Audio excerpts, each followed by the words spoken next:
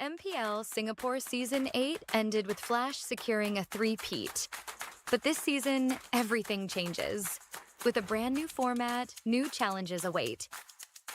The regular season journey has 4 key stages: seeded stage, challenger qualifiers, challenger stage, and last chance qualifiers, all leading up to the playoffs. In the seeded stage, 5 MPL Singapore teams from last season will compete in a best-of-3 round-robin format. Meanwhile, the challenger qualifiers give community teams a shot at the big stage. Over 2 weeks, the top 2 teams from each qualifier will advance to the challenger stage. The challenger stage will feature the 5 MPL Singapore teams from the seeded stage and the 4 community teams from the challenger qualifiers. In the first 2 weeks, MPL Singapore and community teams will compete in a best-of-1 intergroup round-robin format. In the final week, community teams will face off in a best-of-1 round-robin. The MPL Singapore teams will be ranked based on their performance in the seeded and challenger stages. The top 4 teams will move on to the playoffs, while the bottom-ranked team drops into the challenger stage rankings for one more shot. In the challenger stage, the 5 remaining teams are ranked based on their challenger stage results. The top-ranked team secures the playoff spot, while the remaining 4 will enter the last chance qualifiers. In the last chance qualifier, one final opportunity awaits: a 2-stage battle to secure the last playoff spot. In stage 1, community teams get one last shot to qualify. The top 2 teams will advance to stage 2. In stage 2, they'll face off against the 4 teams relegated from the challenger stage in a best-of-1 single elimination bracket. Only one team will survive and claim the final playoff spot. To summarize, in the MPL Singapore Season 9 format, there will be 5 MPL Singapore teams and 4 community teams qualifying through the challenger qualifiers. Based on regular season performance, the top 4 MPL Singapore teams will advance directly to the playoffs, while the 5th-ranked team is relegated to the challenger stage rankings. In the challenger stage, the 5th-ranked MPL Singapore team and the 4 community teams will be ranked based on their challenger stage results. The top-ranked team from this stage will secure a spot in the playoffs, while the remaining 4 teams move into last chance qualifier stage 2. They will be joined by 2 additional community teams who advance through last chance qualifier stage 1, which serves as the final entry point for community teams. The winner of the last chance qualifier stage 2 bracket will secure the final playoff spot. And then it all comes down to the playoffs. 6 teams, only one champion. Who will rise and claim the MPL SG Season 9 championship?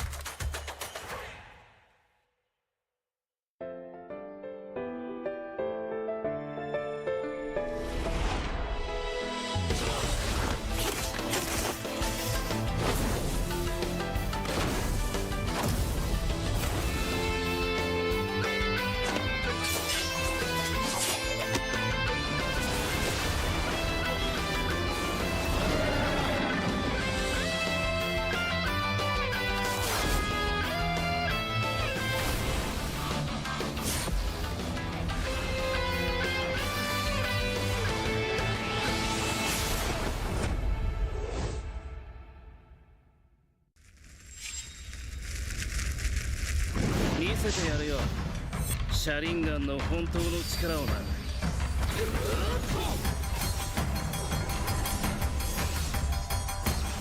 力が湧いてくる。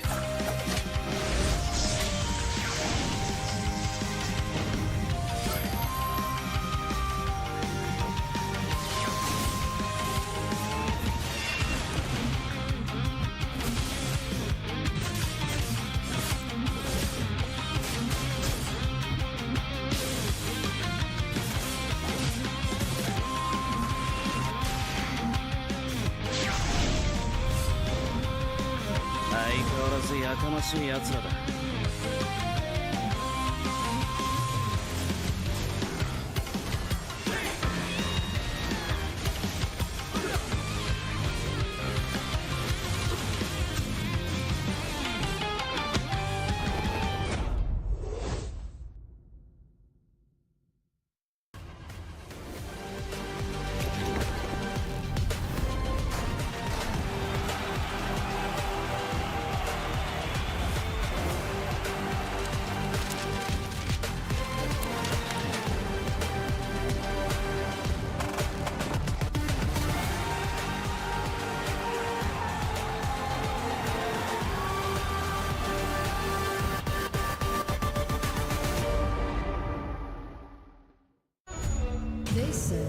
there's a limit in the Women's League.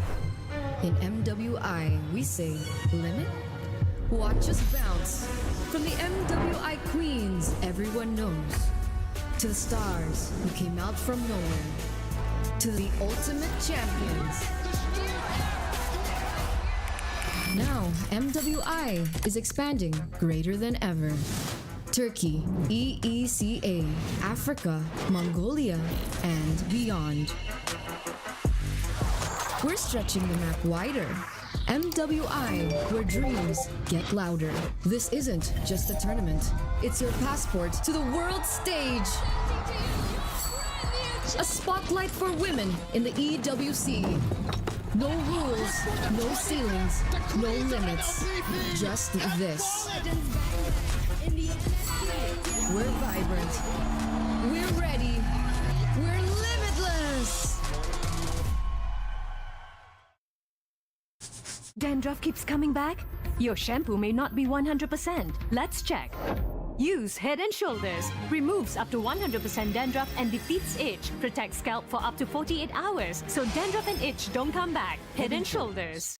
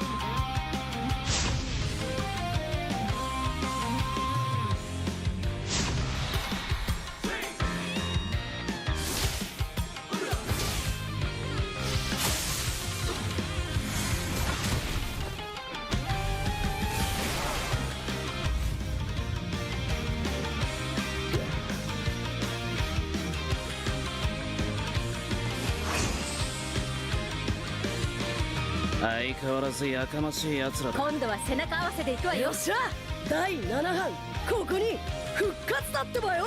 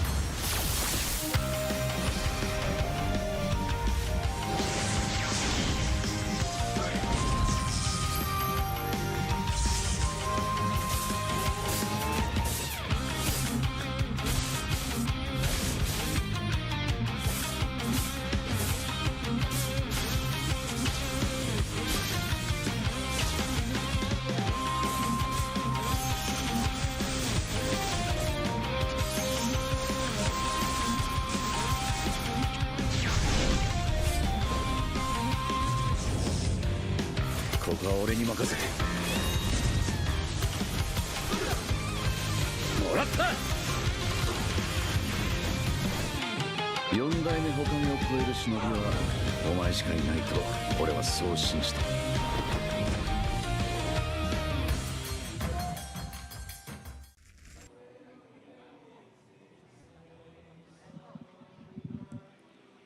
Good afternoon, ladies and gentlemen, and a warm welcome to everyone here in Singapore as well as all across the world who's tuning in to the MPL Singapore Season 9 playoffs. We started the season with 5 MPL Singapore teams with a revamped format to encourage fresh faces to enter the fray via the challengers and last chance qualifiers that has been happening all across Singapore over the past 3 weeks.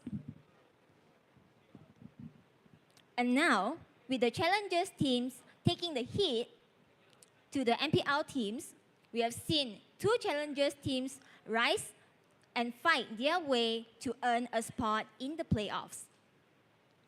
Only 5 teams stand before us to fight for a chance to be crowned as the MPL Singapore Season 9 champions.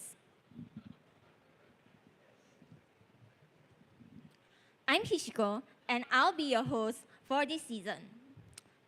I'm excited to see which team will be the one to represent Singapore in the upcoming MSC 2025 that will be happening in Riyadh.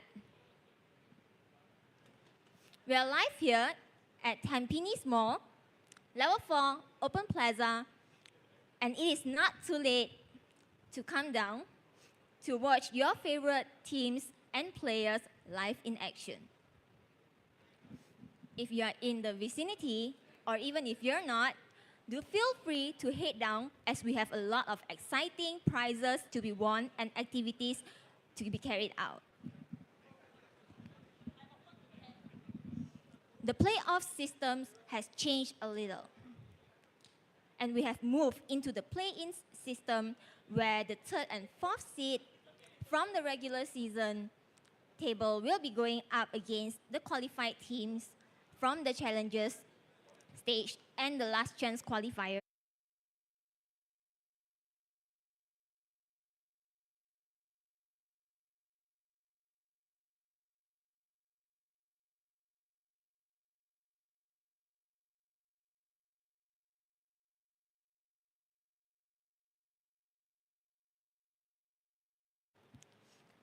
First, we'll be starting with Kingdom Esports versus Absolute Zero.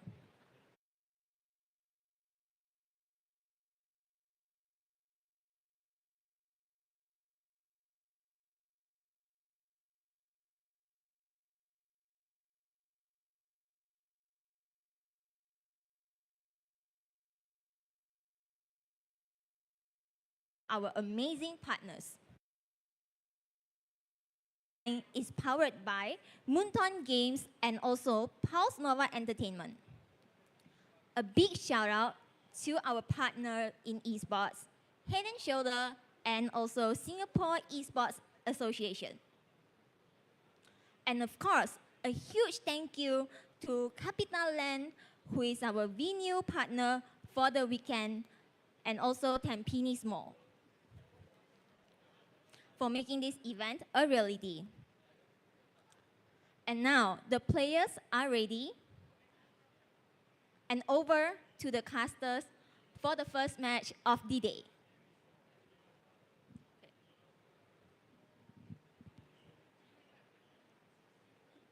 All right, ladies and gentlemen, welcome back. And as Hishiko has said, we are now and finally in the playoffs. So throughout the next few days, 3 days in fact, we will be here covering every single part of the actions that is about to unfold and unravel before us, as we will have our representative that will be then go over to Saudi Riyadh. Riyadh, yeah, yeah, of in course. Riyadh, yes. So of course, my name is Abstract, and with me here is Deadeye, Yeah. and the both of us gonna be your casters for today. I'm looking forward for this one, Abstract. Now, this is the playoffs. Well, now we are going to expect the team stepping up. And we have just witnessed, of course, a new change in MPL SG season format. It has been a wild ride on the regular season. Now, here in the playoffs, the MWC spot is in the line as well. Oh, speaking of EWC, man, EWC. It's always one of the most prestigious things that we are looking out for, and of course, flying all the way to Riyadh. Oh boy, it is always going to be such an experience. Now, of course, when we are talking about playoffs, we gotta have to, address the elephant in the room. Yep. It's very unfortunate that we gotta have to be the bearer of bad news, but there, of course, when it comes down to the playoff teams, we originally had a total of 6 teams going in, but now unfortunately we now have 5, as one of the teams has been disqualified, and that of course is Everlasting Love. If you'd like to find out a little bit more, do take a look at the MPL SG Instagram, as we will not dive too deep into that detail. In fact, the call to action is to go to the Instagram and like us, follow, do everything that you need to. Of course, as you have mentioned, of course, that Abstract, it is now going to be RSG moving forward into our playoffs. So this day, the day 1 of the playoffs, we are going to expect 2 matches in a best-of-3 series. Now, this first match is going to be between the side of Kingdom Esports versus Absolute Zero. Now, Absolute Zero was a challenger team. Yes. They came with a bang, and now they are here in the playoffs. And speaking of which, this is the roster that we are now going to highlight. Nan here in the jungle, Rapidot here on the roam, Buji in the mid, Salas in the gold, and Vendetta on the EXP. Now, Absolute Zero, they're the ones who actually knocked out the top 3 for of MPL SG Season 8, and now they are here in the playoffs to once again prove their worth. Yeah, so I actually have absolutely no idea what to expect coming in from Absolute Zero. They definitely look really strong, but for now, we'll talk about Kingdom Esports. As if you guys have tuned into the MPL SG's Instagram, you may have known about the transfer window, as we now have Ian's double Z. Ian's with 2 Z's coming in that will be playing onto the jungle role together with FMM, Melon, Malik TZ, and Bear. Wow, this is new. So start of the playoffs, new jungler into the side of Kingdom Esports. And remember, it was Loisa who has been taking care of this role. Now Ian's double Z will now going to step up. So this is actually could be a risky move coming in from Kingdom Esports for this one, because Loisa has been pretty good. Very bold move. Actually, Loisa has been pretty good on the fighter jungle roles here, but Ian's, we didn't know what's his hero pool. Will it be an assassin type or a fighter type as well? We have absolutely zero idea. Yep. So we gotta have to find out along with you guys how Kingdom Esports is gonna go. There is, of course, a very high likelihood that Kingdom Esports playstyle will change dramatically just because of the jungle change, which is why we mentioned that it is actually a pretty bold move. If you're talking about, maybe EXP laner or gold lane change, there is actually not that big of a difference per se. It's mostly like macro that kind of stuff. But when it comes down to jungle, it changes the entire rotation. It changes the possible hero picks, and that will then dictate the kind of draft and composition that will eventually kind of fill out for the rest of the team. Yeah, true. Speaking of which, the strategy so far that we have witnessed Kingdom Esports when Loisa is on that role was to be very team fight heavy with a fighter, a jungler, heroes that I have mentioned a while ago. Now, Ianzi, I'm looking forward to what is going to be the hero picks here. Could it be an assassin type? So as you mentioned, it will dramatically change on how they will go through here in the playoffs. Yep. So as of now, there are absolutely no change when it comes down to the meta. There's no patch in between, right? There's no patch in There's no patch in between, between, but so okay. far with the That's 2 good. weeks of Small little break. with Yeah. a break, I've seen somehow the Baksha popping off, especially on the other regions right here. Yep. Actually, Baksha originally was being used just to counter the Clea and those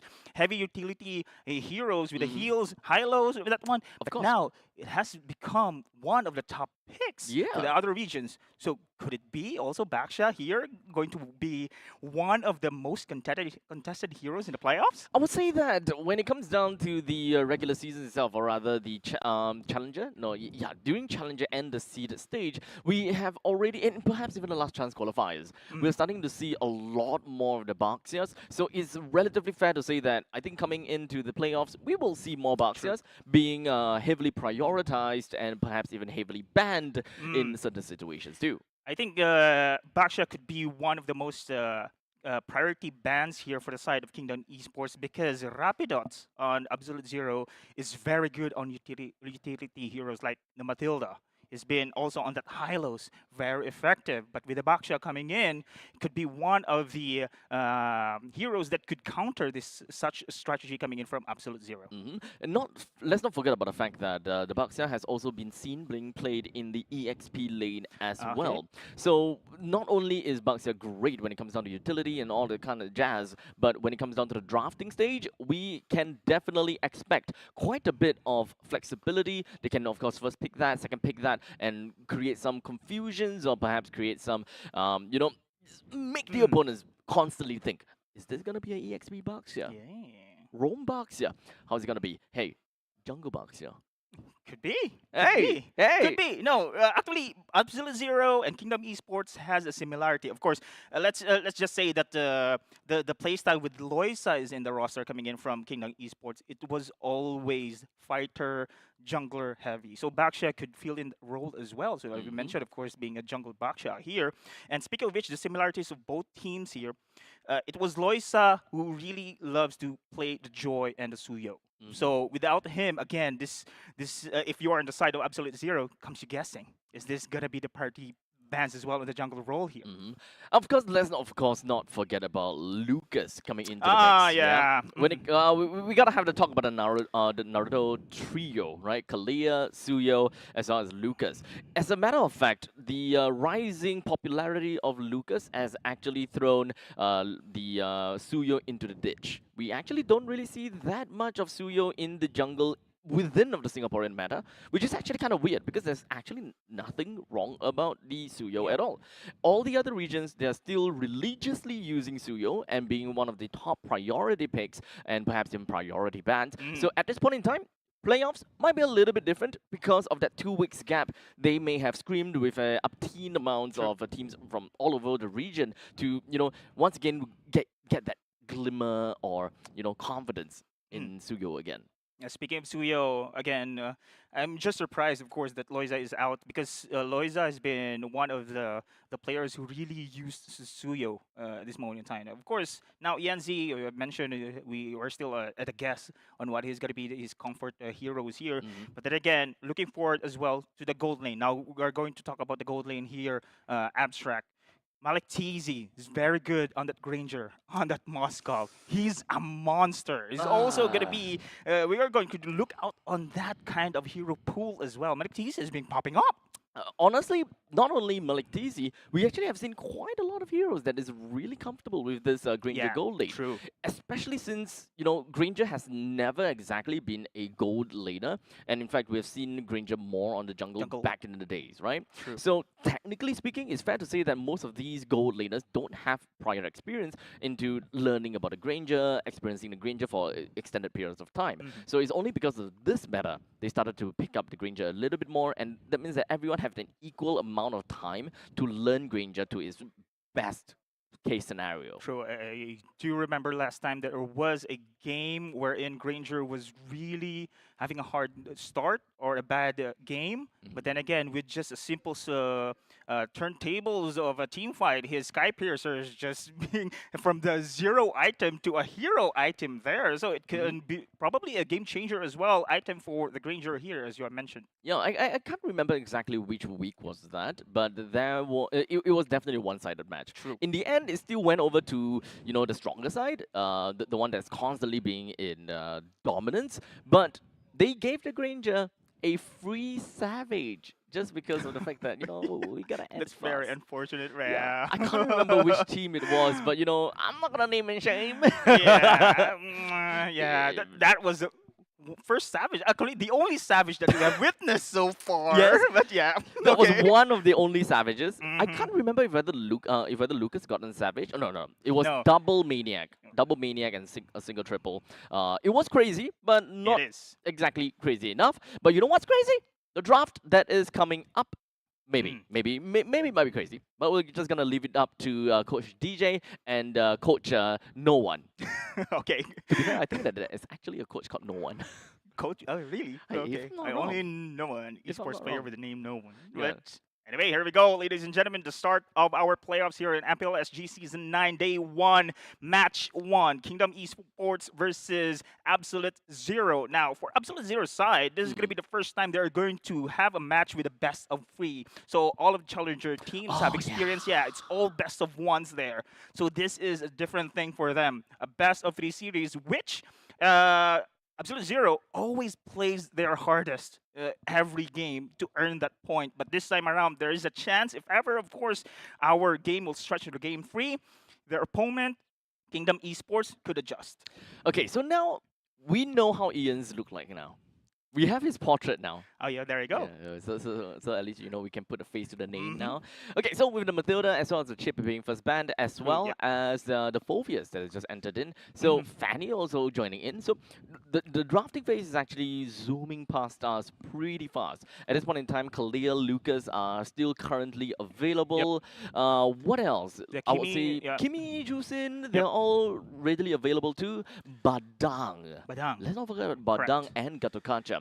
Although they are not exactly very ban-worthy in the first phase per se, but they are still very good heroes to be picked up within the first phase. Especially with the hands of, in the Badang, the hands of Bear. He's been a game changer on the Badang. You gotta respect Badang, the hands of Bear there. But so far, there you go. It's gonna be the backshot being taken out this time around.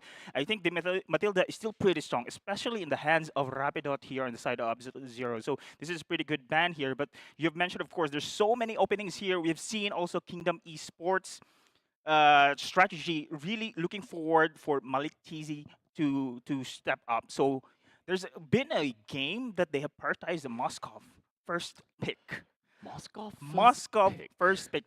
There is a game there, and Malik Tizi, that only shows here that Kingdom Esports really want to invest the comfort pick hero of Malik Tizi. You know what? I think that's not too out of the question to happen again, considering the fact that now we've got a Harif being banned out too. So the amount of gold laners is definitely dwindling down a little bit with Moscow as well as Granger being one of the top priors at this point. But with the fact that Kimi, Kalia, and Lucas is currently available, it all shifts over to Kingdom Esports, where they have decided to pick up a Kalia for themselves, allowing Absolute Zero to pick up the Lucas if they want, as well as another mage. So in this case, Granger and Juiced.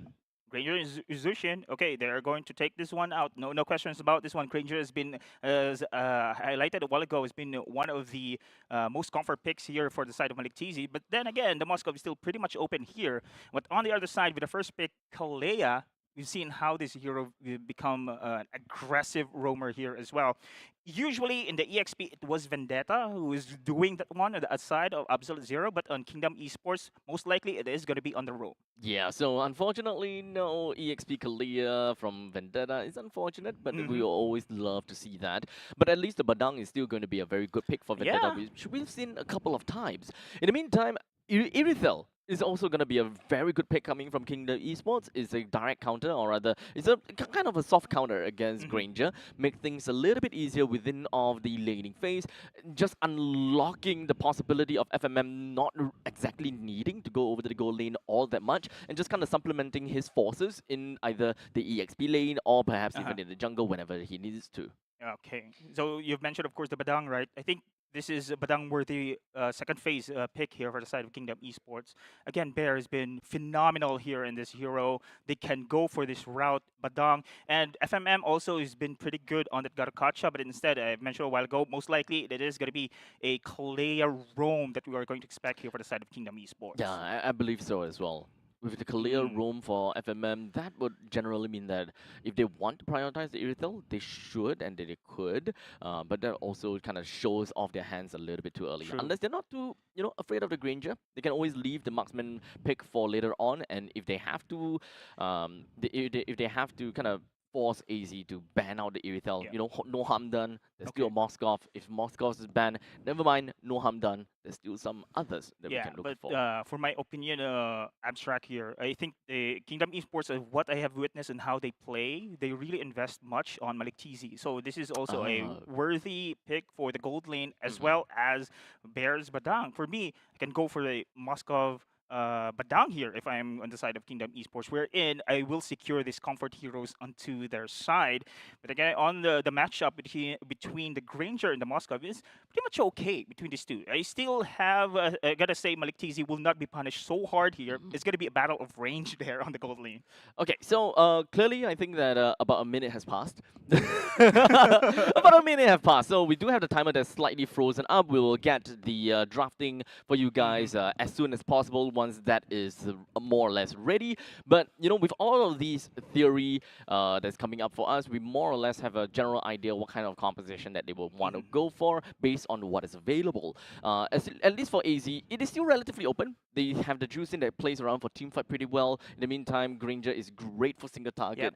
Early game, when it comes down to the laning phase, no problems whatsoever unless Irithel is picked. So we'll just kind of see how that's going to work out in the end. I just remembered also, it was Absolute Zero who did the Ubi strat that we have been. Oh, it was Absolute Zero? Yeah, it was Absolute Zero. They did. And it was against Team Flash. The Baksha and the Estes combo, yes. Correct. That was Absolute Zero. That was absolutely disgusting. Absolutely disgusting as well. And they did also the Alpha Matilda combo as well. So they have this cheeky or cheesy They have like combos. They like to play around with combos, which I think that is a very valuable information for us to have regarding on how AZ wants to play, right?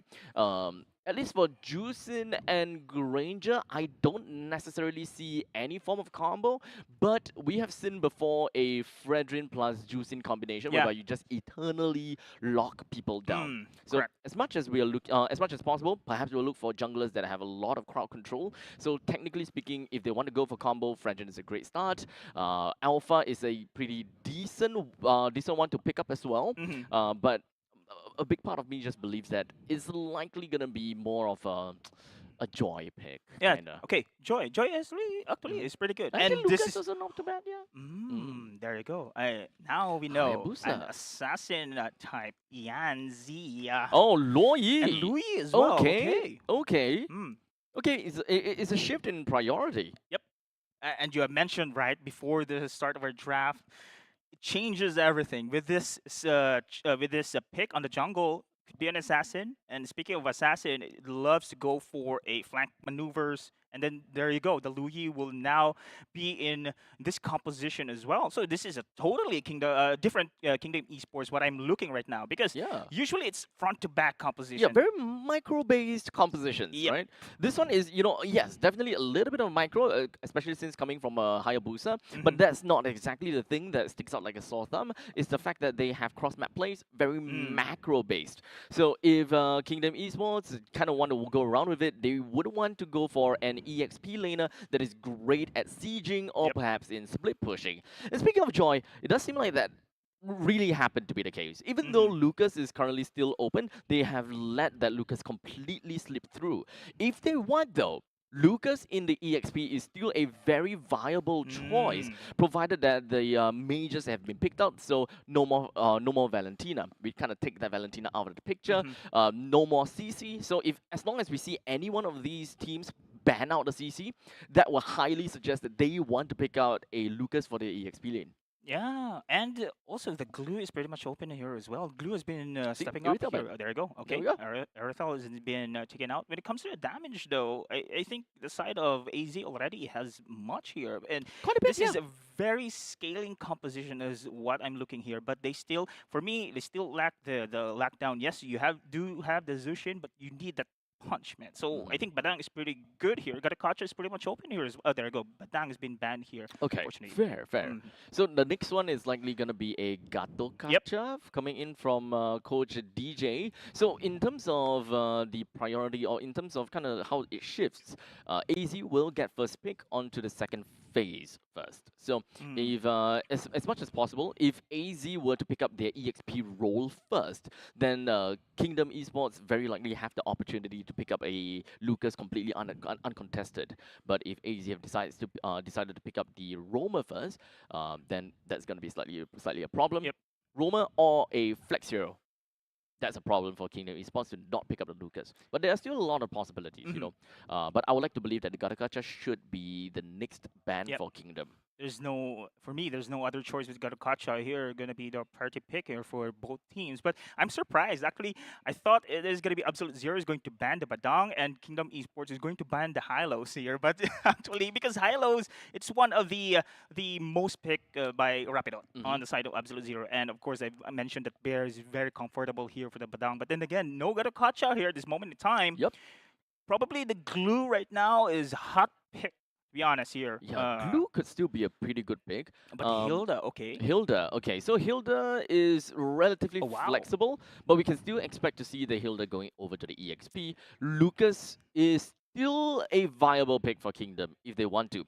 Because of the cross-map plays that they have on their side, Lucas also have very good wave clear. That is one thing I would definitely want to see. They want burst too. So as much as possible, they want to burst. They want to play around the Tsunami Slam. Correct. Definitely when it comes down to Oki Shadow Kill, that's not quite enough. So they need a little bit more tankability, a little bit of that duel in the early stages of the fight. Okay. So they have decided to pick up a glue instead, together with a 1-1, despite the fact that AZ actually did not have anything that kind of stands tall at the front lines and slow moving. In fact, it is a Hilda. Not exactly a very big fan of the 1-1 pick, to be fairly honest, but it's still possible. Yeah. So this is a Rome Hilda we are going to see, but could also be a Rome Khalid here. Looking at the fact that Khalid is going to Vendetta, though, personally, I do prefer the Khalid Rome.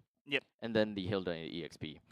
But generally speaking, both of them is rather interchangeable, just because of the fact that they have very similar lane priority. But the only good thing is that Khalid have got definitely a better wave clear. But in the meantime, Khalid also have got the crowd control that we are looking for. So level 4 first, get him to level 4, EXP lane, I think that's pretty okay. And here we go, Abstract. This is now the start of our first game here between the side of Kingdom Esports and Absolute Zero here in the playoffs of MPL SG Season 9. So, right off the bat, we have, I think, so right off the bat, we are looking at both of the junglers just going to be starting out in the purple buff. Nothing too out of the ordinary per se, but both of the Romans, Rapidude is the Khalid. There we go. So it's kind of like, you win some, you lose some kind of situation. If Khalid goes over the EXP, you get level 4 earlier, you wave clear faster. But in the meantime, if you kind of put the Hilda in the EXP, you got way more roaming potential. You actually be able to help out the middle lane so much more, and you apply so much pressure onto the EXP laner, which is the blue in this case.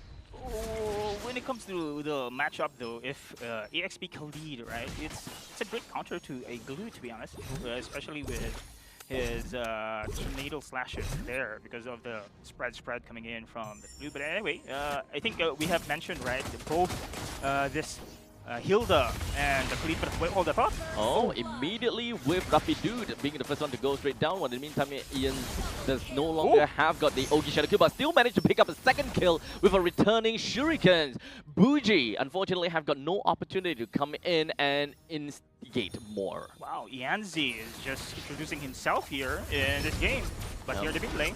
Bougie doesn't seem like she has a lot of HP left to work with, as FMM puts himself right in the face of Bougie. Wow, Kingdom Esports 3 kills here in under 2 minutes. This is a great early game for the side of Kingdom Esports with those rotations coming in from the side of Another one. Oh, and another one. That's 4-0 Abstract. And this is big here for Kingdom Esports. They are actually controlling the game right now. Yeah, I mean, for early stage, I definitely don't expect them being able to get 4 kills within 2 minutes.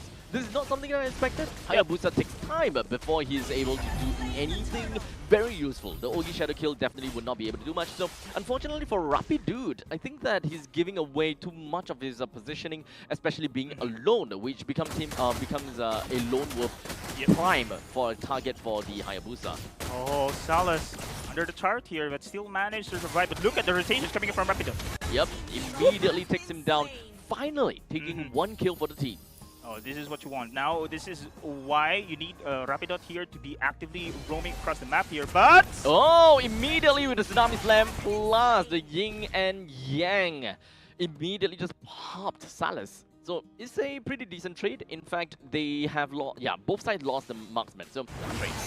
Ooh, there you go. It's not going to be the end at all, as we do have got the immediately Absolute Zero just rushing themselves right in the face of Kingdom Esports. But it's a 1-for-1 trade so far, but this might be going in the danger zone for Absolute Zero, as the amount of damage coming in from Ian is starting to really ramp up with the killing spree, keeps him in check for most of that team fight. Well, don't get me wrong, that was a great pick-off coming in from the side of Absolute Zero, but then again, the positioning here was much in favor for the side of Kingdom Esports. They've been under the pincer attack there coming in from Kingdom Esports. That was great counter-attack indeed, and now Absolute Zero, despite they having counter-attacks here and there, Kingdom Esports still controlling the game here with heavy casualties on the side of Absolute Zero. We're looking at about 2,000 gold lead in favor for Kingdom Esports. Gold lane is kind of out of the question and not to expect too much out of it. So majority of the time, we'll probably just look at fights coming in from the roaming trio. So taking jungle camps is generally going to be the main idea,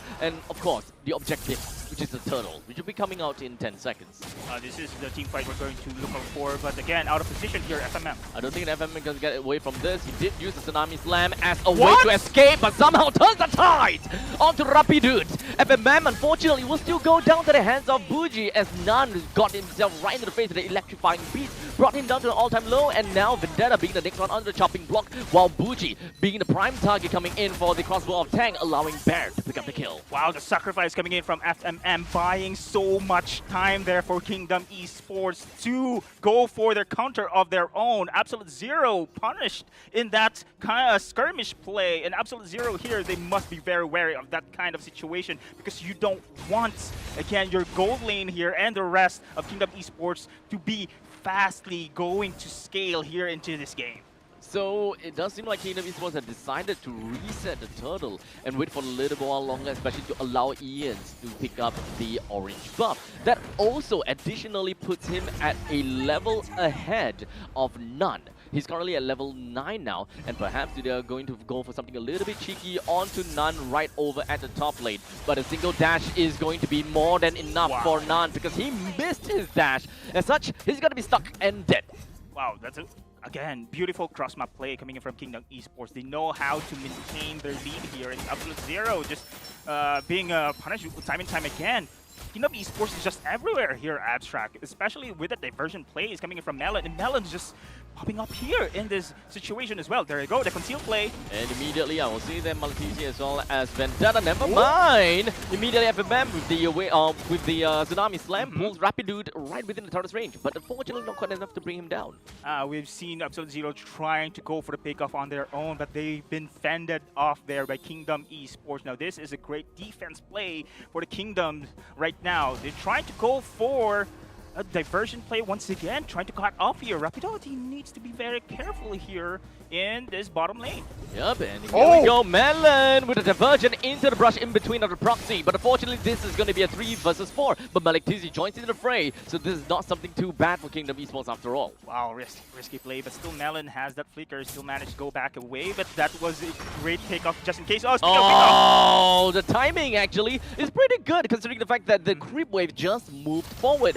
But the amount of damage is not good enough to bring none down. Yeah, not yet.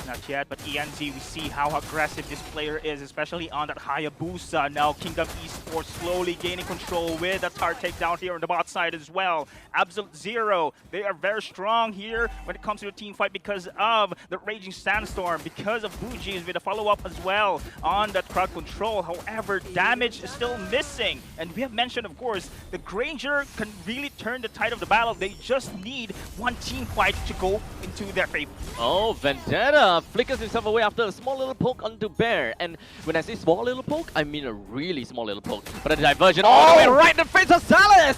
Brings him down with a Tsunami Slam, allowing Kalia to pick up the kill. Next one up is going to be on the Bougie. Even when it comes down to Purify use, that's not going to do anything for him. That is a total of 4 men down during that initiation. And that is Kingdom Esports 14 kills. OMG, Melon with an incredible map presence here. Same spot, same target, and this time around Salas falls down, and they are not stopping here, Abstract. A massive trigger finger coming in from Melon, constantly putting them so much priority and so much pressure all across the map. It's only 8 minutes in. We're looking at all of the T1s down. Middle lane and bottom lane T2 down. This is an absolute chaos coming from AZ. Chaos indeed for AZ, but dominance for Kingdom Esports. And speaking of dominance, not a single tart has been taken down here onto their side. Absolute Zero with so much pressure into their hands here. All lanes are pushing through, and Kingdom Esports are not stopping here at this moment. This is unfortunate, right? Because AZ, they actually have got 0 answers for Kingdom Esports. They don't even have a lot of resources to actually deal with Bear. Just look at the amount of tankiness that this guy has. And he didn't even use any of his Slam to recover his HP throughout the entire ordeal. Well, in the meantime, Mandakisi also has a lot of damage. Ogi Shadaki also has a lot of damage. Just small little pokes all across the map from the side of Kingdom Esports. More than enough to send 2-person back home. But Salas, he found a kill on the Ians. This might be a great start. But unfortunately, Vendetta doesn't have a lot of HP to work with. He goes back home. Unfortunately, they also did lose the T2 turret in the middle. Yeah, they did lose here, but this is Absolute Zero. Greatest comeback so far right now with Rapido here with the flicker of Rage's Sandstorm. It was Kingdom Esports caught off guard. Now Absolute Zero with a kill onto their side, they needed more. They need this kind of situation more into their side in order for them to scale back into this game. And look at this one, 2 Thunderbelts being secured here for the side Absolute Zero. They are looking forward into the late stages of the game here. They want their heavy fighters to actually contribute much, not only on the crowd control, but also on the scaling part. Now, if whether they can even made it over to the late game is the main question, because we are looking at about 12,000 gold lead. Absolute Zero, they have no damage. No damage. Nada. Nada. But again, with that Rapido Raging Sandstorm a while ago on that skirmish play, they need some miracle plays once again. They need those plays that can really go into their favor here. But this time around, Abstract is really difficult here, especially with the map right now we are seeing. It's all blue. Not a single turret yet been denied here against Kingdom. This is tough, right? They're almost getting the bottom lane T1, but at this point in time, it doesn't really quite matter because they can't even get out of base. The whole defense is still standing up. Okay, never mind. There you go. Middle lane's whole defense is down. This is a perfect entryway for this upcoming Mega Creeps plus the Lord. This is a baby Lord though, so no charge whatsoever. If Absolute Zero kind of loses this base turret, oh wait, it does have a charge. It does have a charge, and now it will secure the inhibitor turret in the mid, which opens up a lot of space. Immediately, Bougie doesn't have a lot of HP to work with, but still managed to get himself right out of the dodge. While the Tsunami Slam is just going to be cutting onto Vendetta and bring him down almost instantaneously. While we still have got Malik Tizi still alive and dealing a decent amount of damage, but fortunately this is going to be FMM flickers himself away, while Rapid Dude is just taking quite a bit of damage. But he's going to be fine. Kingdom Esports getting themselves the T3, more than enough, and they're pretty happy about it. Oh, yeah, keep chasing here, but so far Yanzi pretty much overconfident in that situation. Has been taken out there, but still, Kingdom Esports mission accomplished in that siege right now with the map being opened here against Absolute Zero. It's really now very much into against their side here. But again, this lineup, the itemizations we have seen so far for the side of Absolute Zero, they are looking forward to just stretch this game.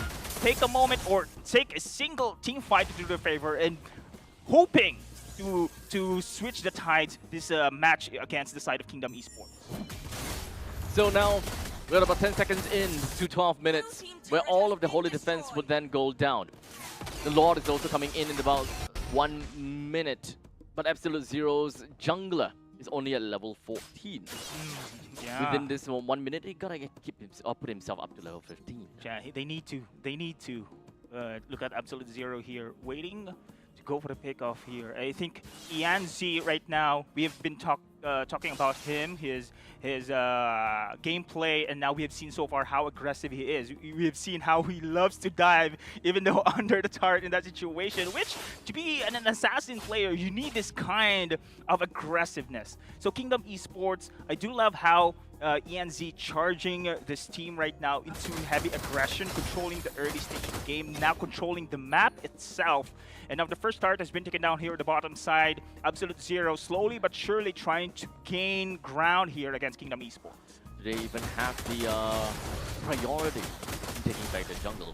At least Kingdom Esports, they did give the purple, they did give the orange buff away to Salas. So that is a small little win for the side of Absolute Zero. But aside from that, small little changes around the map, such as the bottom lane being completely pushed up, forcing 1% to go back down to the bottom to use that lane. While the rest of Kingdom Esports using the Lord, but that is the Tsunami Slam just going to be connecting down on the Nan a little bit too early. As such, he does not have any CC immunity. Salas immediately popped up when it comes down to the physical immunity, and Malik Teasy went up to the air, did whatever that he could onto Rapid Dude, and even when it comes down to Diversion, brings down Salas, 5 men out. Kingdom Esports takes this 5-man team wipe like it's completely nothing. Oh man, that was a disaster indeed. Absolute Zero caught off guard trying to contest the Lord, but then again, here we go. It is going to be Kingdom Esports securing this first game. Abstract with absolutely dominance here. Right from the start of the game, we're seeing that kind of dominance, and it moved according to their tempo, and there is no change in the way that they play from the start to the end. They made full use of every single opportunity that they got. Melon with great diversion plays to really pick off Salas and keeps him constantly in check. So nothing too surprising throughout the game. No turnaround, no comebacks whatsoever. It's a pretty straightforward game for Kingdom Esports, as they know right from the start, if we keep this on, we win. Oh, speaking of how aggressive they have become, Kingdom Esports, I think Ianzi is a pretty good assassin player that we have just witnessed here on that Hayabusa. And now, with the best of 3 series, Absolute Zero, first time going to experience this kind of match here. Now they have a chance to actually regain control once again, or to go for a reset. But however, again, we've mentioned a while ago, Absolute Zero, it's all best of 1s on the regular season. But here in the playoffs is a best of 3. Will they be having this capacity to just reset once again? Let's see. That's the question, right? That's the biggest question. Now, when it comes down to this draft coming in from Absolute Zero, we do not manage to see that kind of combo that we were searching for. In the end, they didn't go for that. They went for very standard meta picks that looks good on paper, but not necessarily something that works together very well. As I mentioned before, they don't have someone that is that really initiates all that well, aside from the Khalid. So that is possibly the only one thing that they can work with. But unfortunately, just a single crowd control like that from Khalid is not quite enough to stop the rampage coming in from Kingdom Esports. And speaking of Rampage here, look at the itemizations that we've seen so far. Yanzi all damaged all day long here. His rotations, his pick-off plays is just incredible. They cannot stop this guy here, especially with the side of AZ.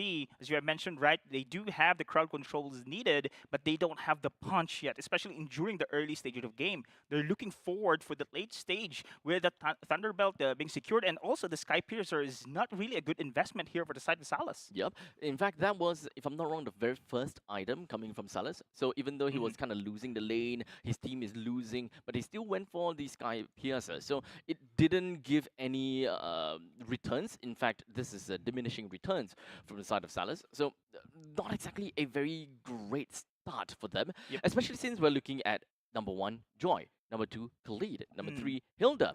They are supposed to be a very dominant team in the early stages, falls off in the mid stages, and then becomes a little bit more annoying into the later stage because of the prominence, or rather the presence of Thunderbelt.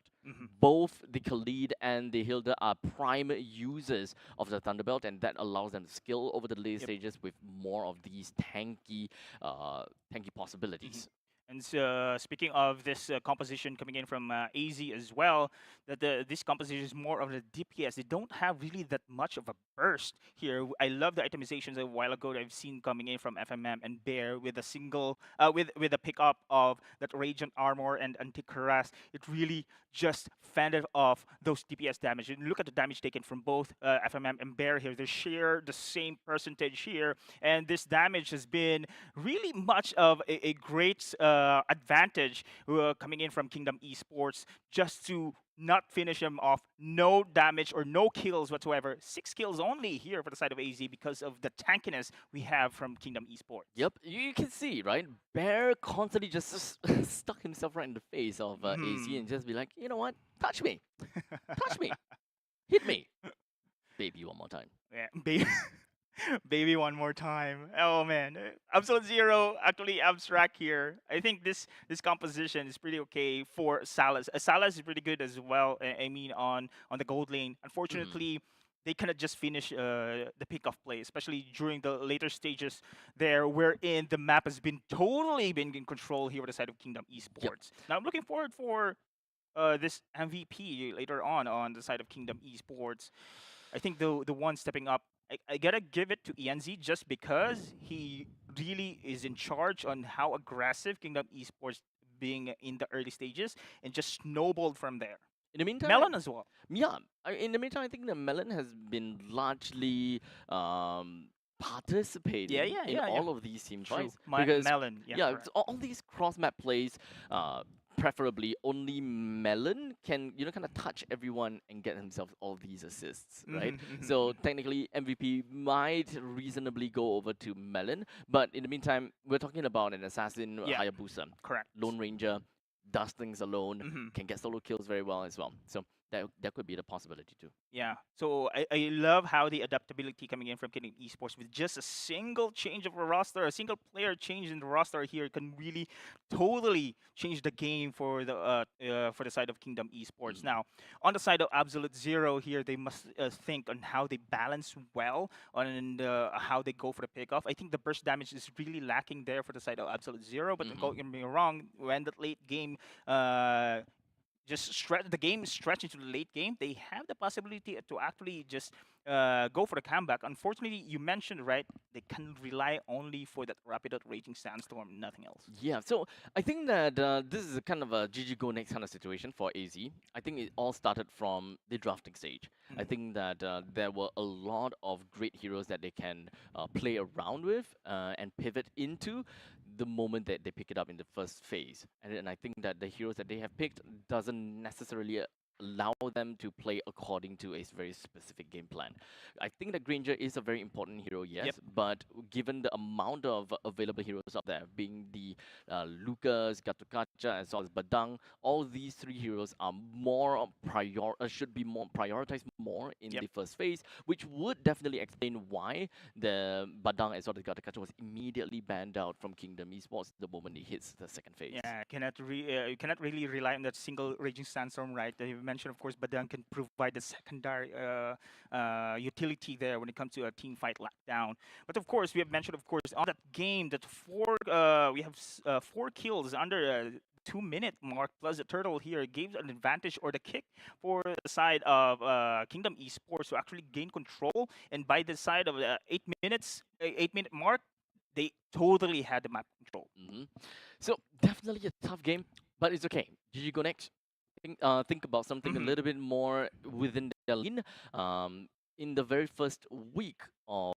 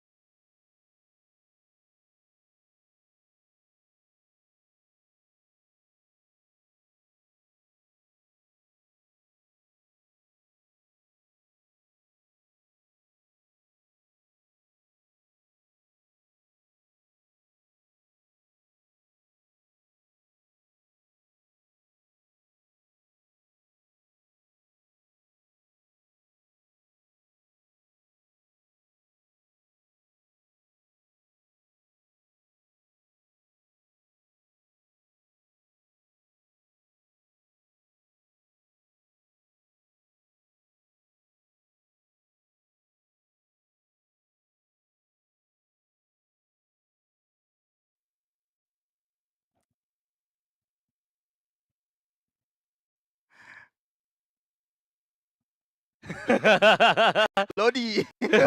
finger guns. Lodi! Speaking of finger guns, man, Malefic Gun has been really one of the the gold laner grail item. Holy Grail. Holy grail, the Yeah. Malefic Gun. It's really OP. I think Jay's highlighted this one on our previous games there. It is totally a game changer right now. With the damage it could give, plus the range, additional I think range there. Yeah, the range is the Poke. crazy part, right? Yep. Do you remember when Malefic Gun just came out? And then they decided to be like, you know what? Let's Experiment make this station. an active skill. And we're just like, "S- that doesn't Yeah. help anything. Now It's passive now. it's passive. Ah, Yeah, it's a different makes thing. Yeah, sense. it's a different thing. Really. Changes so much. It makes Mm. carry a lot more, a lot harder to hit in some sense. Yep. A lot easier to engage, a lot easier to kind of dish out damages. There you go. Okay. But in the meantime, Ian's 8 Mm. is to 2 is to 7 total KDA. A great way, opening game for Ian's, right? I mean, he introduced himself already here. He's the MVP on the game 1. Ian's right now on that Hayabusa, which now gives Absolute Zero a little bit of information here for the side of Kingdom Esports. The new jungler here for the side of Kingdom Esports wants to play an assassin, but this is just the game 1. We still have so many things to look out for this player here. But of course, speaking of MVP, I agree with you also, Abstract, that Melon really did contribute so much when it comes to map control and harassing Salas on the gold lane.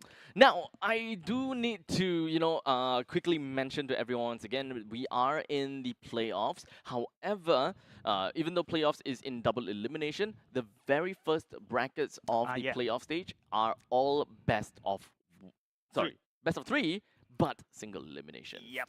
So the moment that you lose, you are out of the competition and you will not move on to that double elimination bracket of the playoffs. So there's one life only.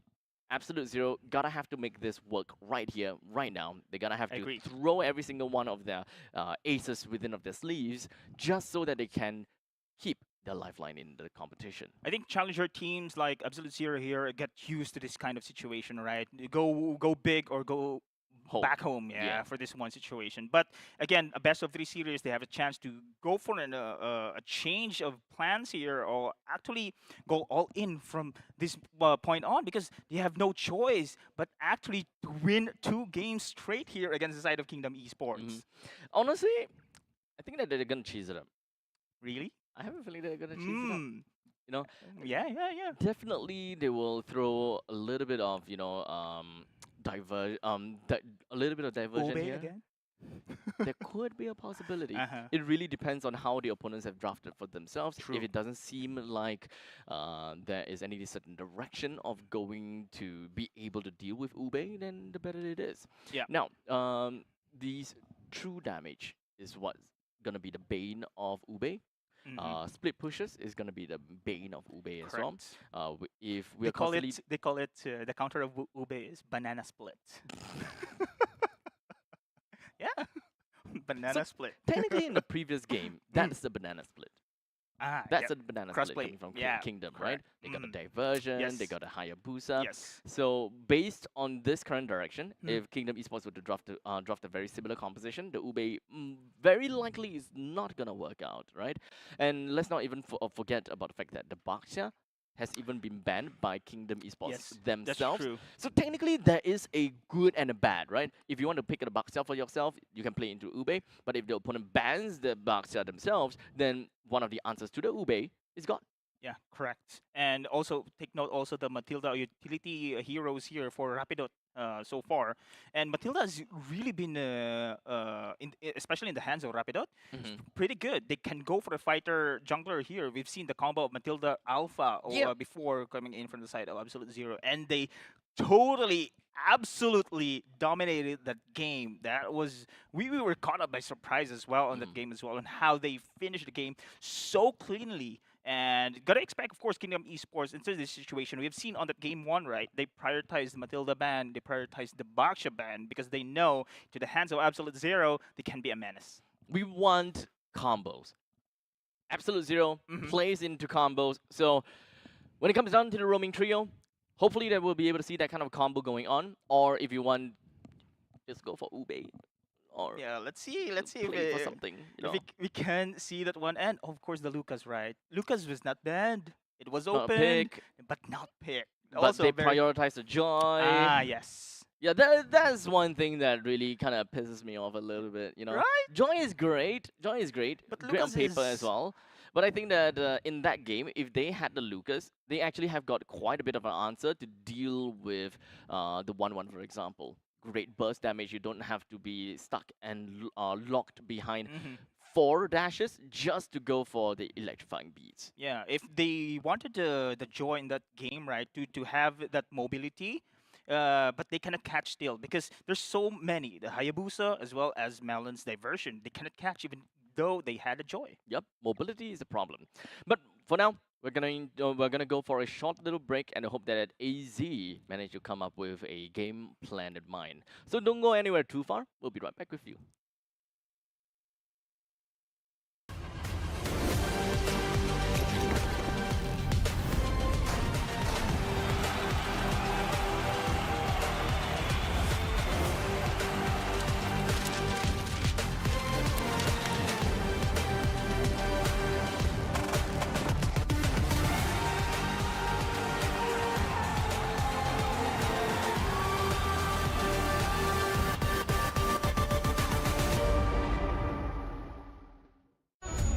They said there's a limit in the women's league. In MWI, we say limit? Watch us bounce from the MWI queens everyone knows, to the stars who came out from nowhere, to the ultimate champions. Now, MWI is expanding greater than ever. Turkey, EECA, Africa, Mongolia, and beyond. We're stretching the map wider. MWI, where dreams get louder. This isn't just a tournament. It's your passport to the world stage. A spotlight for women in the EWC. No rules, no ceilings, no limits. Just this. In the NSC, we're vibrant. We're ready. We're limitless. Dandruff keeps coming back? Your shampoo may not be 100%. Let's check. Use Head and Shoulders. Removes up to 100% dandruff and defeats itch. Protects scalp for up to 48 hours. So dandruff and itch don't come back. Head and Shoulders.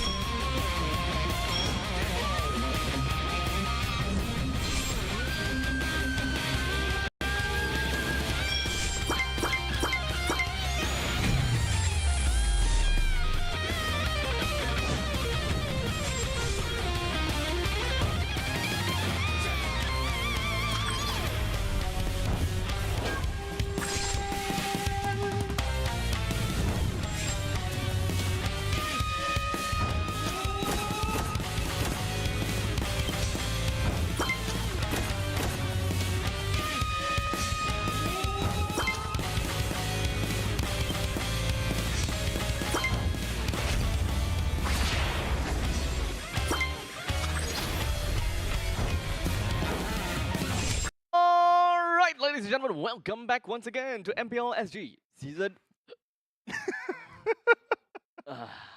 9. My name's Abstract. With me here is Deadeye, or Alive Eye, or what's the opposite of eye? I don't know. Dead me. I don't know. But welcome Lodi. to the Short King pod. Wait. Oh, Short Kings. This is not a Short Kings podcast. Hold on. One. Oh, are you 170? Are you 170? No. Below 170? Yes. Perfect. Welcome to the Short Kings podcast. Am I short? Yeah. Anyone below technically. 170 is short. Okay. So you're part of the Short Kings podcast now. Okay. Is 5'7" under? What is Once fi- I have no idea what I'm 5'7" not is familiar supposed with to the CM calculation. Are But you serious? anyway, yeah. But anyway, No. you need to. Oh What my! is 5'7" in cm? You are 170 on the dot. You're not part of Okay. the club. There you go. It's 170. Sorry. There you go. You suck. Anyways, welcome back to MPL SG Season 9. We've got game number 1 that is done and dusted, and of course going over to Kingdom Esports. Yep.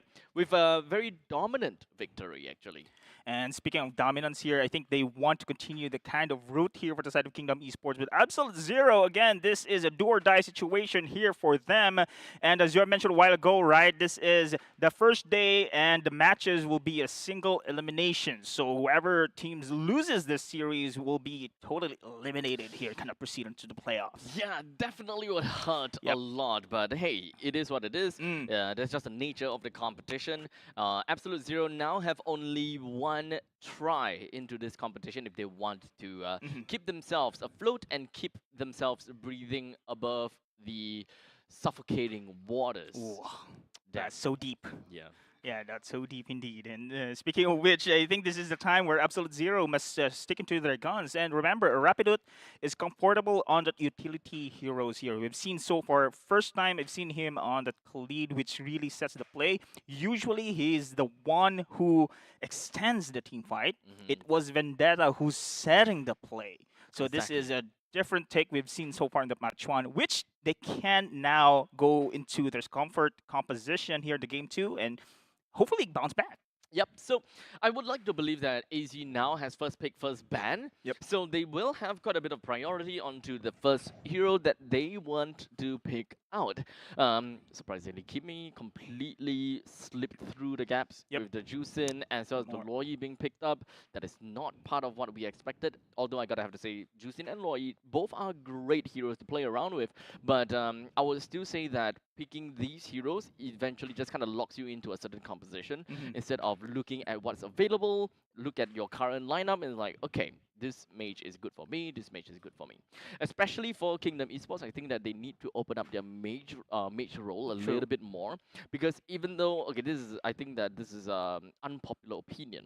In the very event that AZ were to go for Ube, there is of course one mage hero that will be able to do very well against this, and that is none other than Gord. Oh, we haven't seen a Gord in a very, very long time. At one point in time, he was meta just because of his Mystic Gush that deals true damage. And that true damage is also scales off of the opponent's max HP. So that is something that we can expect to see if people remember that, okay, God is good for this, God is good for that, and in terms of Ube, that is something that we can consider as well. Especially when EXP laners now are also initiators, setups. We'll see Badang with that Thunder Belt, super tanky, Gatokacha, super tanky as well. I wouldn't be surprised if we were to see God being picked up in some other regions, and then eventually we pick it up again. Yeah, speaking of the God you have mentioned, right? As far as I know, especially in the MPL SG meta, there's usually a composition where it's easy for the teams to execute here. Yes. God, however, needs a skill ability to hit those crowd controls and push that combos as well. So it could be tricky, same as Selena as well. So we have seen few Selena players here so far. I've seen Team Flash doing this one. So for the side of Absolute Zero, so especially on the side of Buji here, so I'm not sure he is really a Gord here, but you have made a great point there because tankiness is kind of rising into the composition, rising into the meta here, and Gord could be possibly one of the best picks here to counter such composition, but it takes a lot of skill. It takes a lot.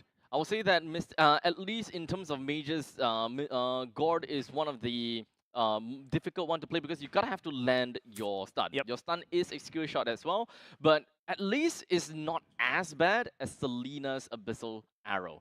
So, you know, if we were to look at comparisons, I would say that Gord is slightly on the easier side as compared to Selena, and with the given the amount of Selena players that we have seen before, I think that Gord should be an okay thing. And even if he misses it, at least you do have a team to kind of back you up, keep people within of the Mystic Gush. Now we're talking about the mid lane here, Abstract. I'm looking forward as well for the Farsa here to be picked.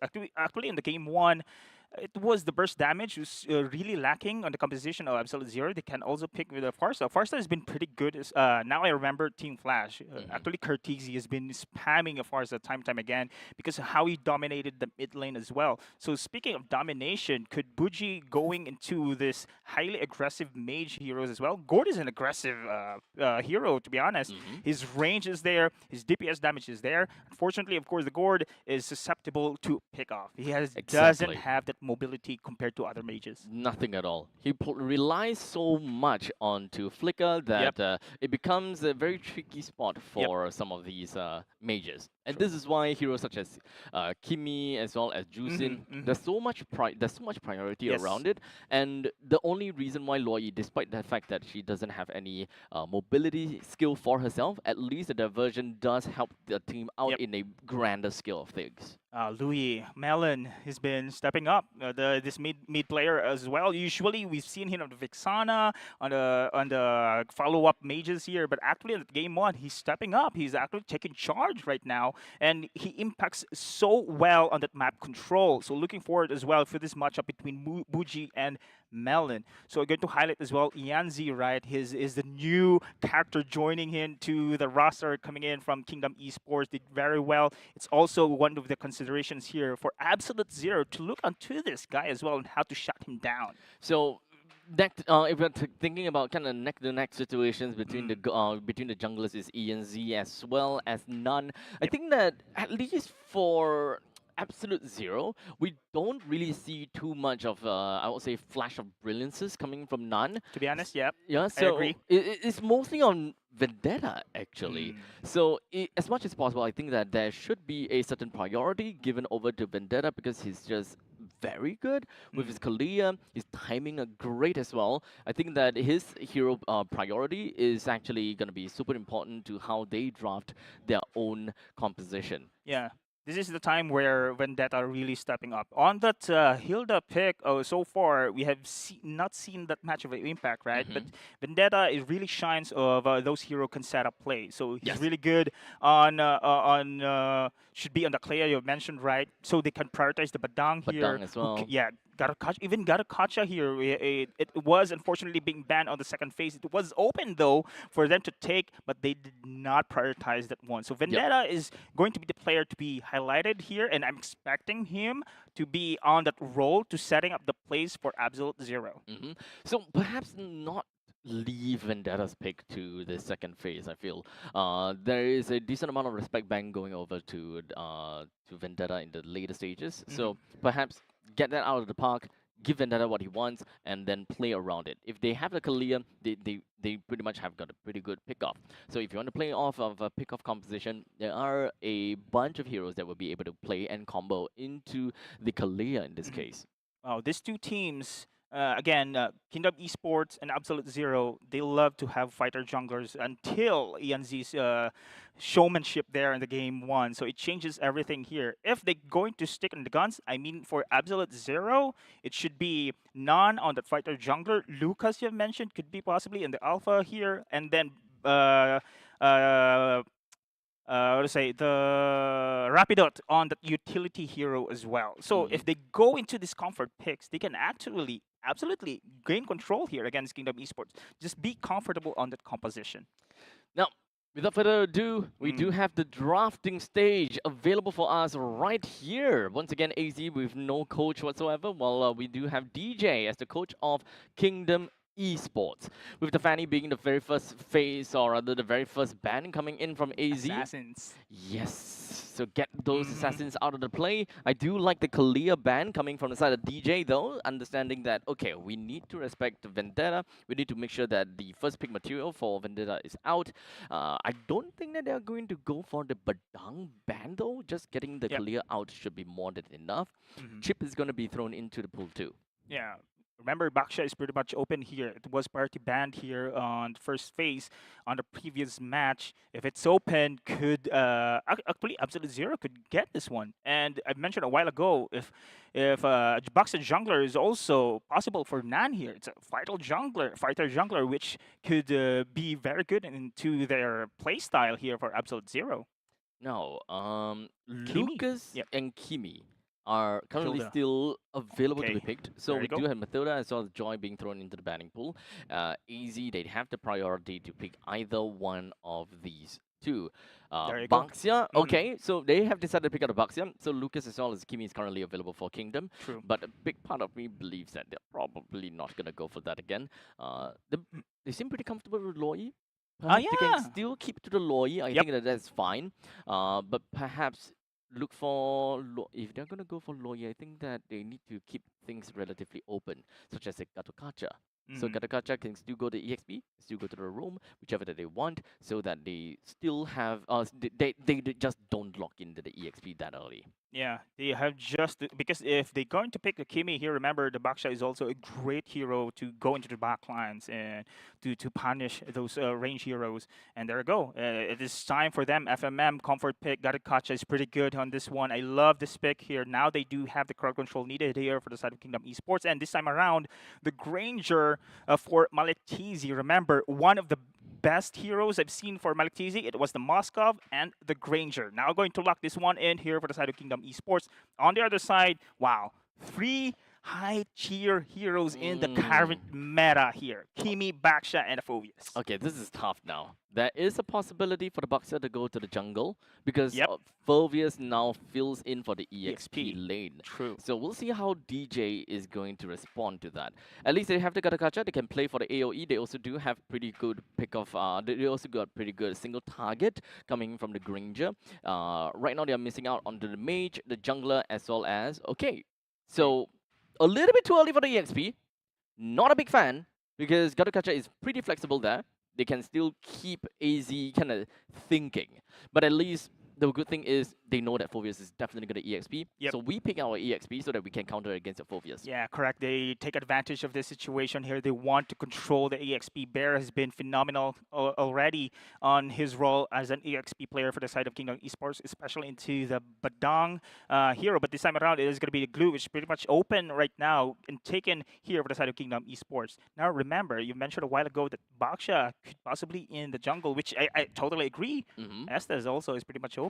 Yep. So Estes Baksha once again. Let's see if it is going to be an Ubi strat we're going to expect here. We shall see. But the Angela now is even taken out, so they are going to take away that utility heroes, which Rapidot is fairly pretty good to use. So, okay, with the fact that DJ banned the Angela, I think that he should ban the Estes next. But, however, we also need to identify the next thing, right? Yep. If the Ube is going to happen onto the side of AZ, they are lacking in quite a lot of damage. Because of the fact that Kimi is technically more on the utility side, you might not be able to play very well into the traction pulse, even if it lands. They don't have someone that really perfectly plays very well into these AoE scenarios, unless they happen to pick up the Beatrix and play around the Beatrix like crazy. True.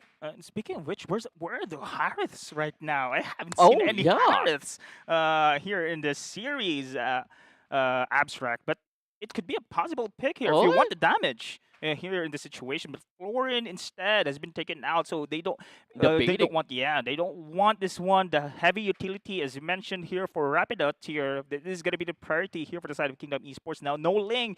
Remember, assassins here. Fanny, Ayusa, Ling. So Ianzi, they're looking out for this guy here. So you're an assassin player here. Better much ban all these assassins right now. Okay, so no Hayabusa and no Ling. But there is still a Hanzo, okay? Okay. So that could be a possible last pick, but we pick up a Farsa. So a lot of area denial, a lot of zone denial, AoE in this context, but... Okay, at least a combo is something that we see here. We know that for sure it is a 1-1 Franco combo that they are looking out for. But now the question begs, what's that Kimi for? You don't have a lot of strong AoE. Even if you do land the traction pulse, there's not much that you can play around with. You're kind of forced up that Baxia into the jungle. I actually don't really like AZ's lineup here. Yeah, but this Franco pick, I think they are prioritizing to shut down Ianzi. So Franco has one of the longest crowd control single target skill in this game, and now without, because I mentioned a while ago in the game one, we've seen that one. Ianzi is taking control really on that heavy aggression. But with this, Franco right now is mine. I think Kingdom Esports should really think and pick their own battles here in this execution against AZ. Will that be enough? That's though, the question. With a Lancelot that just zips up, zooms all across the map, all around the battlefield, will the Franco even be able to walk right into the Lancelot and just bloody hunt him? That's my question. In theory, you will want to hook someone, bloody hunt them, and then give free 3 weakness points broken for the 1-1, and that will proceed into some craziness in the late stages. But early game is my problem. How exactly are they supposed to stop the kind of damage potential coming in from both the Lancelot and the Plaza? Yeah, true. I think Kingdom Esports, when it comes to damage department here, they do have the advantage. Even here, Bear, against the side here of the Phobius, can really shines here on this situation. But so far, if you ask me, damage, can they be mitigated with this lineup? Heavy tanky lineup though for the side of Absolute Zero, especially Nan here on the jungle. Baksha can take a lot of damage himself, but this Rapidot on Franco, his heal shots should be 100% be there in order for them to go for the pickoff. So right off the bat, we do have got a small little invasions coming in from both of the junglers, but that is going to be very small. It's not going to do anything. But ENZ is already at level 4, Nan is also at level 4, but we do have to realize that Absolute Zero, they don't have got any way to really deal a lot of damage. Nan immediately just put himself the shield unity on the FMM. Not quite enough of damage, but as you can see, the Phantom Execution dealt a decent amount over to Nan. They're both still alive. FMM even picked up and of course used the Revitalize to keep him alive. There you go. I think this is what we had mentioned, right? Nan on the jungler Baksha. He can take a lot of damage, so ENZ needs a lot of optimizations in order for him to go for the pick of play that Kingdom Esports want to. But time and time again, Absolute Zero, they have the skills to do this every time. Their cooldowns is not that much of a concern there for the side of Absolute Zero. Now they are going to take this turtle this time around. Okay, so how's that gonna look like? We do have Melon as well as Barrett already at level 4. Vendetta and Bougie. Okay, we need Bougie to get his traction pulse, and only until then we will have a very good idea how a team fight is gonna look like. Now, level 5 onto the Lancelot, as now we do have got one person is just going to be locked right down, Melon being the one taken down. In the meantime, Blitz is also going to be possessing onto a single person, but Vendetta somehow managed to follow through when it comes down to Infernal Pursuit, brings down the Lancelot, and now we've got Absolute Zero that is in a very good spot, somehow getting 2 kills, so they do have the damage after all.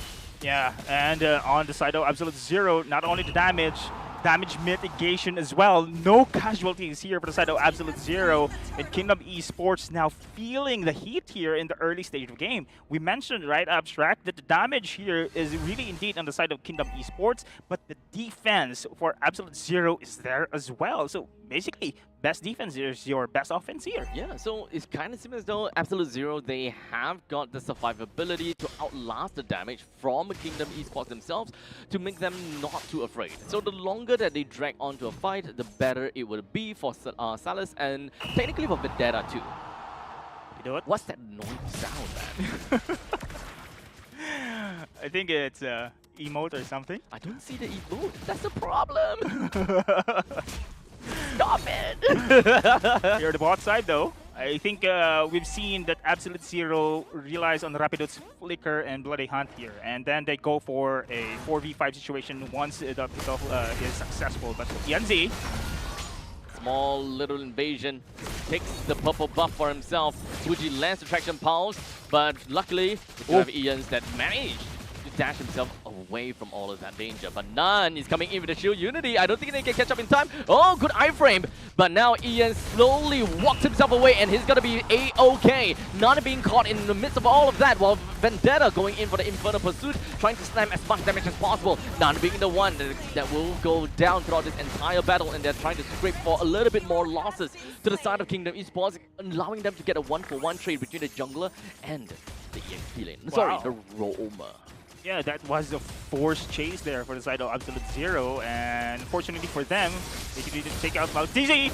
And now 1-for-1 trade between the jungler, between the gold laner and the roamer. This is a very good trade. Yeah, indeed. This is bad for Kingdom Esports on the other hand, with the two players down already. It is going to be an open turtle here for Absolute Zero to take. And look at how Absolute Zero controlling this area right now. Vendetta alone has the vision, has the zone, and none of the Kingdom Esports will go in through. Looks like I failed to realize the amount of damage that Absolute Zero can very potentially pick up onto the side of Kingdom Esports, but mid stages of the game. That's where FMM and Bear would definitely get their tanky items, and Absolute Zero would find it a little bit tougher to work with. But fortunately, both FMM and Bear also thrives onto healing factors, as well as healing factors from the split as well as the revitalize. So at least having the Tortoise's Passons coming from none, correct, that is going to be a very good answer to all of those. And plus the chase as well, we've seen so far that Shield Unity has the capability to have that chasing factor against Kingdom Esports. So far right now, Absolute Zero here, compared to the game 1, they have now being the aggressors here against Kingdom Esports. They're everywhere. Rapidot doesn't have yet the flicker, but will they go for the pickup here? This Shield Unity gonna land right on top of the Lancelot, the Distraction Pulse as well. But the execution himself right out of there, leaving Bear all alone against 4 members. This is technically, in some sense, an Ue because they are constantly just together, always playing as a 4-man, 5-man, whatever it is, because, well, Ube literally means ultimate bonding experience. Playing as 5, that's exactly what Absolute Zero is doing, even though they do not have an Estes or any form of support or heal. Well, ENC having a hard time here, but they're trying to defend! What was that? I didn't expect him to actually force his Garakacha to go for the defense. Right? Then again, Nan is here. Distraction Pulse lands. But otherwise, it is also going to be the Feathered Aspect that's going to be popped, only for Vendetta to come in to immediately pop him out of the Feathered Aspect. And now I have doubted FMM on that situation. Nan did the same thing as well. Sacrifice his life. I don't know if it's worth it here for Absolute Zero, but then again, they have secured the top tart here on the top side. And now Kingdom Esports still feeling the heat against Absolute Zero. So slowly but surely, Absolute Zero is taking all of these turrets. Oh, and there you go. Oh man, just casually just walks in onto Ian's as he's locked in the animation when it comes down to the Taunt Rose. Oh man. There you go. Absolute Zero composition really shuts down Yanzi.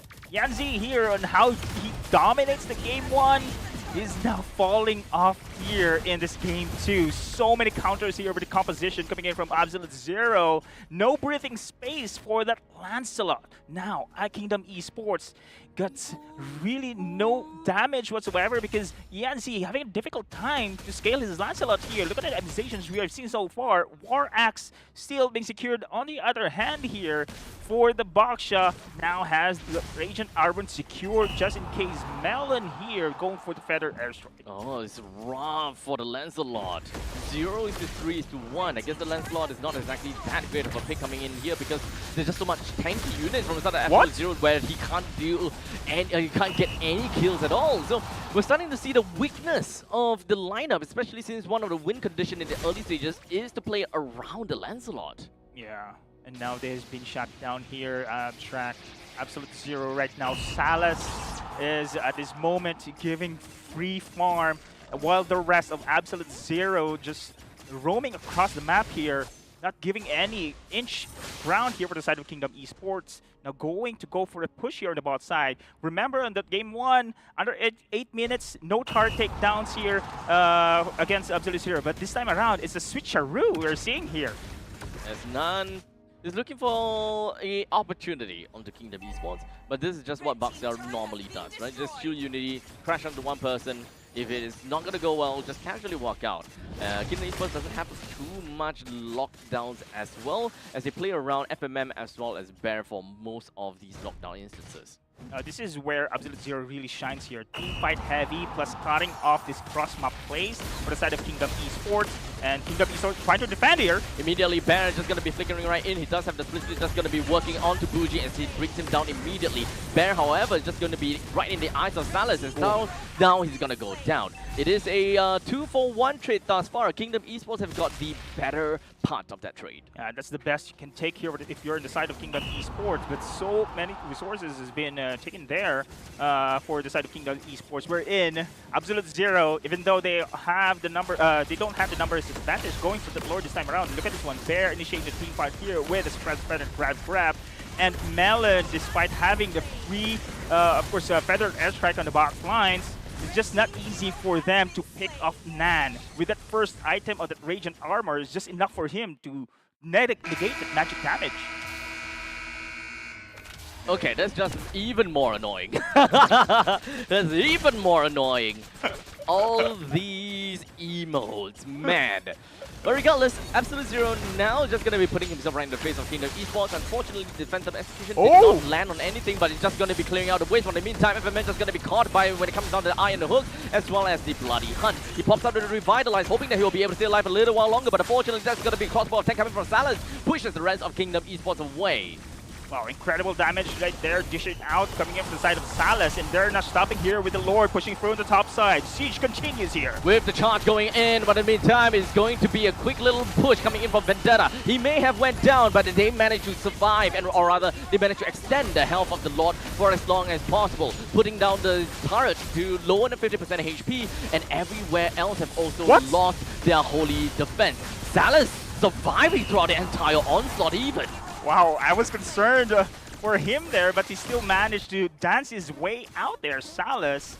And with the pressure going on here against the side of Kingdom Esports, they still managed to defend though. But no Holy Shields right now, pretty much available here for the side of Kingdom. This is now the advantage for Absolute Zero to actually control the game here, to continue this aggression against Kingdom Esports. So moving on forward, Kingdom Esports wants to reclaim their lands. The good thing is they haven't lost a single one of their inhibitor turrets. So keep it as it is. Quick little stun onto Bear.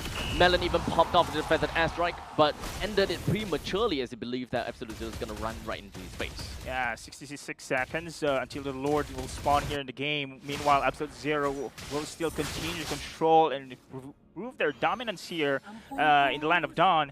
Kingdom Esports, you see itemizations here for the Lancelot. He has the Hunter Strike and the War Axe. Wherein, hold it up. Oh, the Bloody Hunt on the FMM breaks it down immediately. Vendetta with the Infinite Pursuit, almost bringing Bear down, but never mind. He did go down in the end of the day. While for now, Jens with the Thorn Rolls, iframe to get himself well enough. But Melon with, of course, Wings by Wings, allowing him to get away too. Malik TZ down to a slipper. He survives, but at what cost? As they have lost the middle and the bottom lane inhibitor turrets. Two inhibitor turrets gone here. Kingdom Esports right now still trying themselves to survive in that heavy siege. 15 seconds until the next Lord. The Rapidot will respawn in time as well.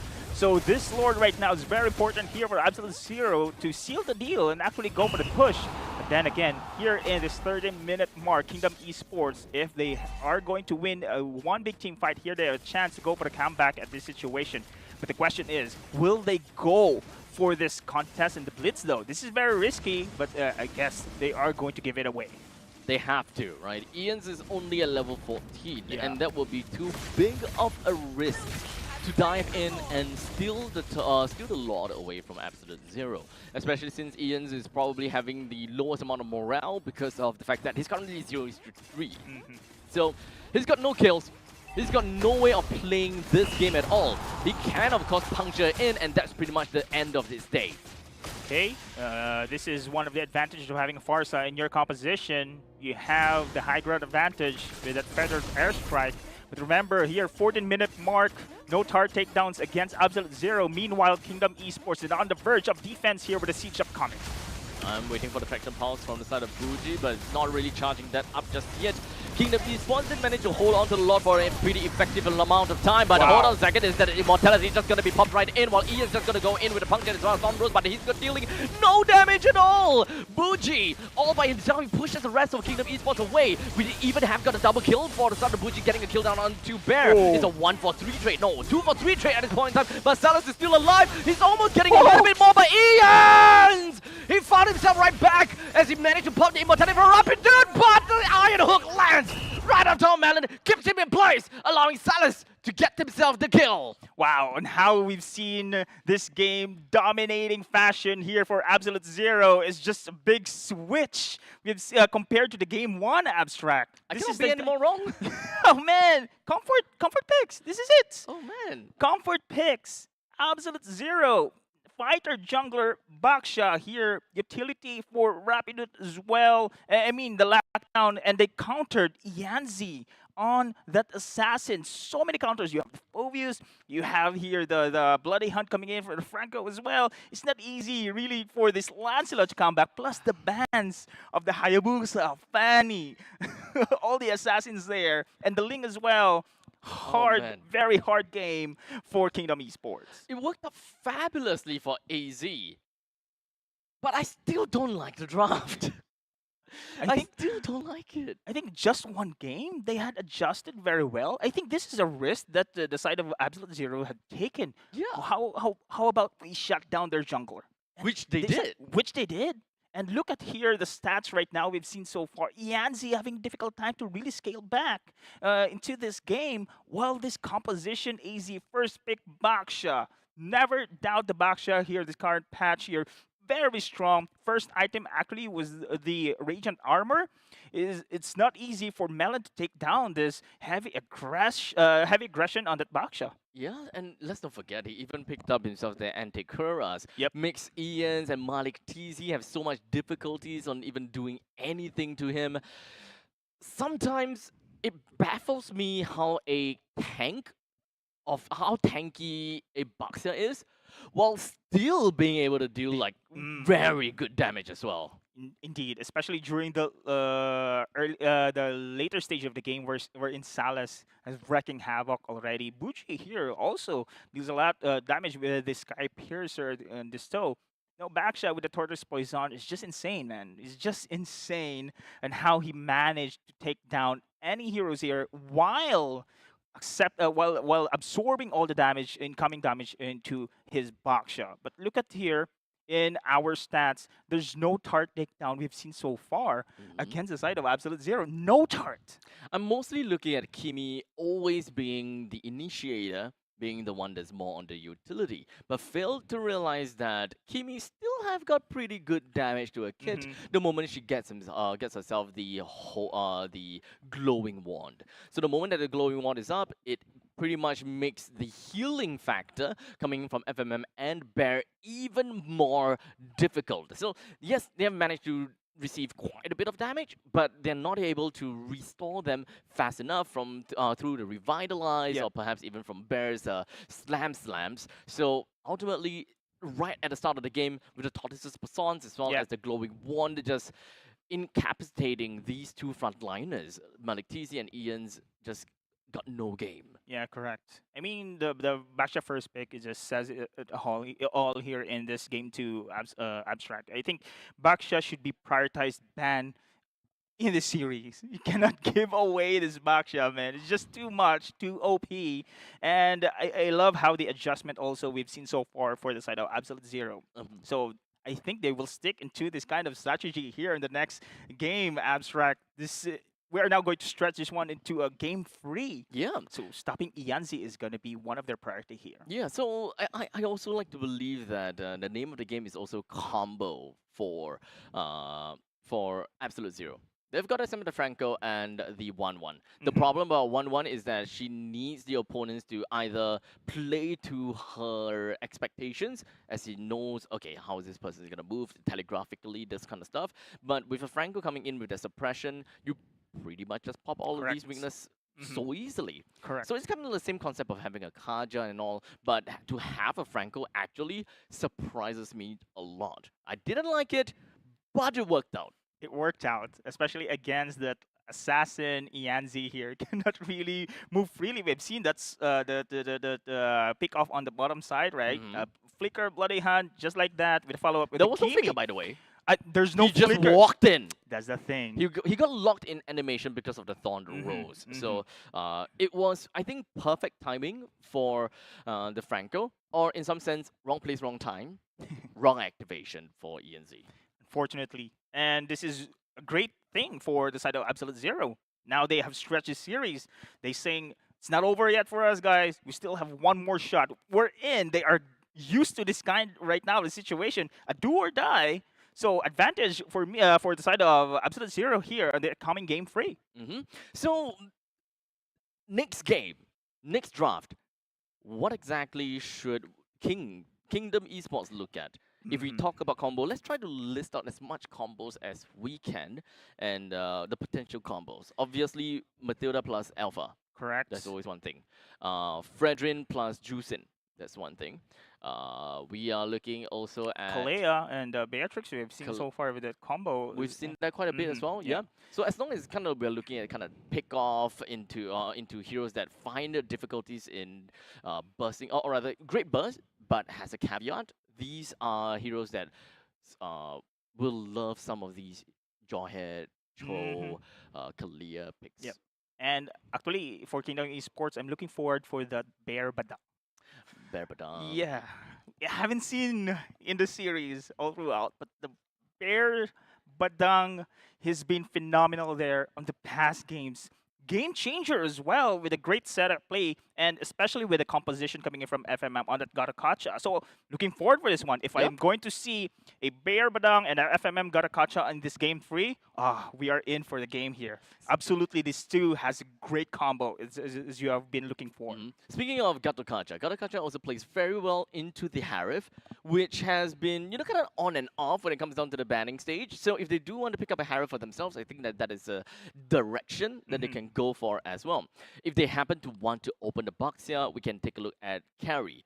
Carry and 1-1 is relatively synonymous, but the difference is for Carry is true front to back, while 1-1 has got more of that potential to team wipe everyone. Yeah, correct. As long as you have bruises on your team. I think we've seen the potential of that 1-1 as well, especially on that game composition right now, wherein the rest of the team goes for a full heavy aggression while you leave full his death face. ball. Yeah, for protect one, if you say that one, until that itemization's already been given to that 1-1. So far here in this game 3 is 1-1 really a good pick here, but I haven't seen the Harith picks. So Moskov as well. Moskov as well. There's no. I think the gold laners here right now is pretty much going to the late game. We've seen the Granger, which is a late game monster. 1-1 is a late game monster as well. But when it comes to the early game, we haven't seen the Harith. Harith is really strong into the lane, especially in the early game. Can really burst through, taking down tarts as well. Yes.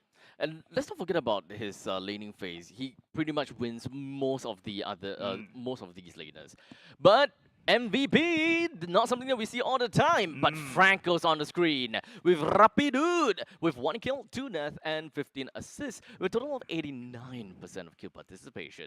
Wow, this guy, we've seen his opening games to be a utility hero like the Matilda, the Estes, but now setting up the plays using a Franco this time around. He's really aggressive in using this hero. Actually, before on the Onyx PH team, former Onyx PH here, Rapidot, he's been on that heroes who can really set the plays, like the Kufra.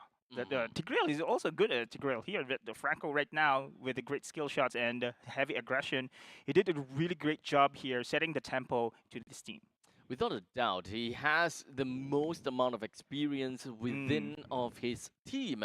And I would say that very likely Absolute Zero, from the side of Absolute Zero, I would say that Rapidude might have a very big influence onto the drafting phase on how they want to play or certain directions that they want to play.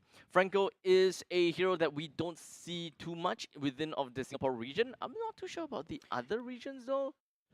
I think this is where cheesy pick indeed here in this situation. For me, why they pick the Franco is that you shut down Ianzi. That's the thing. Yeah, they want to shut down that They just high have one mobility. idea. Yep, one idea, which is very effective here. And as I mentioned a while ago, I think this strategy we have seen so far for Absolute Zero can be used once again here in the Game 3, unless we see another like play style, especially for Ian Z. Will he go for a fighter as jungler this time around? I'm not sure, but he's really comfortable on that assassin. I would like to believe that he's more of a jungle assassin. Yeah. So we'll leave it as that. Mhm. We'll just keep a lookout for Hanzo, Hayabusa, Ling, Yep. Fannies, all that kind of jazz. Moving on to the potential final game. Yes. So these two teams, Absolute Zero and Kingdom Esports, they are both just literally hanging on a thread. We're going down to the wire to find out which team will then be eliminated day one into the MPL Singapore Season 9 playoffs. Is it Absolute Zero or is it Kingdom Esports? Yeah. Remember, Absolute Zero came in from the Challenger stage, okay? Yes. Kingdom Esports are the seeded teams because of their involvement in Season 8. Yeah, correct. It would be quite a storyline, huh? If we are somehow able to see a Challenger team actually knocking out a seeded team in day one. Actually, the start of the regular season abstract, we were surprised on how strong the challenger teams are. Fair. Yeah, it only shows here that MPL SG is season 9 here in this situation right now. The competition is really rising up. Yep. And for sure, Absolute Zero is one, if I'm not mistaken, the only challenger team who has the imports. If I'm not mistaken. I think you're It's right. Salas and Rapidot here into the side of Absolute Zero. So that's if you mentioned right, the influence that they had contributed here in this team really shows there. I wonder how much they spent. That's the only thing that's in my mind. It can't be like, hey, But it's- Rapi dude, Yeah. come over, Singapore, free. You want to win, right? Mm. Come play. I don't think that was the Yeah, I'm not conversation, sure. I'm not sure. But he is a former On the PH. player, so So yes. yeah. But then again, he shows pretty good here in this Yeah. game. Great Uh, presence and yep. of course great standing so far. Hopefully they will be able to continue to see them Yep. across the entirety of the playoff stage. But remember, this is all a lead up to the grand final True. stage of MPL SG Season 9, whereas the grand finalists will then make their way over to Saudi Arabia, Yes, Riyadh, MSC. for the MSC, the Yeah. MLBB Mid-Season Cup, Yeah. happening in Riyadh for the Esports World Cup, short for EWC. Synonymously, we also will have the MLBB yep. Women's Invitationals that is happening during EWC as well. So Correct. that's going to be a jam-packed month full of esports for all of you to, consume. This is Yeah. all about the esports ecosystem that we're looking for. Now there are these teams right now taking it one step at a time, but there's a bigger prize waiting for them. Not only the title of being the champion here in MPL SG Season 9, but also the slots going to the MSC 2025 as well. So imagine also, right? What if challenger team will win? Oh, it's a everyone will lose their mind here. I will as well. Yeah. I will as well. I mean, they did win Flash. They did win. Actually, both teams here we're seeing right now, Kingdom Esports and Absolute Zero, have taken a game away from Flash in the regular season. Although, though, I Mhm. have yet to see how Team Flash plays with Ken. Oh And yeah, from what I heard, they seem to be back to their former glory. Yep. As when Ken came in. correct. I'm looking forward for that one. But remember on that roster changes here in the playoffs, Adamir is joining in as well for the side with as an Team Flash. EXP. As an EXP. So I'm not sure it's gonna be Ken or Adamir. Oh. But so far, yeah, we all do remember, of course, Team Flash. It was Diablo, right? Always. But now with the switch of the Candy, actually did pretty good after this one. And now with Adamir joining in, I'm not sure if Adamir will be playing later on. And that's why I'm looking forward for that match, because whoever wins this series we are witnessing right now between Absolute Zero as well as Kingdom Esports will face the reigning champions here, the MPL SG Season 8. Grand finals came a little bit too early, huh? That's the thing. That's the thing, right? Ah. I don't know. I don't remember across the seasons how many times Flash went down to the lower brackets. I don't think that they have did before. No, right? never once. And this season, only Abstract that they have lost 3 games in the regular season. Season 6, 7, 8, it's Undefeated. always no, it's always 6-1. They only lose one game, one match, One game or one series? one series. They only loses one One series. series. It's always 6-1. It's always 6-1. Yeah. Okay, this is a This is the very first time- valuable information. Yeah, this is only the first time we've seen that the opening game 4-3. they lost. Yeah, we're like, what the? Yeah, exactly. So now we've seen some adjustments there for the Team Flash. No, we're talking about Team Flash because we're excited, of course, on how they be able to play, especially on the day one of the playoffs. Because it's a different play style that we have seen on that opening of the regular season. Yeah.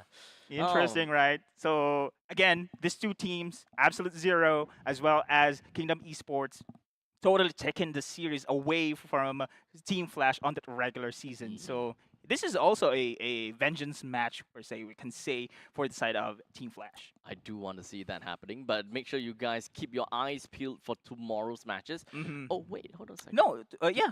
Today is going to be witnessing the Team Flash later on, whoever wins this series. Oh, shit! Yeah! No way! That's the thing! Oh, no! That's the thing! Okay. That's why I'm looking forward for this one. So, for both teams right now, Abstract, Absolute Zero, and Kingdom Esports, they have to take one step at a time here. Not, of course, a giant is waiting for them there. Oh, that's so tiring, man. Yes, it is. That is so tiring. Especially for the challenger team, which always plays the best of one series. This is the first time they're going to play a best of 3. We've witnessed how they adjusted of the side of Absolute Zero. And 2 best of 3s if they win if they win this game. Yeah, it's a difference. It's a battle of a stamina here as well, and Okay. mental capacity of how these players on the side of Absolute Zero will take. But Kingdom Esports also, the pressure is against them because they are the seeded team. So they have to prove that they are better against the challenger team here. But what we have witnessed in the game 2 is totally different. The Oh, competition man. is high. This is kind of heavy. It is. Okay, this is actually pretty heavy. So we're just gonna break the pace here. Yeah. Go for something a little bit lighter as we go for I guess this is the Average Kings podcast because Average King. he brings the low average up a little 170 bit. cm podcast. It's like I'm not gonna see my height, but I on know, average man. we're like 166. You're still so- my lodi, whatever. Never mind the height, you're still my lodi, so it's okay. Let's go for the Average Kings podcast. Well, let's talk a little bit about Riyadh, Saudi Arabia, Let me right? see. Yeah, so I have yet to experience, Middle Eastern life. I've never really went I'm to looking like, Middle forward Eastern if you countries at all. ever. I'm hoping, Abstract. We I'm shall hoping. see. I'm I do hoping. hope that you'll be able to go Yeah, over and meet your fellow Lodis as well. Oh yeah. we have a lot of Hi, Lodis. Coach Leo, if you're watching. Coach Leo. I haven't seen him yet. Yeah, like what? Personally. Yeah, like bring this guy over to Saudi. I know. Let him to finally meet Leo for, At least. for God's sake, man. So, in Yeah, the event that and you were to go to Riyadh, right?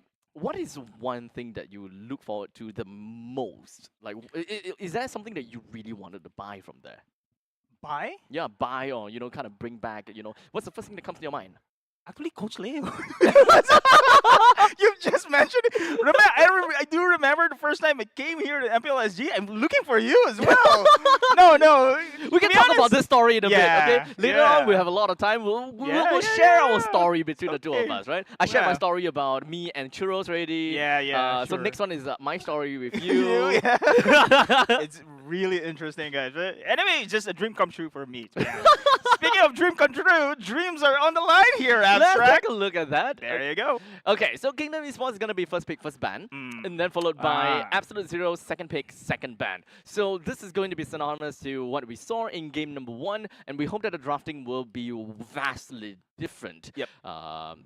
I don't know how it's going to be, but KE very likely will go for very similar bans as the previous game. They might leave out a Kalia because they want the Kalia for themselves, with the first ban onto the Matilda still Correct. being part of the same script. Yeah, they want to take out this Matilda. Rapido is a monster here on this situation, and as expected, also that Absolute Zero will stick into the guns on taking down Ianzi's comfort picks. Most likely Assassins here, but Baksha. You don't want to give away this Baksha here for the side of Kingdom Esports. It's just too much OP here in this current patch right now. To be fair, KE did ban the Baxia during their Ah. time in the blue side. So I think that that is very likely going to be the third ban for them. But with the vast amount of heroes that's currently available and the fact that AZ have not played a single Lucas, I think that this is a game where they can just kind of like forego the Lucas and just believe that, okay, this is not a team that play Lucas, let's not care about that. And speaking of the bans, right, they're cutting off Still the also the same? Phovius. Yeah, the Phovius right now, because they want the Assassin to be in the hands of Ianzi. It has been a menace also for the mobility heroes, just like the Lancelot. Is having a hard time for Ianzi here. So they're going to prioritize this one, but this opens up also the chip in the Louis. Ah, okay. So There you go, the Baksha. script is exactly the same for Kingdom Esports. So they want to clear for themselves and kind of repeat what they have done before. So now the ball is on the court of AZ. They've decided to pick out, or rather ban out the chip. This should be a very simple answer for KE and just get the clear for themselves because it's a same old, same old. Correct. Kalea will be the first pick, or we've seen hopefully Badang. I'm looking forward for the Badang also for the side of Kingdom Esports here. Kalea has been very strong, or they can go for the Assassins if they want to this time around. The Hayabusa is They pretty need much to deny the open clear here. though. That's it. Vendetta. Ah, Yeah. So far, I Vendetta know. has got zero chance to play his clear. So the moment that What? I did not expect this one. Abstract, to be honest. A 1-1 first pick. They're going to Malik TZ first that is on his such prior an pick. easy clear pick. That is such an easy clear pick, and even stole the lawyer away. Okay, I'm not too sure whether it's a Okay. steal, but Okay, oh, they want to invest more here for Malik TZ. if KE loses, this is on them, man. This is going to be their strategy. Actually, on the regular season, I always highlighted that Kingdom Esports really wins games if Malik TZ scales. Okay, so as okay. this first So pick play on that around 1-1, 1-1. they're going to play around 1-1 here, but Ianzi, I thought this is Ianzi's priority pick here because they have the first pick, but so far they can still go for that one. Okay, I'm not only going to play an assassin this time around, I'm going to play the fighter jungler here in a do or die series. Ianzi most likely going to be a jungler Fredrin And here. now the Lucas come up. Oh my. Okay, flexibility-wise, okay. KE actually have quite a bit of flexibility. We know that in normal situations, right, normal competitive situations, we are looking at Fredrin jungle and Selena mid. But we can still see Selena roam Yep. and Fredrin EXP. There could still be a possibility on that. So we can just take it as though mid and jungle is technically still open. This puts a very tough spot for AZ. They should generally just look at heroes that they know that they must ban. Yeah, but EXP Fredrin, I'm not sure if Bear is really comfortable for this Fredrin. But Dang for sure is pretty much. Oh, there you go. Actually, AZ right now prioritizes EXP here. And anyway, my Hayabusa God. is out. They can take care of, if ever Lancelot again. We've seen how AZ could easily shut down here Ianzi. AZ's draft is good right now. Yeah, I mean, for me, Absolute Zero, their lineup here is damage-wise is there.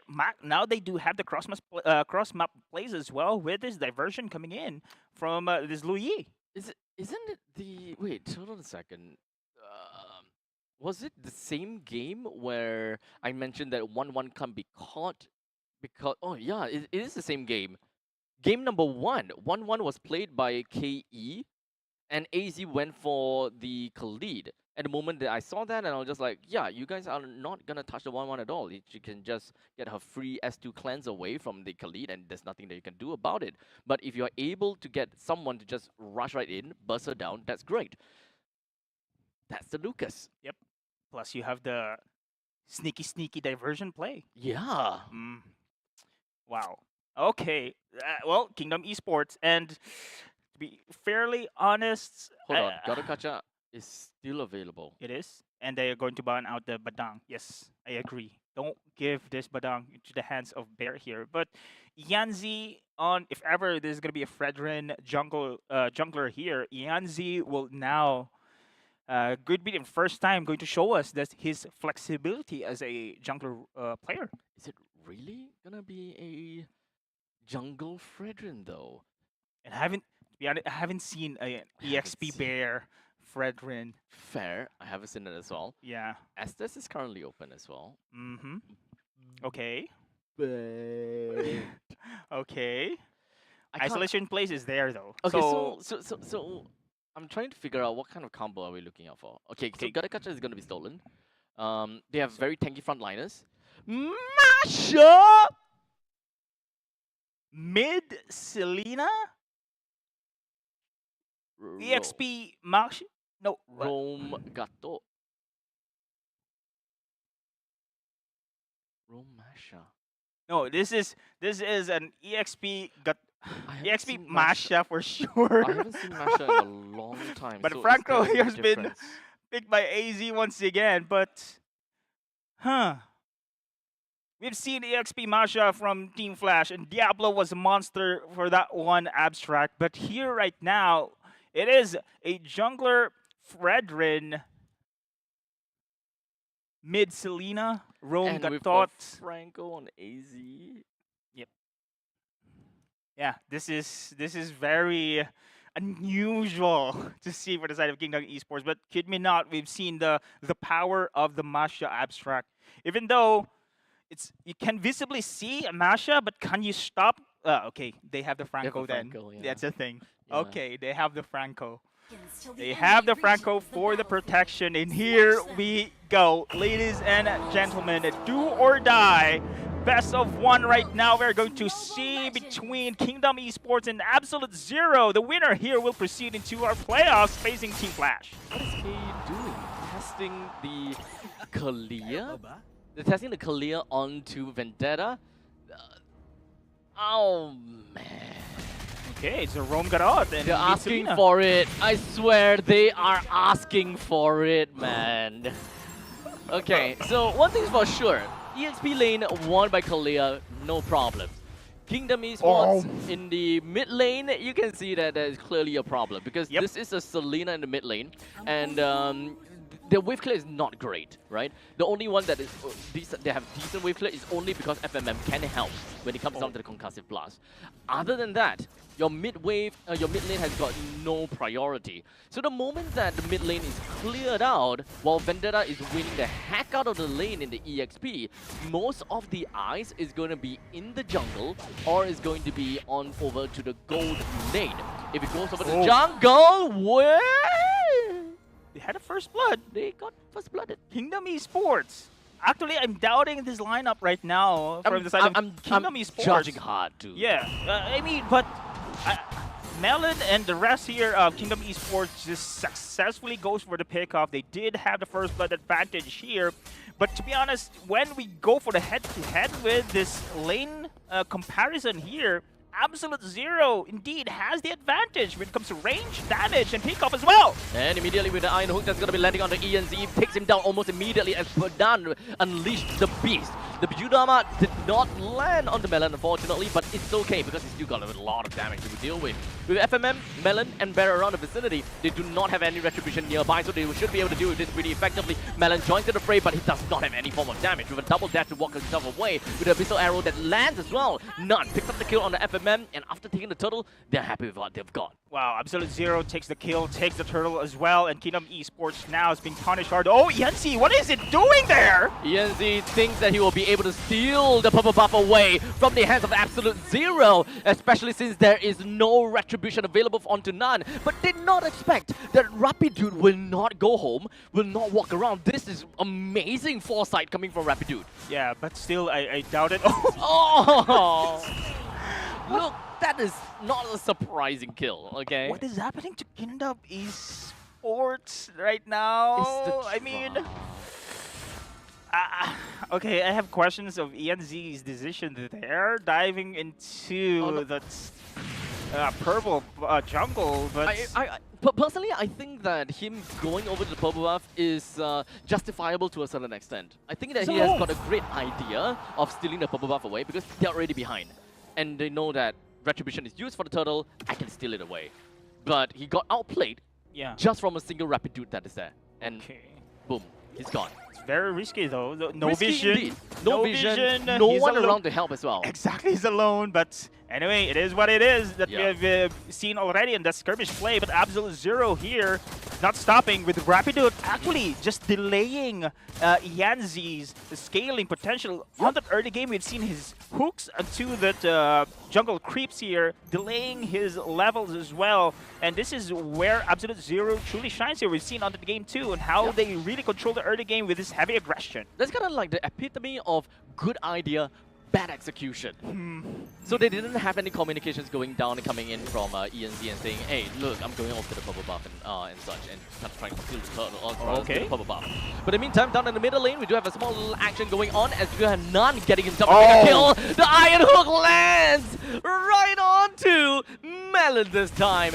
As such, Absolute Zero, they are literally shredding the heck out of Kingdom Esports as they gave Vendetta this Kalia. And of course, even the Lucas got great potential in busting people down.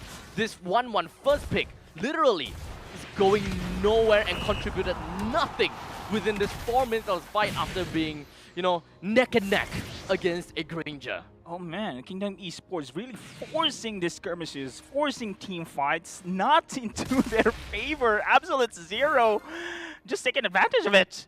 I mean, they have the range, they have the burst, they have the numbers as well. And Kingdom Esports, one by one, just going into the team fights. They need some coordination here. And now Bear used the flicker here. Great advantage for the bot side, but there's your pick up once again. Once again, another one of the suppression going down, and a hook Again! to reclaim FMM! Rapidude! He's letting one after another! And Appraiser's Wrath lands, but does not do anything to None. Plus Vendetta had a solo kill there on the bottom side against Bear. What did I say? Everywhere on the map. What did I say? That he just dominates the lane against Invasha? I mean, They this threw lineup, this game. this lineup, They threw this it. composition. They absolutely threw it, man. Why? Rapidude though. Rapidude. Rapidude, his skill shots. Let's Yes. give it to him, right? I am questionable about the this Franco pick, but game number 2, I thought, look, it's just a fluke.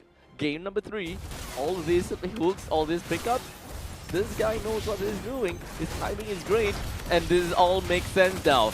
In the meantime, now we do have, of course, the Tsunami Slam just going to be landing on top of ENZ. He's got a lot of great HP to work with, but unfortunately, Salas actually managed to kind of get a nice little poke, and of course, sniped him out. Baron is going to be the next one to go down as well with a godlike spree for the side of Blood! Diversion! Right in between of the turrets and get almost a wipeout onto Kingdom Esports. Wow, surprise, surprise, and there you go. Let us look out at the replay here. It's just too much here to handle. It is initiated by the Vendetta on the Tsunami Slam. No response whatsoever, and look at Kingdom Esports scattered everywhere. No coordination whatsoever. No answers as well. Diversion will be the icing on the cake there. Oh my goodness, this is OMG. This is so difficult to absorb. This is so difficult to swallow. What is this draft, Kingdom Esports? You guys did well in game 1. Game 2's draft is pretty okay. In fact, I like it over Absolute Zero's draft, but it's all about the execution, buddy. But this game... Oh, diversion. Okay. Just trying to find some ground here in the vision as well.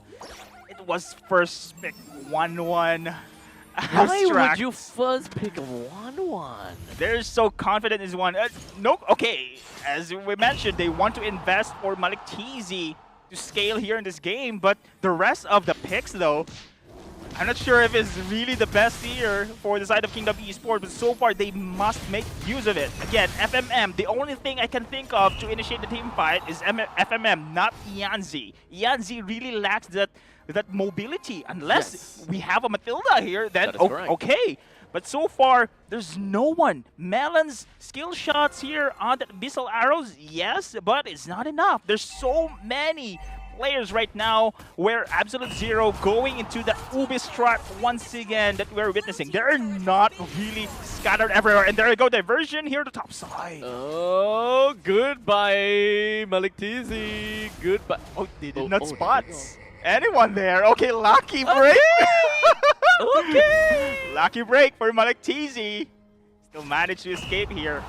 But Kingdom Esports again, yes, they do have tanky lineups here, but FMM, he needs to initiate the team fight here. But we have discussed this time and time again, Abstract, that Garutkatcha's AOG is not really ideal to initiate the team fight. As we do have the Tsunami Slam just going to be connecting down. FMM belts it up almost immediately. ENZ in the midst of everything did not even manage to land the Appraiser's Wrath. That is all of the 5 members from the side of Absolute Zero that are still alive with a divergent play from Bujin right underneath the turret at the top lane. They are A-OK, no casualty, and they are going to be popping every single one of these holy defense in the middle lane and the top lane. Holy Shields are down already, and this is how confident Absolute Zero is. Diversion play inside Inhibitor turret. But meanwhile, of course, split push here for Bear, which I could see the only thing that Kingdom Esports will be able to do. Going to take a split push strategy here, but giving away this Lord right now for the side of Absolute Zero. So far, Malik Tizi, no kills here in this game. They need this gold laner to be online. Malik TZ 0-0-0. There is, however, still a small little chance. However, the chance will only happen when they have lost their inhibitor turret. Okay? That is the possibility, and that's what eventually might happen. So we're looking at about 11,000 gold lead in favor of Absolute Zero. We have pickoffs coming in from Absolute Zero. Kingdom Esports, they may have a lot of crowd control, but do they even have got a way to stay alive? We'll see about that. As the Tsunami Slam just going to be landing on top of FMM. He melted down almost immediately. This is almost the same as the previous fight. They catch FMM and then melt ENZ down. Malik TZ is taking on the chopping block. And ladies and gentlemen, Kingdom Esports is out of the competition. Challenger team proceeds into the playoffs. Oh my god, I am so surprised. Wow. Can you tell how surprised I am? With that composition coming in from Kingdom Esports. I know, right? But then again, Challenger team showing how it's done against a seeded team here in MPL SG. Oh man. That was phenomenal here, but first pick 1-1, okay. Malik TZ, they want to invest on that gold laner here, but the rest of the picks there, it only shows here that Yanzi is not really comfortable on that fighter jungler. I mean, if they had the material that we mentioned, right, the mobility which can activate the Fredrin, then okay. But with that composition right now, it's really hard for them to initiate a team fight. I really don't see the direction of Anticuras and Immortality? Yeah, defensive. And they have to rely only for Bear for the damage. But you should at least get a Cursed Helm or rather the Molten Essence. If you don't want the Molten Essence, which was like a very last time thing, Thunderbelt. But true. Only shows here. Yeah, I mean, technically I can understand going for the Dreadnought armor first because of number 1 Kalia, number 2 Nun, number 3 the Granger. You want to mitigate as much physical defense as much as possible, but to full build the Anticuras and full build into the Immortality afterwards, that's a huge red flag for me. Yeah. Plus, I can compare the game 1 also for the side of Kingdom Esports that they lack the burst. Again, where's the burst here? So let's see, you have the Bear there, you have Selena, but you have to take that skill shot happen. If not, there's no action. They're locked behind the skill shot, unfortunately. Yeah. We talked about the fact that the Garutkatcha is more of a counter-initiate hero with his avatar of the Guardian. So you would generally want to have ENZ going in to be the first one to initiate, right? You walk in, you kind of go crazy, you heal a little bit, FMM comes in, slam, and then your appraisals raffle everyone that's inside, because that way they can't Correct. move. You can get a lot of HP back, and you can deal a lot of damage. But unfortunately, one thing that they fail to realize is just how much burst damage and how crazy of a damage Lucas have within of his kit in the early stages of the game, which is something that I have been hearing about and surprised that no one is picking the Lucas from game 1 to game 2. And only until now, AZ is like, okay, you know what? Let's go for the Lucas. Yep. He snowballs so hard, dude. And remember, this Lucas, one of the best performing Lucas players here in MPL SG Season 9, none other than none. Oh, it's actually not? Yeah. Oh. He's one of the best players here to Why did use they the play Lucas. game 1 and game 2? Exactly, because it isn't Game really 1 was, game 1 wasn't banned at all. it wasn't picked as well. Yeah, they just decided, heck it, let's just pick a Joy. Like, it's okay. Hey, I feel like playing a Joy. Can I play Joy? Okay, play Joy. We lose? Okay, never mind. Game 2, we'll win this. Now, feel bad for Kingdom Esports though. I I'm don't, not- because of you game 3 draft. I don't.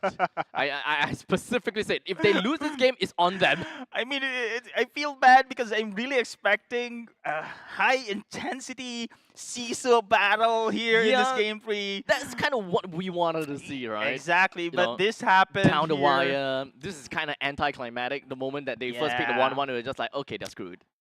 You mentioned right. You asked for it, then there you go. It does happen, giving away the comfort heroes for the side of Absolute Zero. And again, Rapidot Franco is the MVP on this game just because he delays Ianzi's scaling here on that Fredrin. Those hooks, just delaying those jungle. So annoying. So annoying indeed as well. And I love how aggressive he is. And now Franco is to be also looking forward to be a potential ban or respect ban here coming in from this player. Fair. I think the Franco should be respect banned from this game itself, right? FMM ate so many of that iron hooks. He's got no answer at all. And the moment he's out of his bloody hunt, he don't even have the time to potentially just jump away at all. It's like absolutely crazy. Wow. I think just looking at the game 1 right now for the side of Absolute Zero, they have adjusted very, very well. They know that Ian Z's characteristic of being an assassin jungler, Yeah. they manage to take it on the rest of the games here. So I think Absolute Zero right now is looking good. I think the momentum is here already. And Fair, yeah. This is gonna be a great start to the next game, which we talked about, by the way. Next game is going to be Absolute Zero versus Team Flash. Yes. But fortunately, it is a double elimination bracket from this point onwards for Absolute Zero. So even if they get knocked down, or rather they lose to Team Flash, at least just go down to the lower bracket, yep. and they have yet another chance. And knowing this team, I think that they will have a lot of chances. What if? What if?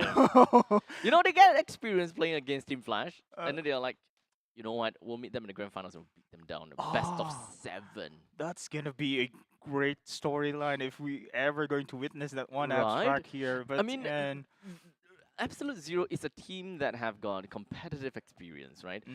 Paired up with heroes, players such as Nan and Bougie together since the RSG days. Bring in Rapidude as well as Salas. These two are undoubtedly, they have international experience, especially for Rapidude, right? Yes, yes. So, and Vendetta, even though he did not really kind of showed up in the previous seasons, this is his season for sure. Kalia is kind of like made for him. yes. Actually, yeah. Right? Yeah, Vendetta has been pretty good. Best Actually, performing Kalia so far. and so far, the only EXP Kalia that performed very well. Yeah. It's Kalia only is Vendetta. actually pretty good. Yes. Mostly we see the Kalia on that roam, but only Vendetta who really pushed this hero into the EXP and performed very well. Yeah. So, Vendetta, Honestly, yeah. yeah. It's come to the point that I kind of feel as though, even though Rapidude is the one that has gotten like 2 MVPs, it kind of feels as though like the man we should look out for is Vendetta. But it's too single dimensional because all I can see is Kalia. Yep. So as long as you kind of go up against the AZ, just deny the Kalia kind of thing. So that's kind of, you know, some kind of identity, I suppose. Hopefully. But Well, but for a challenger team to get an identity like that this early, yeah. Had respect. I gotta respect them. Yeah, like some of correct. the challenger teams, they still don't have an identity. Oof. Oof. But anyway, I'm looking forward for the next match later on. Abstract is going to be now the Team Flash waiting for the challenger team, which is Absolute Zero dominating in this series. So looking forward for that one. Yep, we're just gonna pass it over and back to the host right at Tampines Mall. Off to you, Hishiko.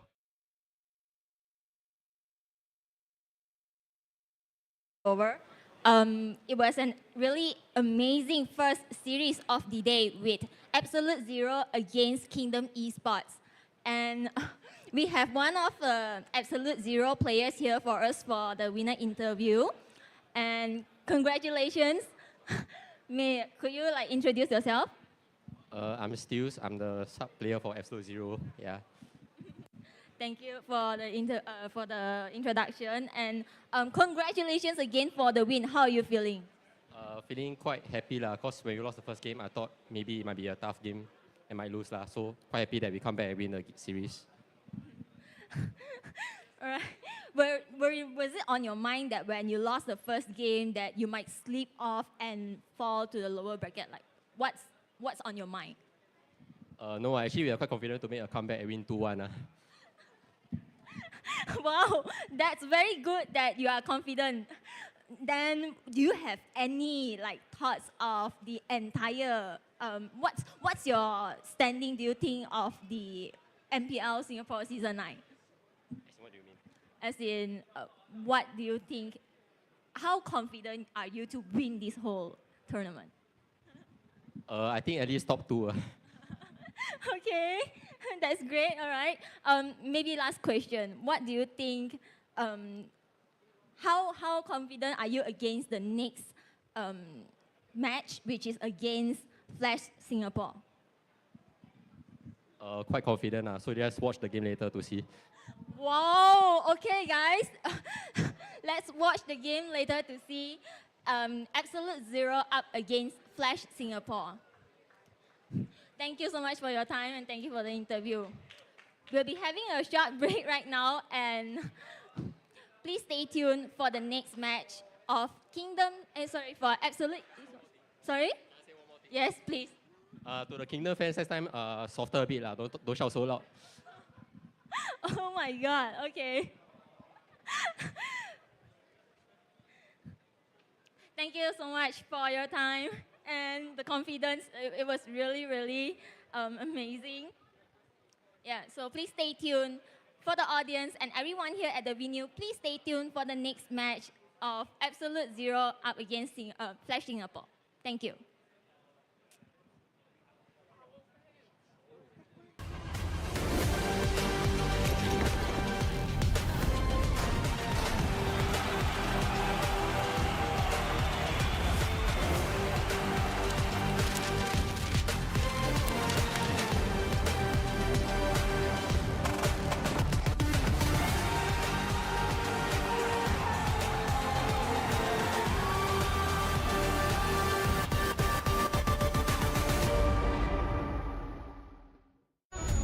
They said there's a limit in the Women's League. In MWI, we say limit? Watch us bounce.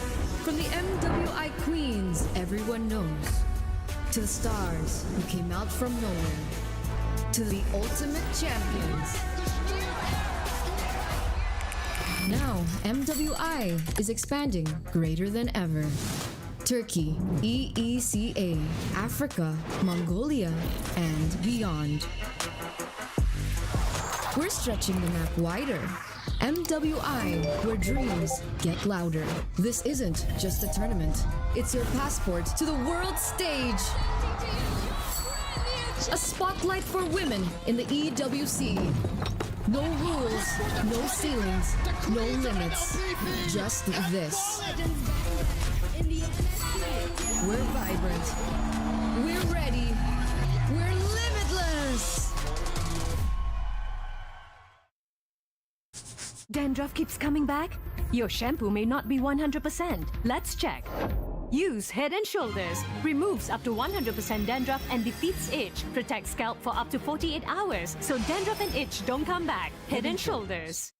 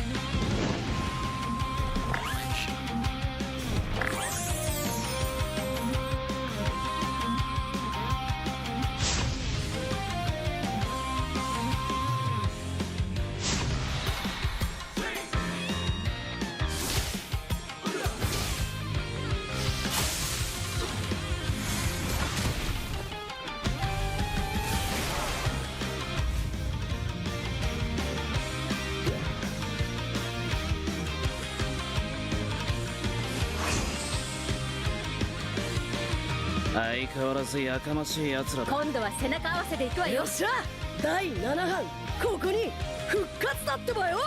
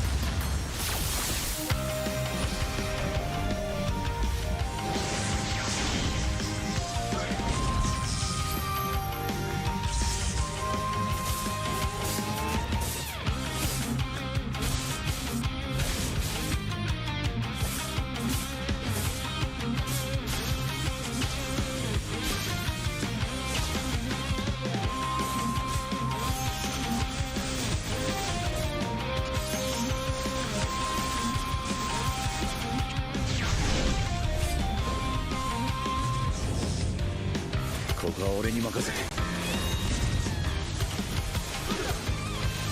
もらった。4代目他を超える忍びはお前しかいないと俺はそう信じた。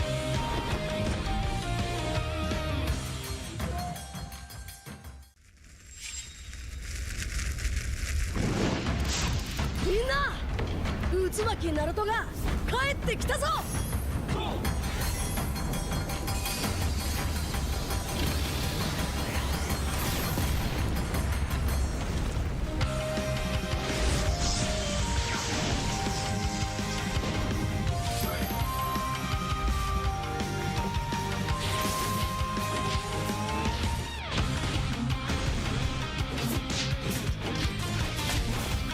クラマ力を貸してくれ。よ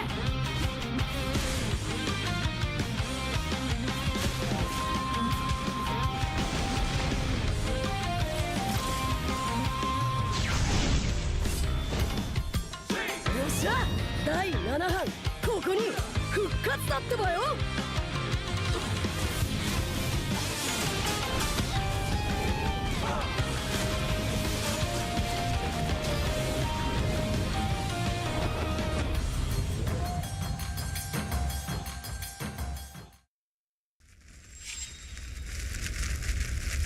みんなを守るために私はもっと強くなる。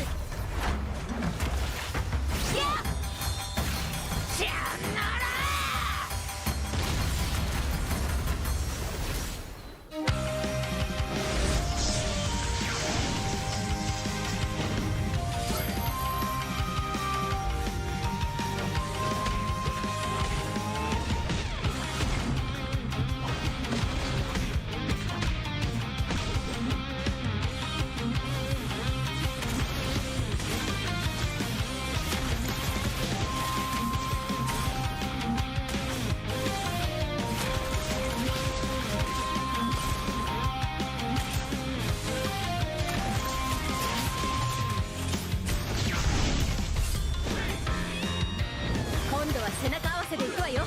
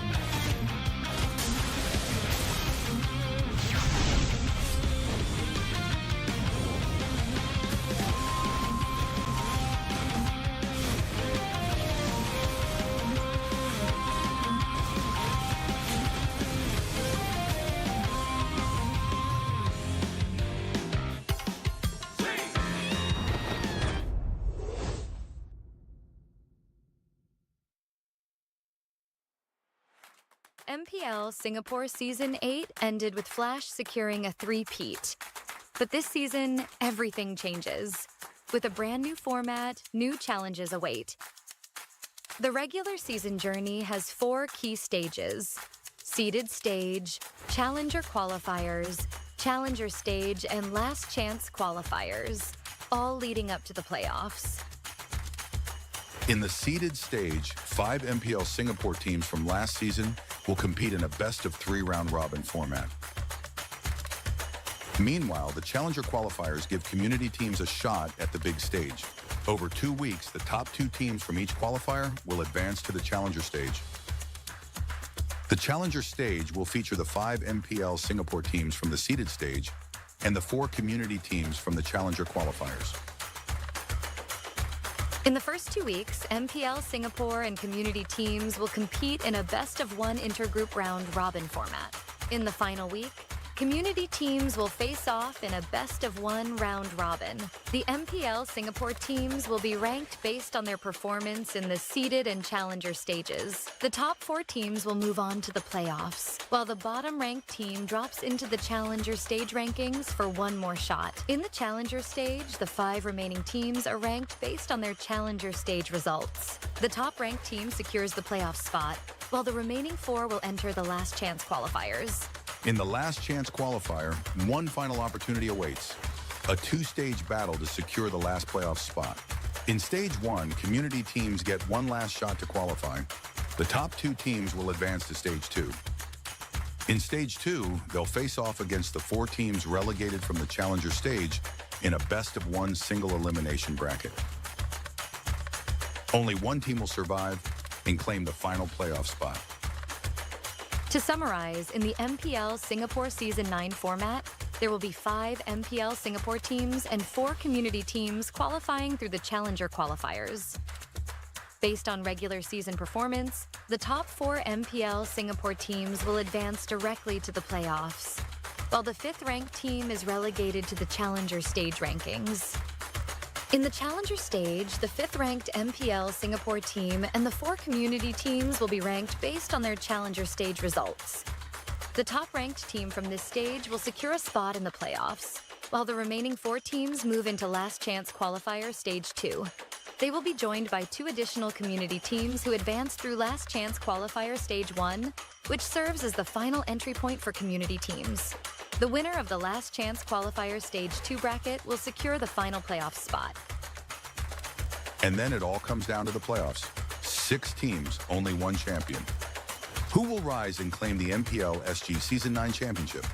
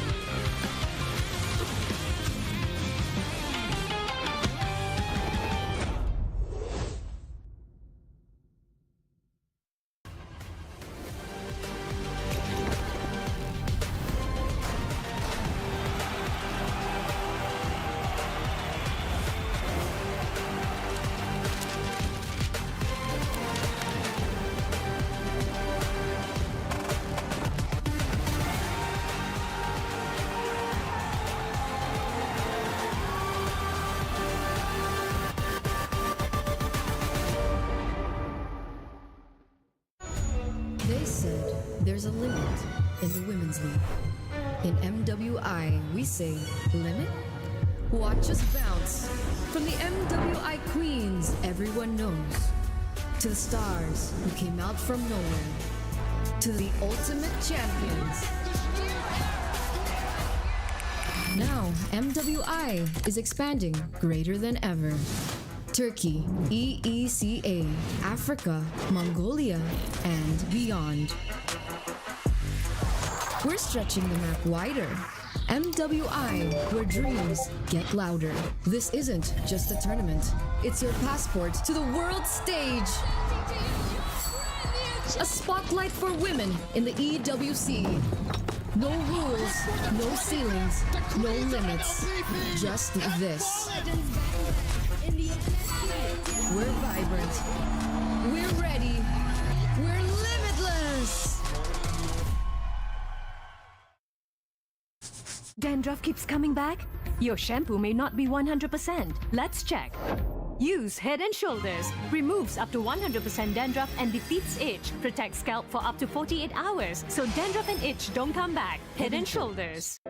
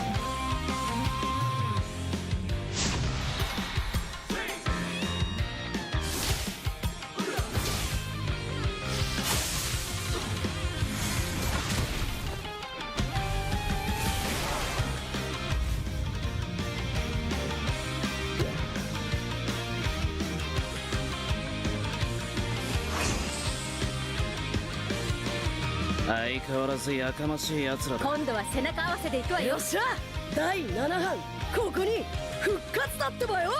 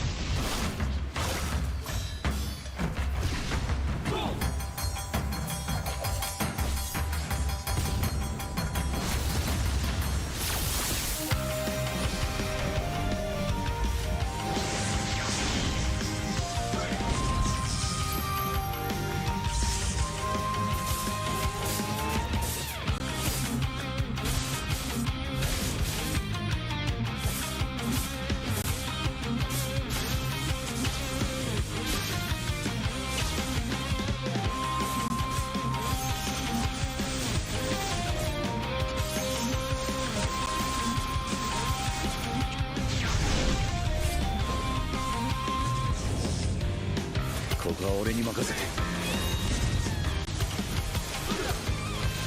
もらった。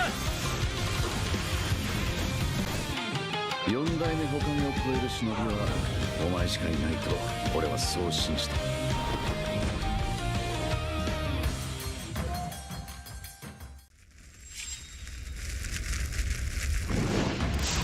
みんな内巻ナルトが帰ってきたぞ。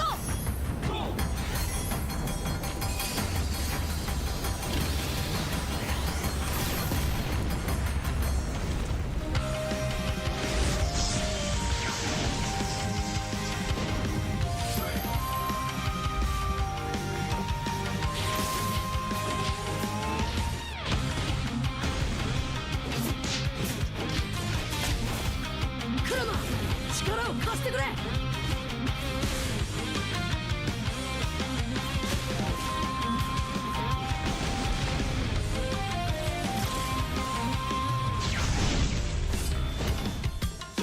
っしゃ第7班ここに復活だってばよ。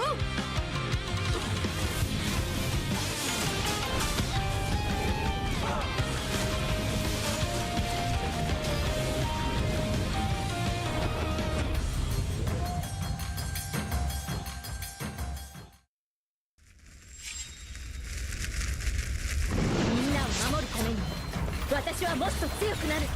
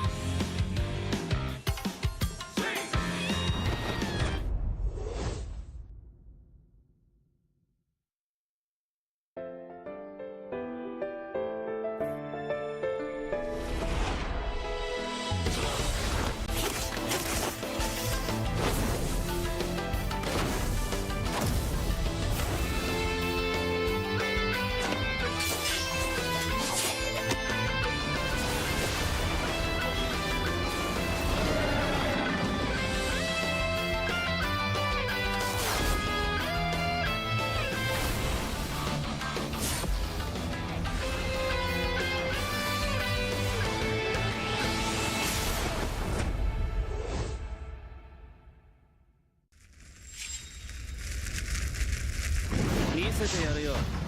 シャリンガンの本当の力をな。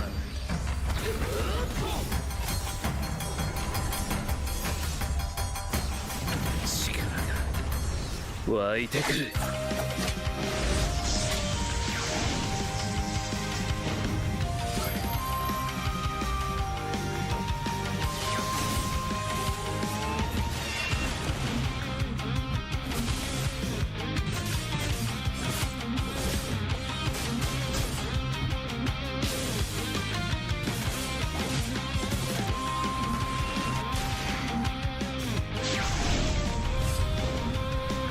相変わらずやかましい奴らだ。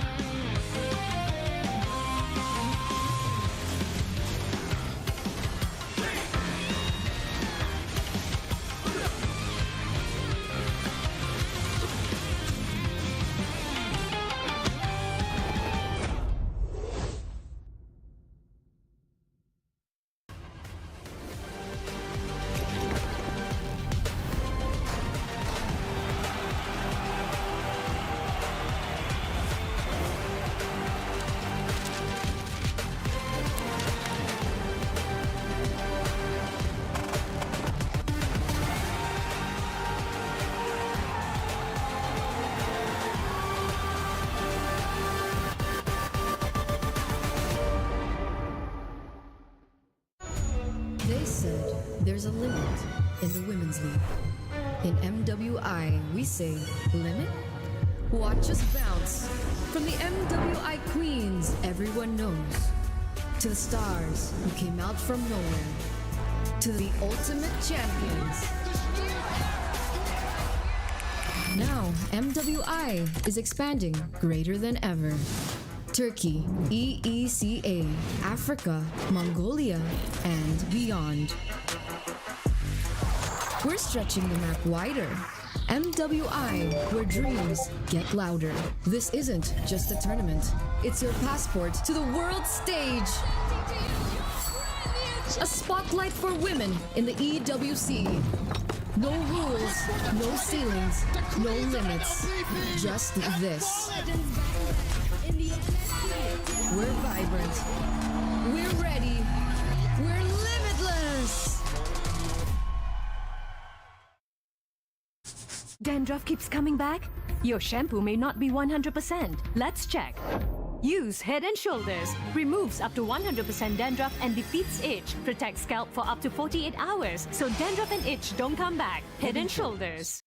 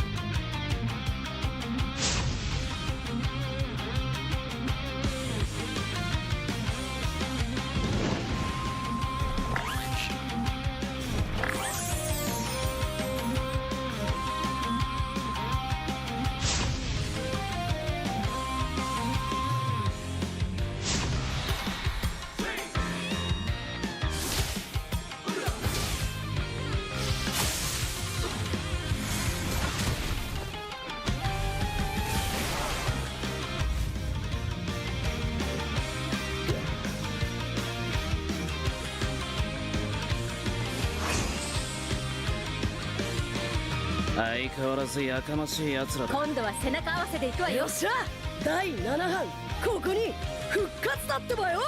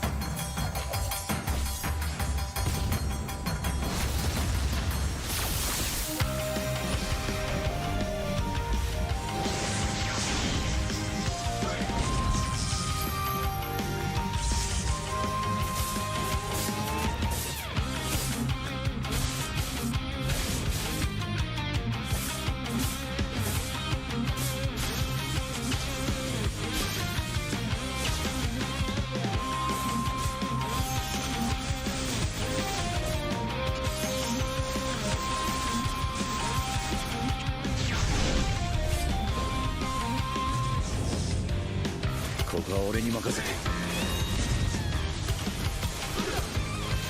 もらった。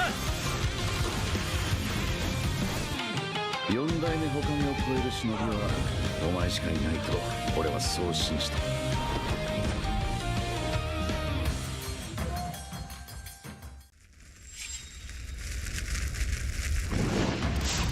みんな内巻ナルトが帰ってきたぞ。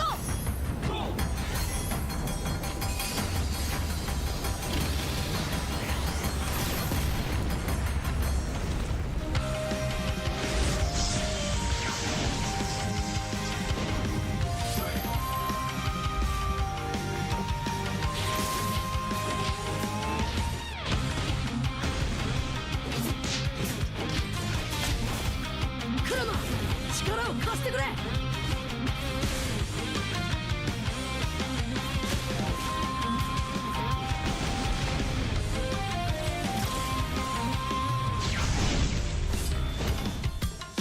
っしゃ第7班ここに復活だってばよ。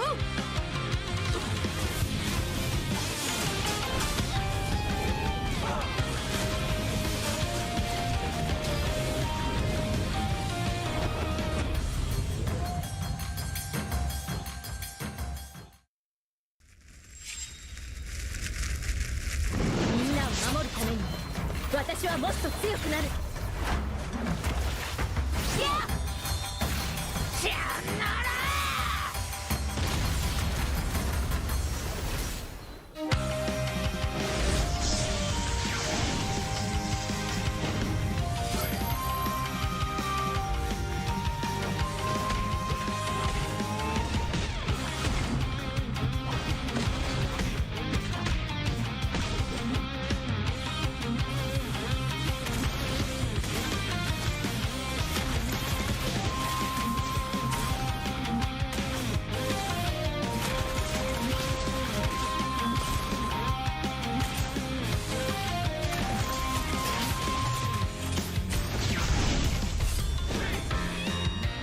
今度は背中合わせで行くわよ。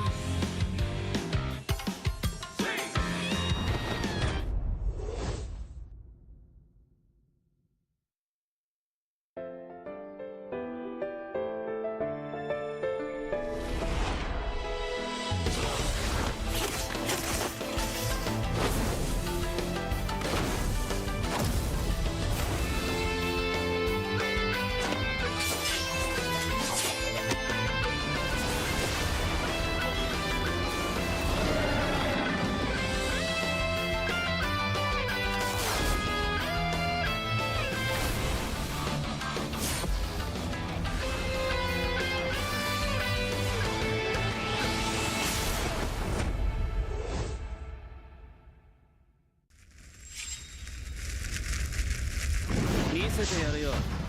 シャリンガンの本当の力をな。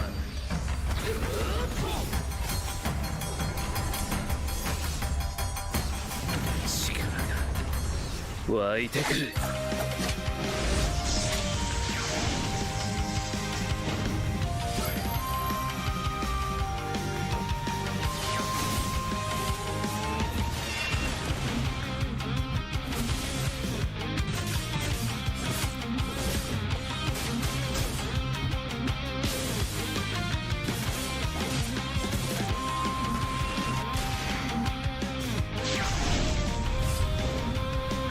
相変わらずやかましい奴らだ。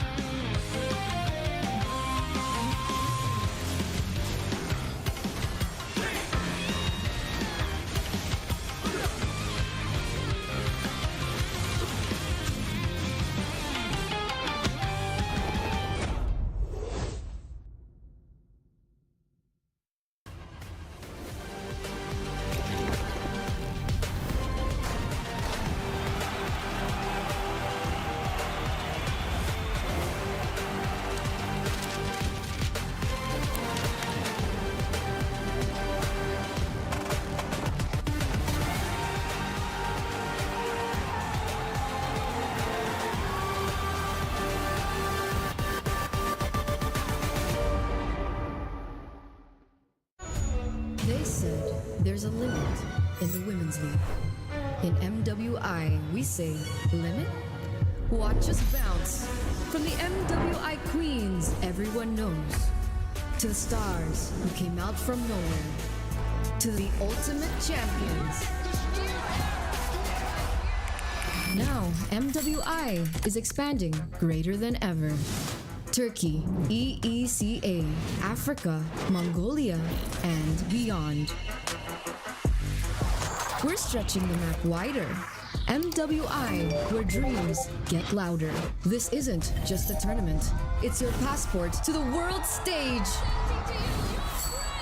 A spotlight for women in the EWC. No rules, no ceilings, no limits. Just this. We're vibrant. We're ready. We're limitless. Dandruff keeps coming back? Your shampoo may not be 100%. Let's check. Use Head and Shoulders. Removes up to 100% dandruff and defeats itch. Protects scalp for up to 48 hours. So dandruff and itch don't come back. Head and Shoulders.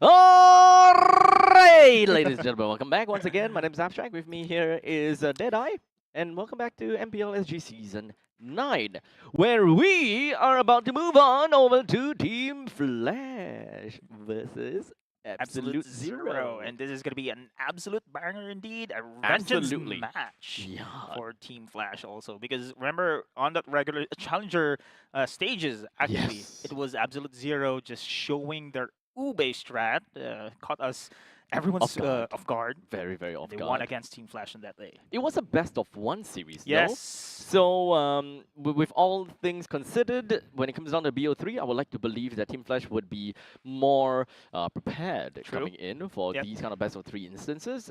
And let's not forget that Absolute Zero has already played like 3 games. Technically, they have kind of shown their cards. I'm not too sure how many more cards they have within of their sleeves, but we'll find out a little bit more next time, or rather in a few minutes later.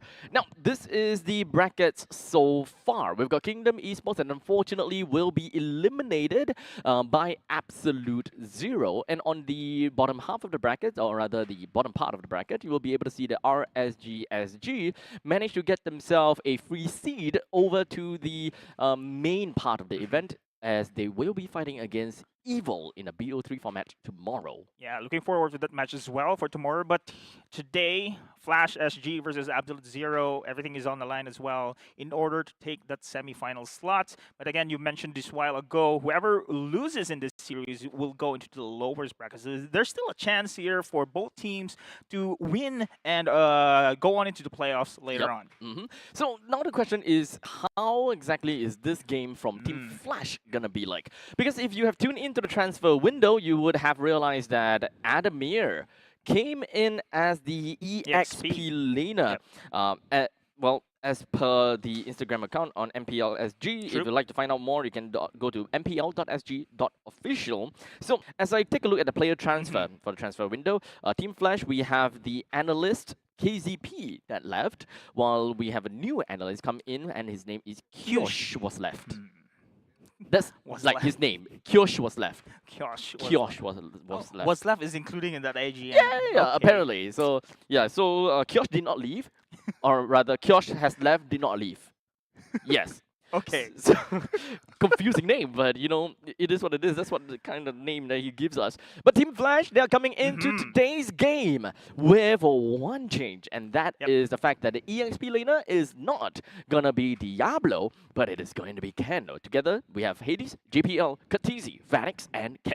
Yeah, this team we have seen so far, they love cross-map plays, and with Ken joining in this roster right now, they did improve when it comes to the gameplay as well, especially when it comes to the team fight. Usually Diablo, we have seen him use the high-lows, the Benedetta and the Masha, right? Yeah. But so far, Ken is more comfortable on this Phobius pick and the Glue, which all of these heroes been picked. Team Flash has been winning games. More on the meta side, I suppose.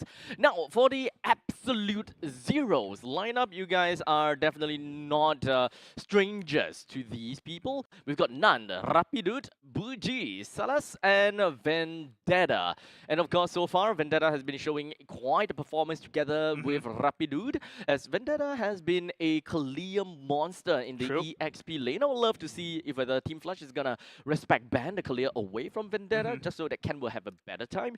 And in the meantime, Rapidut with that Franco, the unorthodox Franco, which worked so well.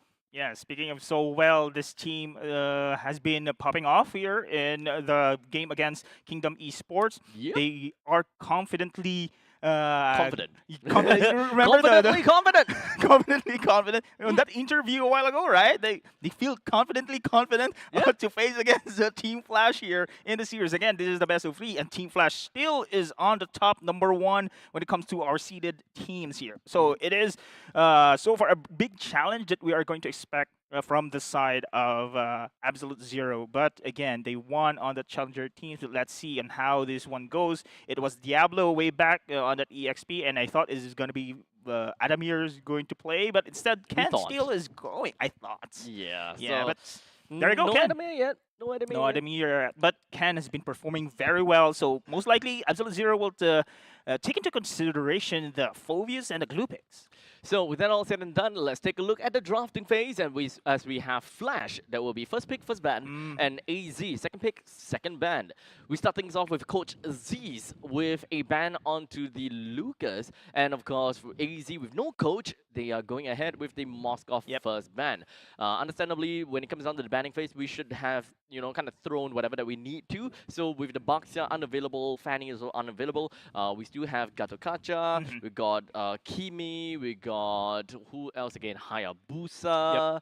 All these are currently still available. Chip, Phobius, Badang.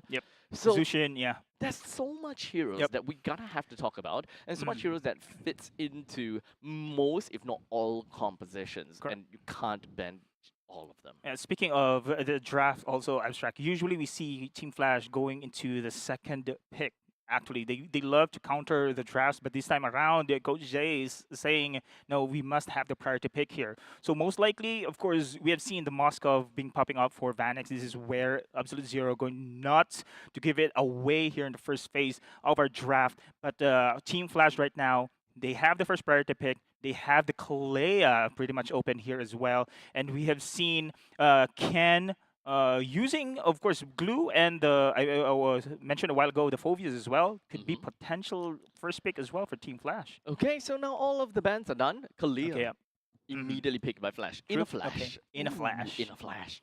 So denying the clear away is definitely going to be one of the main ideas that they would want to go up against AZ.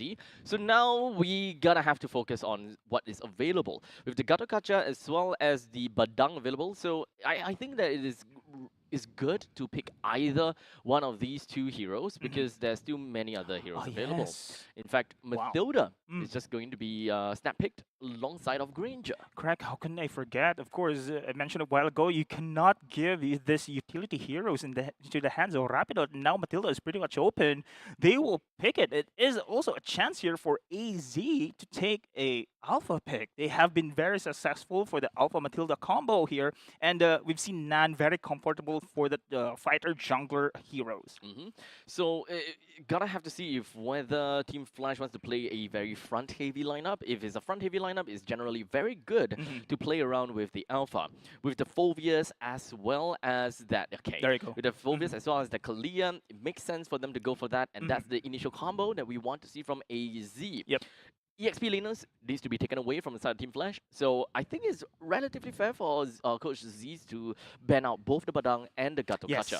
I agree with you there, Abstract. Cannot give the Badang as well here with this combo coming in from the side of Absolute Zero. But meanwhile, Team Flash, they have now secured the Phobius with which we mentioned that Ken has been performing very well. Anyway, the glue is pretty much open here as well for the side of AZ. Oh, that's true. That's quite a bit. They can go for this route as well. If they want a heavy sustain here as well, they can go for the high-lows also for the EXP for the side of AZ.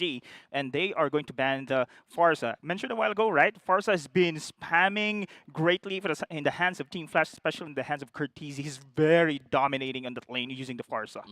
Especially since now Flash don't really have got a very good lineup that can shred in the front lines. So technically speaking, with Alpha onto their side, they can play a relatively tanky Alpha. EXP laner can be pretty tanky as well, with their high loss in the mix. So generally, if they want to ensure that they can win fights very well, they can ban heroes such as a carry, or they can take a carry for themselves. I'm not too sure how they want to play it out. But Harith is actually a very important hero to have, since Team Flash have got the Phobias. They want to play Area Denial, force the enemies to play within of the Zaman Force, and deal absolute damage within of that slow zone. Yeah, true. It is comfortable in the hands of Vanix, to be honest, when it comes to the Harith here.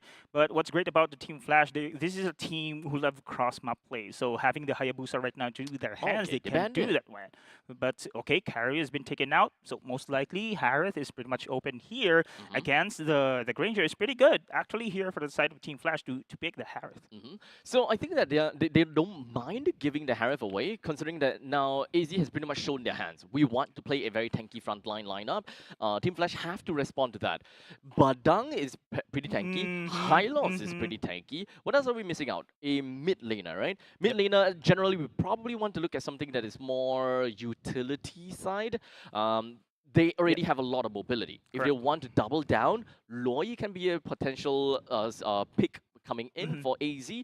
Otherwise, if they want to play against a possible Harith from the side of Team Flash, a Yve would be a good choice.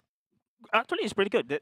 There you go. Luya is also a great combination here for the side of AZ. Eve, you mentioned no questions asked when it comes to team fights. It gives a opening here for the side of AZ to go for a heavy team fight composition. But with this Louis as well, now the cross map plays can be negated here for the side of Team Flash. Now they can respond on such scenarios that Team Flash will now conduct in this game. They're already such a high mobile team with a Alpha plus the Mathilda. You slap on again with the diversion. That is just absolute craziness that we should expect.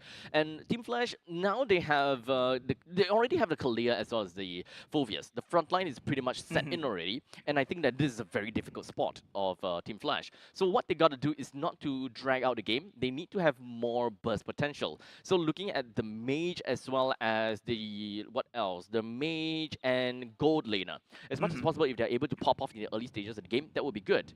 I still believe the Harith might be a better pick for them. I agree. Otherwise, if they want to play the Moskov, which is definitely Vanix's comfort, he can go for that. but it's banned already. The Moscow, yeah, that's the first ban coming in from the side of Absolute Zero. Because I cannot blame Absolute Zero to ban the Moscow, man. Yeah. I mean, Hades, especially when you have a Hayabusa and a Moscow in the composition of Team Flash, those cross map plays is uncontrollable there for the side of Team Flash. So that's why they have been prioritized here for the side of Absolute Zero. But I still agree the Harvard is pretty good pick here for the side of Team Flash. At least they can control or leave alone Vanix in that gold lane against the side of the Granger. However, they need still the follow-up here coming in from the Kalea. The other good pick would have been a 1-1, considering the amount of control that AZ has, which is not a lot. A single Purifier, you should be able to be safe and sound with a single crossbow of Tang.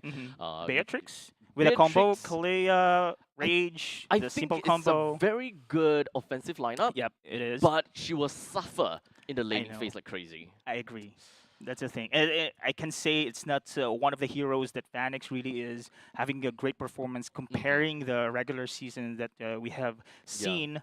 So, well, he used also the Bruno. He also, you used the Beatrix, but unlike the Moscow, the Harith, and the Granger has been performing very well. So there is a small pool of heroes that we are going to think right now for the side of gold lane. But if he wants to secure, if Team Flash wants to secure that lane, Harith is the safest pick here for Team Flash. I think it has to be a Harith now, because you go in with a Purify. You want to go in with a Purify, and most people go in with a Purify anyways, right? So we got that settled. Then now it boils down to the mid lane.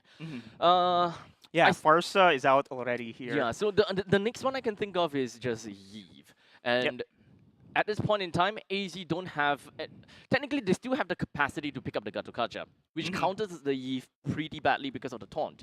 So it makes me believe that Flash wouldn't want to pick up the Yeve, even though it works for their lineup pretty effectively. So that will now leave down to a Kimi. Kimi right now, hey, Kimi has not been banned. Yeah. Yeah, okay. So I will still say that Kimi would be good. Great damage all the way through. With the Traction Pulse, you kind of set things up pretty nicely for Phoveus. And if you were to play as the Harith, it would help with your Synchro Fission. But it could also go a little bit bad if the coordination of AZ would be good. Yeah, I mean, we've seen how they coordinate already, especially with this Louis, the combo of the Matilda, as well as the Alpha. They had the damage here. They have the damage, especially in the early stage of game. However, when it comes to team fight initiations here, they have to rely for that Spear of Alpha. Honestly, I can't think of mages that work well in this composition. But because of the fact that it is Kurt TZ that plays mid, I don't think it's too out of the question to ask for a Martis. If ever is going to be a Martis pick here, too much physical damage already will be in this composition. Fair, but I want them to win in the early game, which is what AZ is super good at. Correct. So they can stop the frontline aggression here for the side of AZ. The question is, will they be able to sustain? So that's where the Kalea will come in. At least that health regeneration will be a help when it comes to a team fights. So it's a very brawly style composition from Team Flash. The reason why I asked for a Martis is solely because of the fact that they are looking at an Enchanter support. That means that the front lines is a lot lesser. So it's a lot easier to kind of weave into the back lines, deal with the Granger, deal with the Loi, and perhaps even deal with the Alpha at one point in time. You just kind of dunk for days. Yeah, let's see. Now the Harith has been picked here. Abstract. This is the safest, as we've mentioned, safest pick that we can look at into this composition coming in from the side of Flash SG. But Mage, Martis, you mentioned, right?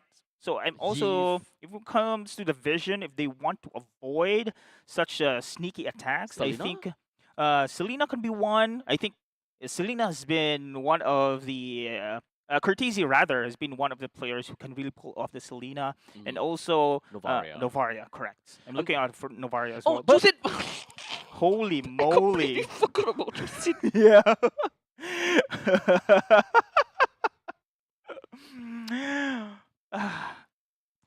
Twice in a row. I mean, I remember Why our is opening. so forgettable? I remember the opening day, right? Jusin wasn't banned.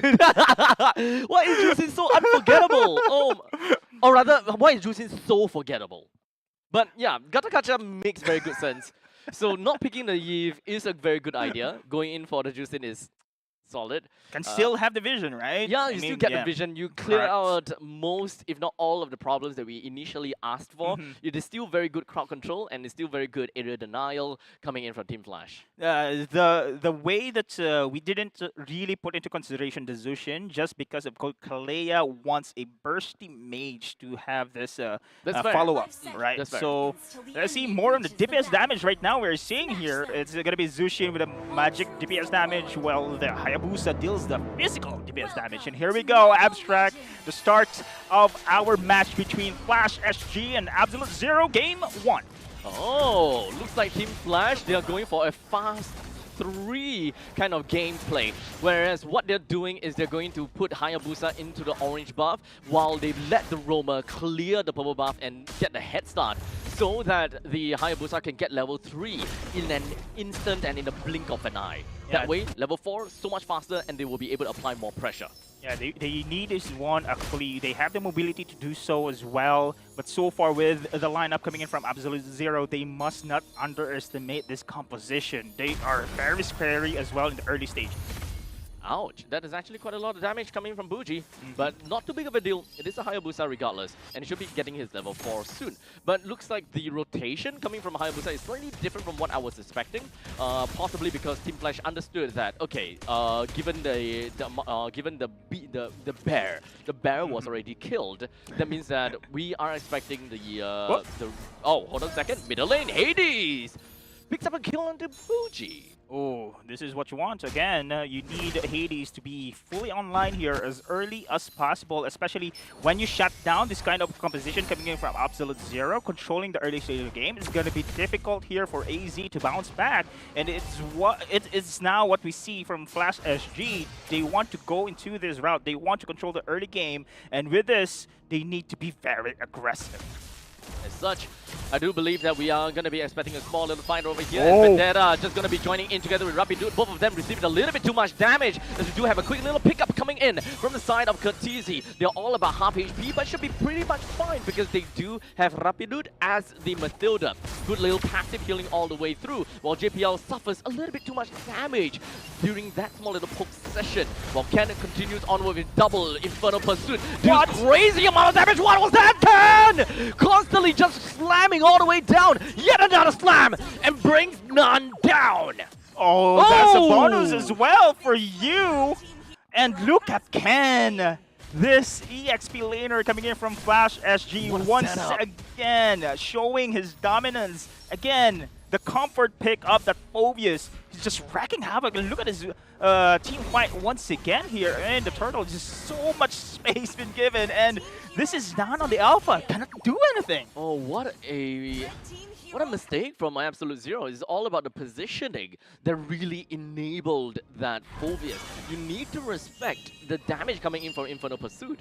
Initially, like me, I didn't respect that. I thought that, hey, look, they don't have enough damage, blah, blah, blah. But Phobius actually does have a crazy amount of damage, especially if you have 3% clumped in. Correct. You actually eat the Astaros' eye, then 3 Infernal Pursuits down your way, half HP, gone. Give credit as well to JPL there for his counter-attack. We have seen Absolute Zero forcing this team fight time and time again, but JPL is pretty much ready on his title strikes, just cutting off this combo coming in from the side of Absolute Zero. And with the Tsunami slam down to Salas, and even with the Zaman Force drop down, Salas did not go down. So he's gonna be okay for now, but a small little change in the tempo from Absolute Zero as they diversion up top, but did not catch anyone. This is unfortunate for them, and Flash SG taking advantage here to take that purple buff, and Absolute Zero miscalculating that skirmish play, that surprise attack, Good and macro. Flash SG managed to go back away. Very good macro. Team Flash immediately realized that all 4 teleported back up. That means that the rest of the map is open and available for the picking. Purple buff completely undefended, and that's a free. Wow, this is Absolute Zero right now with this composition. I'm really expecting them to have these more kills against Flash SG, but they are now going into this turtle. They must have a win in this team fight. And now Nan, he still have got a spear of Alpha, jumps himself right onto Curtisi, but did not deal any damage whatsoever. As such, Hades with the Ogi Shadow kill brings Nan down, with the rest of Absolute Zero unable to take this fight against the turtle anymore. That's gonna be unfortunate here for the side of Absolute Zero, and Nan was really in the middle of the battlefield, but look at this one. It's okay, it's okay. It's all saved. fine. Saved by the escape there. And Absolute Zero, Vendetta, is going to go for a vision game here. Meanwhile, on the bot side, Salah's doing his best here to go for the split push. As now I believe that Vendetta is going to be in a really tough spot, as this is going to be a free Inferno Pursuit, but did not land it. Okay, but here, non-stop action on the top side with Spear of Alpha, try to go back away. And this aggression coming in from Flash SG, they're feeling it. Okay, there's going to be a circling eagle who's been used here. Unfortunate. JPL got himself away by just a hair. I gotta have to say that Absolute Zero, they are missing out on a lot of opportunities as such. That means that they have a lot of wasted movement. But speaking of damage, wait, diversion away. They're gonna be fine. Maybe not. We still got a kill in favor of Curtisi. Now Vanek takes the opportunity of a diversion play up north. Gives Vanek a kill. This is Flash SG's destruction here against Absolute Zero. What is that damage? Hades with that shadow kill. I did not expect that one, Abstract. And now it is Flash SG here. Just continue to dominate all lanes. Not a single turret here been secured by Absolute Zero. Now, we have talked about this composition, right? The early game dominance. Absolute Zero has the early game damage as well, but they have been fended off. And now the Ogi Shadow kill dealing bulk of the damage onto the Mathilda. She can no longer enter the fight anymore. But we do have a Zama Force that's going to be coming in with a Dark Wave connects onto two. Ken continues being the monolith of a Flash SG. Ken is unstoppable here on his Phobius. He alone zones everyone in the side of Absolute Zero. Meanwhile, Hades' damage on his Hayabusa is just insane as well. Absolute Zero, no answers yet at this moment in time. Meanwhile, Flash SG controlling the game. Turret after turret here being secured, and map getting smaller for Absolute Zero. There's no problems for Flash SG to take control and take the reins of Absolute Zero's jungle. There is nothing that Absolute Zero can do. Where's the damage?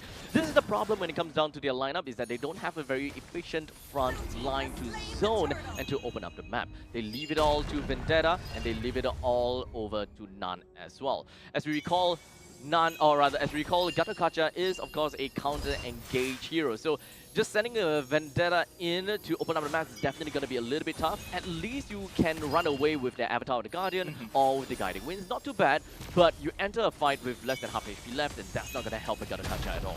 At this moment in time here, it's going to be difficult already to pull through the basic combo from Absolute Zero, just because if you go for the Spear of Alpha here, the team members coming in from Flash SG can now just mitigate the damage, especially we've seen how Ken simple ultimate there, zoning out everyone, plus Vanek, Zaman Force. He's unstoppable in that team fight. He shines on this kind of situation, in this kind of scenarios as well. And so far, Buji, on his diversions, always known by the side of Flash SG. They just countered the macro plays here, the cross-map plays from the side of Absolute Zero. We're currently 8 minutes into this game with close to 10,000 gold lead in favor of Flash.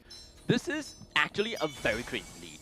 Remember when we talk about a very micro-intensive region such as Indonesia as well as Malaysia, one of their main win conditions is to hit 10,000 goal lead in 10 minutes. Now we're looking at close to 10,000 in 8 minutes. So this is going to be one heck of a game. Team Flash, it is very unlikely for them to throw this game unless Absolute Zero puts up an absolute defense. Yeah, they need to have some miracle plays here, but so far we've seen that Vendetta trying his best to initiate team fights. Same thing here with Nan as well, but to no avail. The movement or the movements coming in from the side of Flash SG, just avoiding such scenarios to be in the favor for the side of Absolute Zero. They just know how to position themselves away for such team fight heavy composition coming in from Absolute Zero.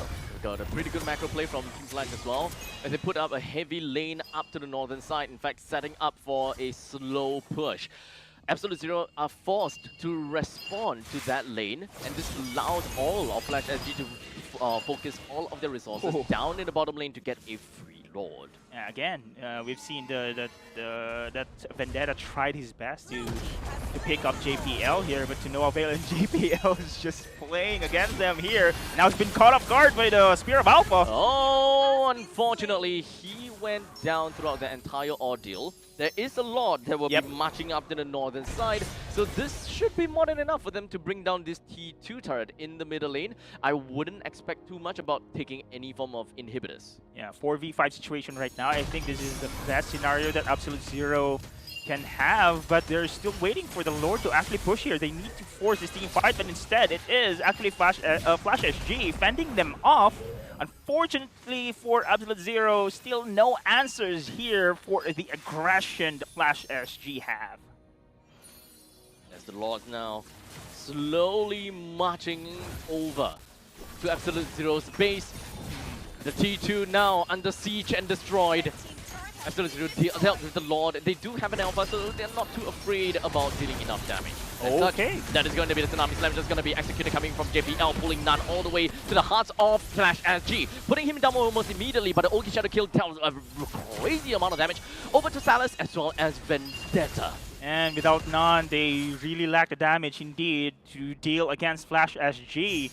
It was JPL's job always to isolate Nun in the team fight. Without him right now, it opens up for another siege here for the side of Flash SG. Will he be able to defend over the side of Absolute Zero? Another one of the Tsunami Slam connected down to Buji for Katizi to pick up a free kill. Ken, unfortunately, is going to be the next one onto the chopping block, while the rest of Absolute Zero falls down over the middle lane, allowing Hades to actually put himself up to the top lane to take a free turret, while the Ogi Shadow Kill goes crazy on a Maniac spree onto Nun. Double kill picked up coming from Vanix, and they are going to be making full use of this single Ballista to try to end this game as soon as possible, as Rapidude have got no way to clear this Ballista. This is 3-man from Flash SG trying to knock down the core. That was fast. That was fast. That was fast. But on the side of Flash SG, I think they restored their former glory. Yep. This is the Flash SG that we expected. Yep. And it is definitely a little bit heartbreaking to see that Absolute Zero stood no chance in this game. Yeah, man. I thought they had a pretty good advantage, especially during the early game. But good combo as well. Yeah. However, the taunt coming in from Vendetta, the Spear of Alpha coming from Nun, does not reach against the side of Flash SG. This Flash SG as a team, they know how to retreat themselves, tactical retreats, and then bounce back into such team fights. Even though they had the Matilda on the side of Absolute Zero, they just crushed them. And give credit to Ken. Ken on the Phobius. He's a monster. I think that this is another one of the times where we managed to find I would say, a hidden gem. Right? Ken did not have that much of a showing in the past few seasons. Definitely starting to, expose his name a little bit here and there. But now that joining in Flash as the, I guess, official roster? I think after taking over Diablo, I think he's really been showing himself and he's improved a lot. Improved a lot. I think this is one of his best seasons yet, and he still keeps improving here. Now, we mentioned that Ken on the Phobius, his is one of his comfort picks as well. Glue as well. Yes. Right? He really shines, and it only shows here how he's dominating and how he's comfortable in using this hero against the side of Absolute Zero. Yep. But what surprised me, actually, Abstract, is Absolute Zero's lineup there was incredibly good in the early game. It's just too much for Absolute Zero to handle how the macro play coming in from the side of Flash SG. I would say that generally this is a composition that they can just run it down, right? With the Matilda plus Alpha, Yep. yes. And the mid laner was who's Yeah, mid laner again. Luo Yi. Mm. This is literally a lineup that can run it down right into the face of Hayabusa. And there's realistically not a lot of things that they could have done, especially since it's a clear roam. A clear roam is very ultimate reliant. Yes, you do have a lot of healing the moment that you're constantly being able to make full use of your passive and just keep slamming waves and slapping people with it. Everyone around the vicinity gets healed. But other than that, you don't have too much that you can expect from a alpha and a Matilda just running in your face. It's very difficult for the Kalia to do that. But unfortunately, AZ did not take advantage of that. They even went for a fast 3-4 Hayabusa, which makes things even more tough for AZ to invade. And I think that Flash realized that. They know that they are very invadable. And in fact, that's what Loi, I think Loi did that. Went over to the purple buff, take a look, invade, just throws a little bit of the orbs over, only to realize, okay, crap, Hayabusa did not start here. Yeah. So this is a very good, I would say, decision from Team Flash.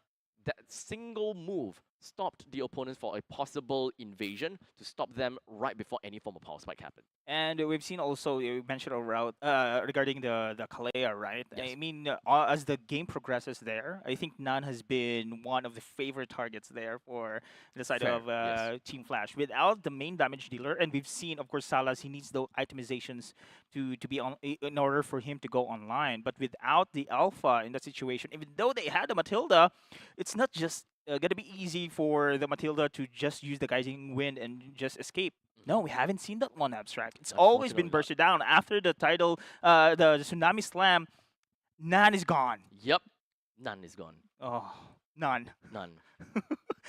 Not it happened here, but nothing happened. But yeah, this is also a situation wherein Absolute Zero must again think on how they be able to bounce back in this game. Remember in the first series, right? Opening game, they lost against Kingdom Esports, but suddenly they know what the trick is. They know how to counter the Kingdom Esports, banning all of the assassins. So let's see on how they be able to adjust this one against Team Flash. But remember, this is Team Flash. They have a big or deep hero pool here. It's not just a simple ban can stop this team. Indeed. Could be a macro play as well, but let's see. I would like to at least mention about the Gato Kacha pick. I would say the Gato Kacha is always going to be a very good pick, especially if you can find reasons to use your AOG. And I think that picking out the Gato Kacha is a good answer to a Zaman Force, is a good answer to a potential Yeef that comes out with an RWM. But in this case, I think that there's just way too much they're gonna have to look out for. They don't have a proper way to so-called initiate. I think that the only way that AZ should have initiated is just an alpha walking in or a spear of the alpha.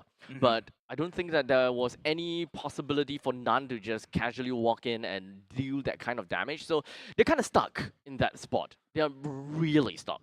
Yeah, indeed. But of course, it was Ken on that full use has been really stepping up here in this game. We've seen how he zones out everyone against Absolute Zero in this kind of situation. But just looking at this composition right now, Team Flash already knew what is going to be their game plan. So it only shows how experienced Team Flash is when it comes to countering such compositions here. So Absolute Zero, unfortunately for them, their Louis surprise attacks here always been negated here on how Team Flash knew exactly where this diversion plays will come into this game. And Team Flash right now having a great momentum drive, especially with the Hayabusa's damage. I was surprised for that one, and look at the first item. It was actually a Malefic Roar, if I'm not mistaken.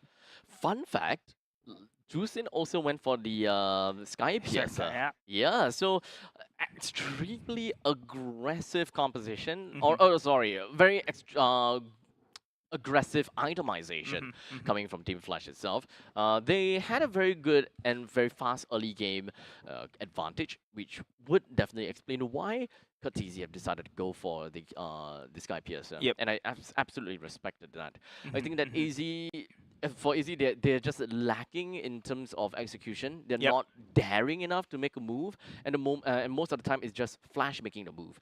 And understandably, because of the Kalia, it makes things even tougher. Because the moment that you go in and rush in as what a alpha would do, you might just be stopped almost immediately with a counter engage coming in from the Kalia.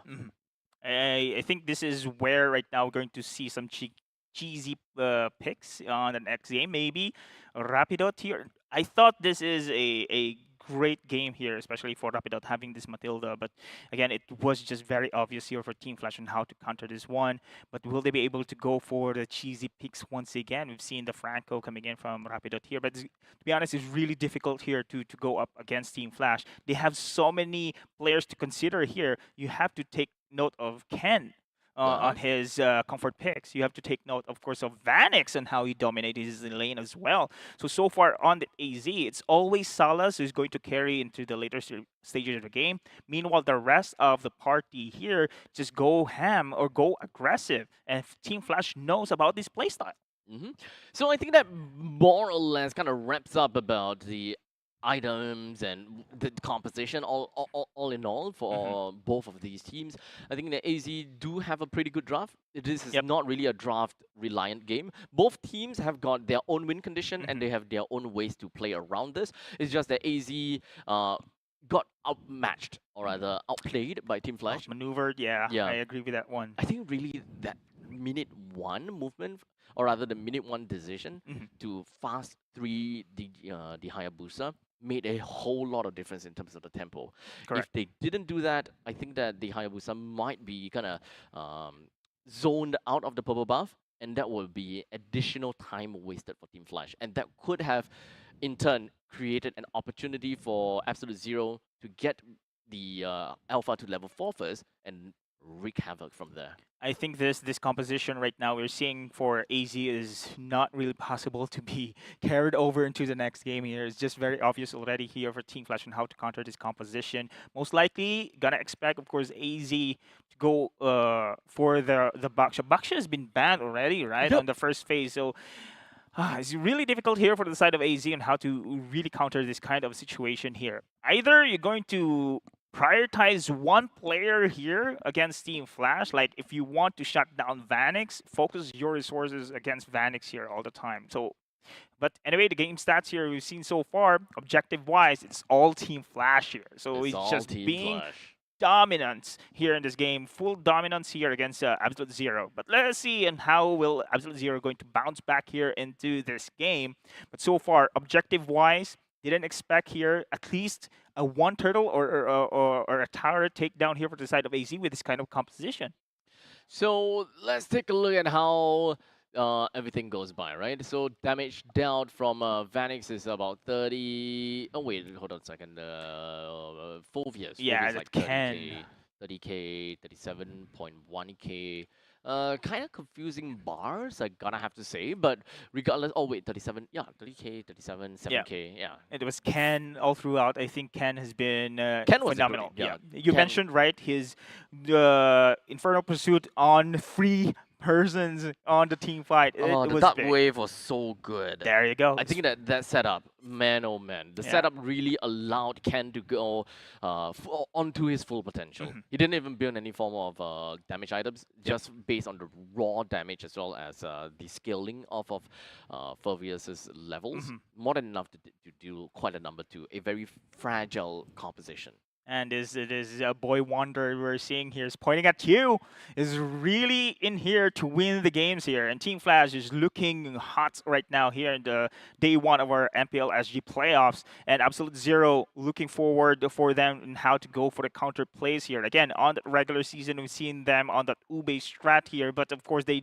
won't be able to use that one as Team Flash prioritize the Baksha in this game. So Absolute Zero, the Alpha and Matilda combo has been negated already here at Abstract. What more can we expect here from them? Absolute Zero, they have shown us their resiliency on the comeback against Kingdom Esports in the first series.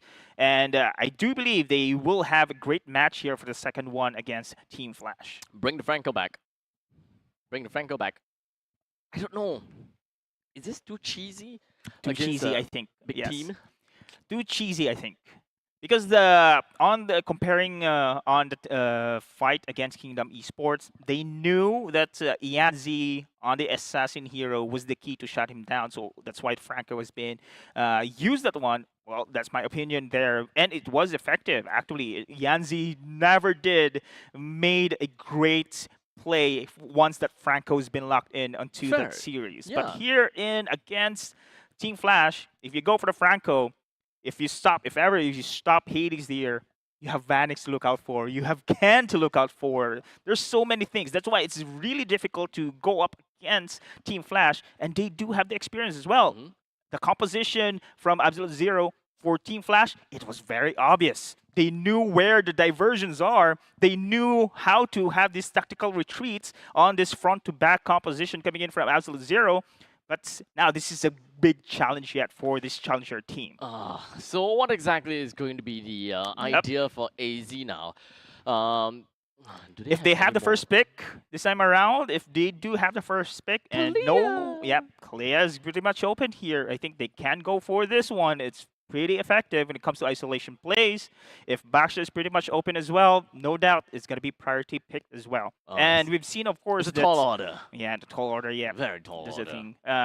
It's really that's why if they be able to take down what if they will take down here the Flash SG here in our day one playoffs, only shows that the challenger team Absolute Zero really deserves to climb into this playoff. So how is it gonna be like, as we have got game number 2 that's coming up to us very soon?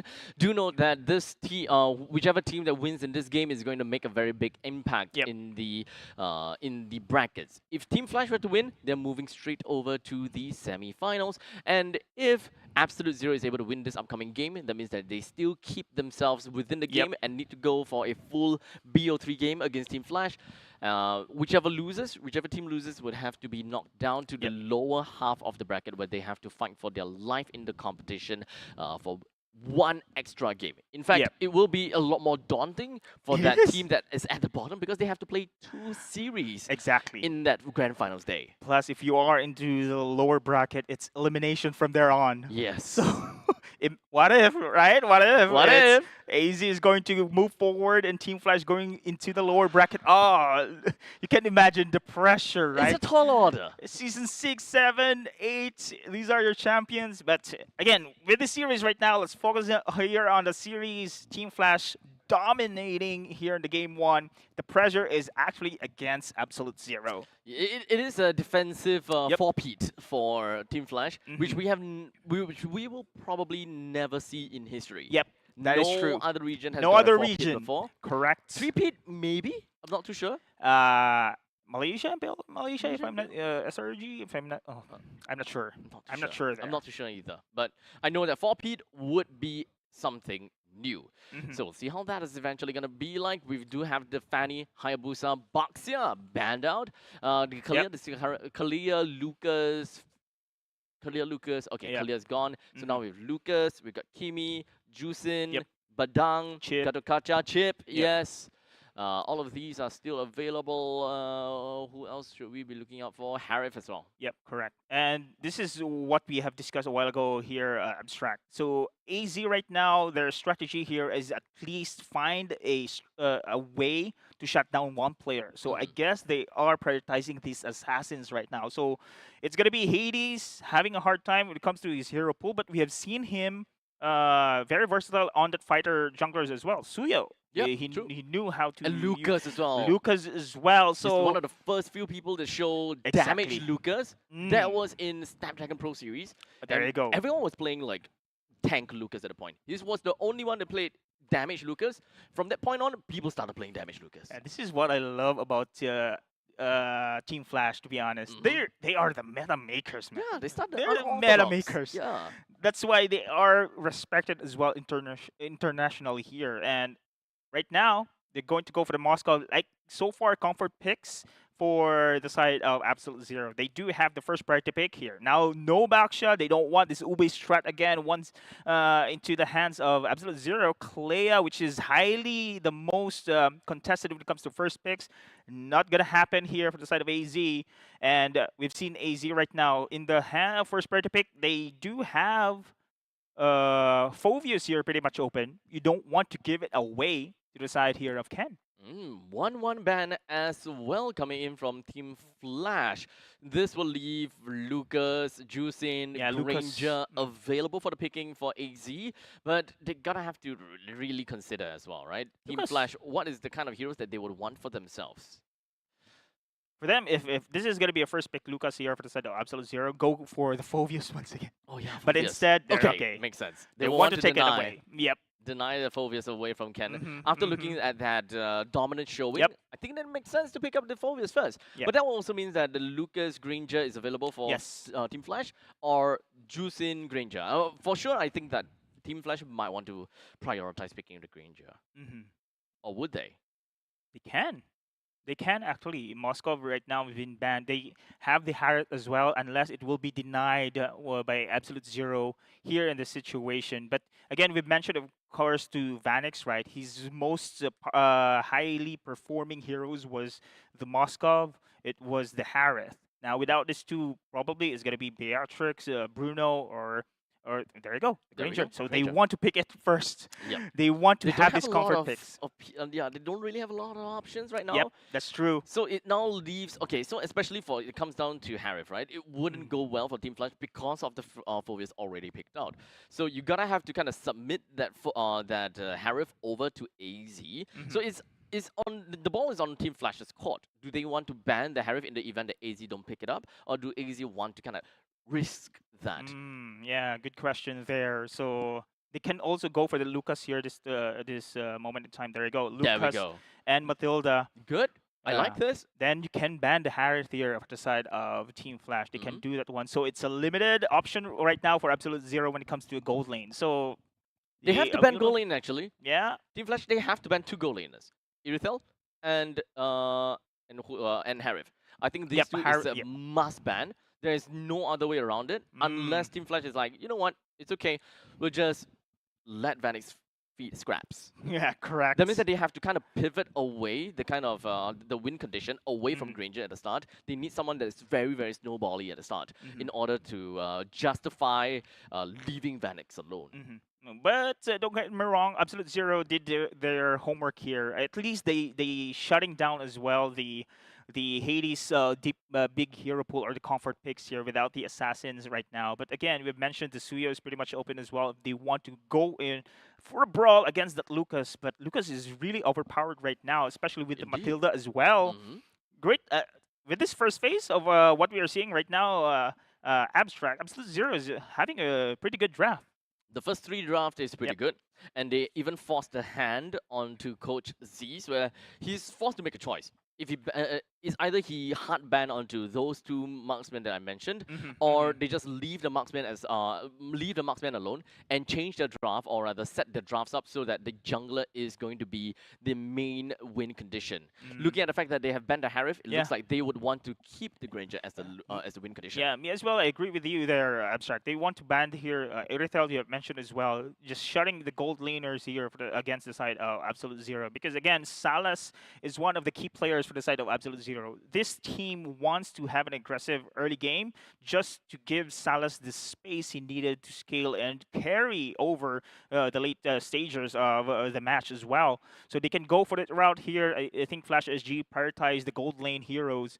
But on the other side, Joy will now be taken out here, and Hades. This is what they want here, just cutting off Hades' hero pool here. So Suyo is pretty much the next hero on to choose here, unless they go for the Ling here. But Irithel might not even need to be banned because of that Hilda pickup. There might not even a need to ban the Hilda. I mean, ban the Irithel. Okay, They're Kimi. not afraid of that. So Kimi ban, I'm okay. I'm actually okay with this. I think that pickup of the Hilda is actually pretty smart. He's going to go forward there, Yeah, especially with this lineup, right? This Hilda is probably one of the only other Export EXP laner that can really keep up with the Irithel and constantly applying the pressure onto the Irithel. You're not really too afraid. You can always just rotate down to the bottom lane and deal with the Irithel during team fights. Yes, the Granger is definitely going to have a little bit of a trouble dealing in the lanes, laning stage, but that will also mean that Team Flash with the roaming trio, they need to put attention over to the gold lane in order for Granger to not outright lose in the lane. Okay. They need also to shut down, to be honest, the heavy aggression and the mobility from that Lucas. So anyway, Badang is pretty much open. The Glue is pretty much open here as well. So most, if you think this is a I think it is a EXP, glue XP. yeah. Oh. Okay. So Hilda XP. yeah, Yeah, probably it should be a Hilda they XP. need to be very aggressive here. And when it comes to damage, I think having a roam Khalid is much preferable with this Zushin combo.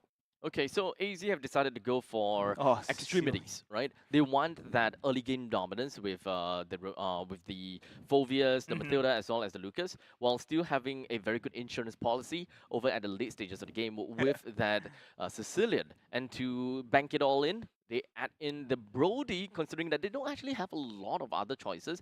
They could have picked up the Irithel, but I think that they identify that, okay, the Hilda is going to be a pain in the ass to deal with. Let's just work with a Brody. At least the single stun just to The get single away. stun is not too bad. You have is a gap extender. It's a stun. In the meantime, it should be more than enough to discourage a Hilda to continue running in. But still, I have my doubts. Let's see if one of the few, if I'm not mistaken, first time going to see the Brody here in MPL SG Season 9, if I'm Might not be the mistaken. second time. Second time, Might is be it? the second time. Okay, but Finally! oh, there you go, Suyo. We are finally seeing the Naruto versus the Sasuke fight. Oh yeah, We're finally seeing that. the rivalry is happening here right now, and there's no Sakura is there to meddle with this fight It's okay. right now. She don't matter. Yeah. Not like she's there for most of the fight anyways. Stop Naruto! There's no third party right now here.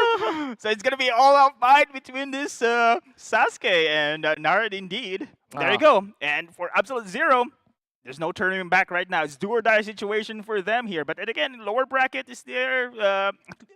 But if you are Absolute Zero, you want to win. You want to win, but You want to win. oh man, did I break this down for me a little bit? Yeah. What am I seeing here?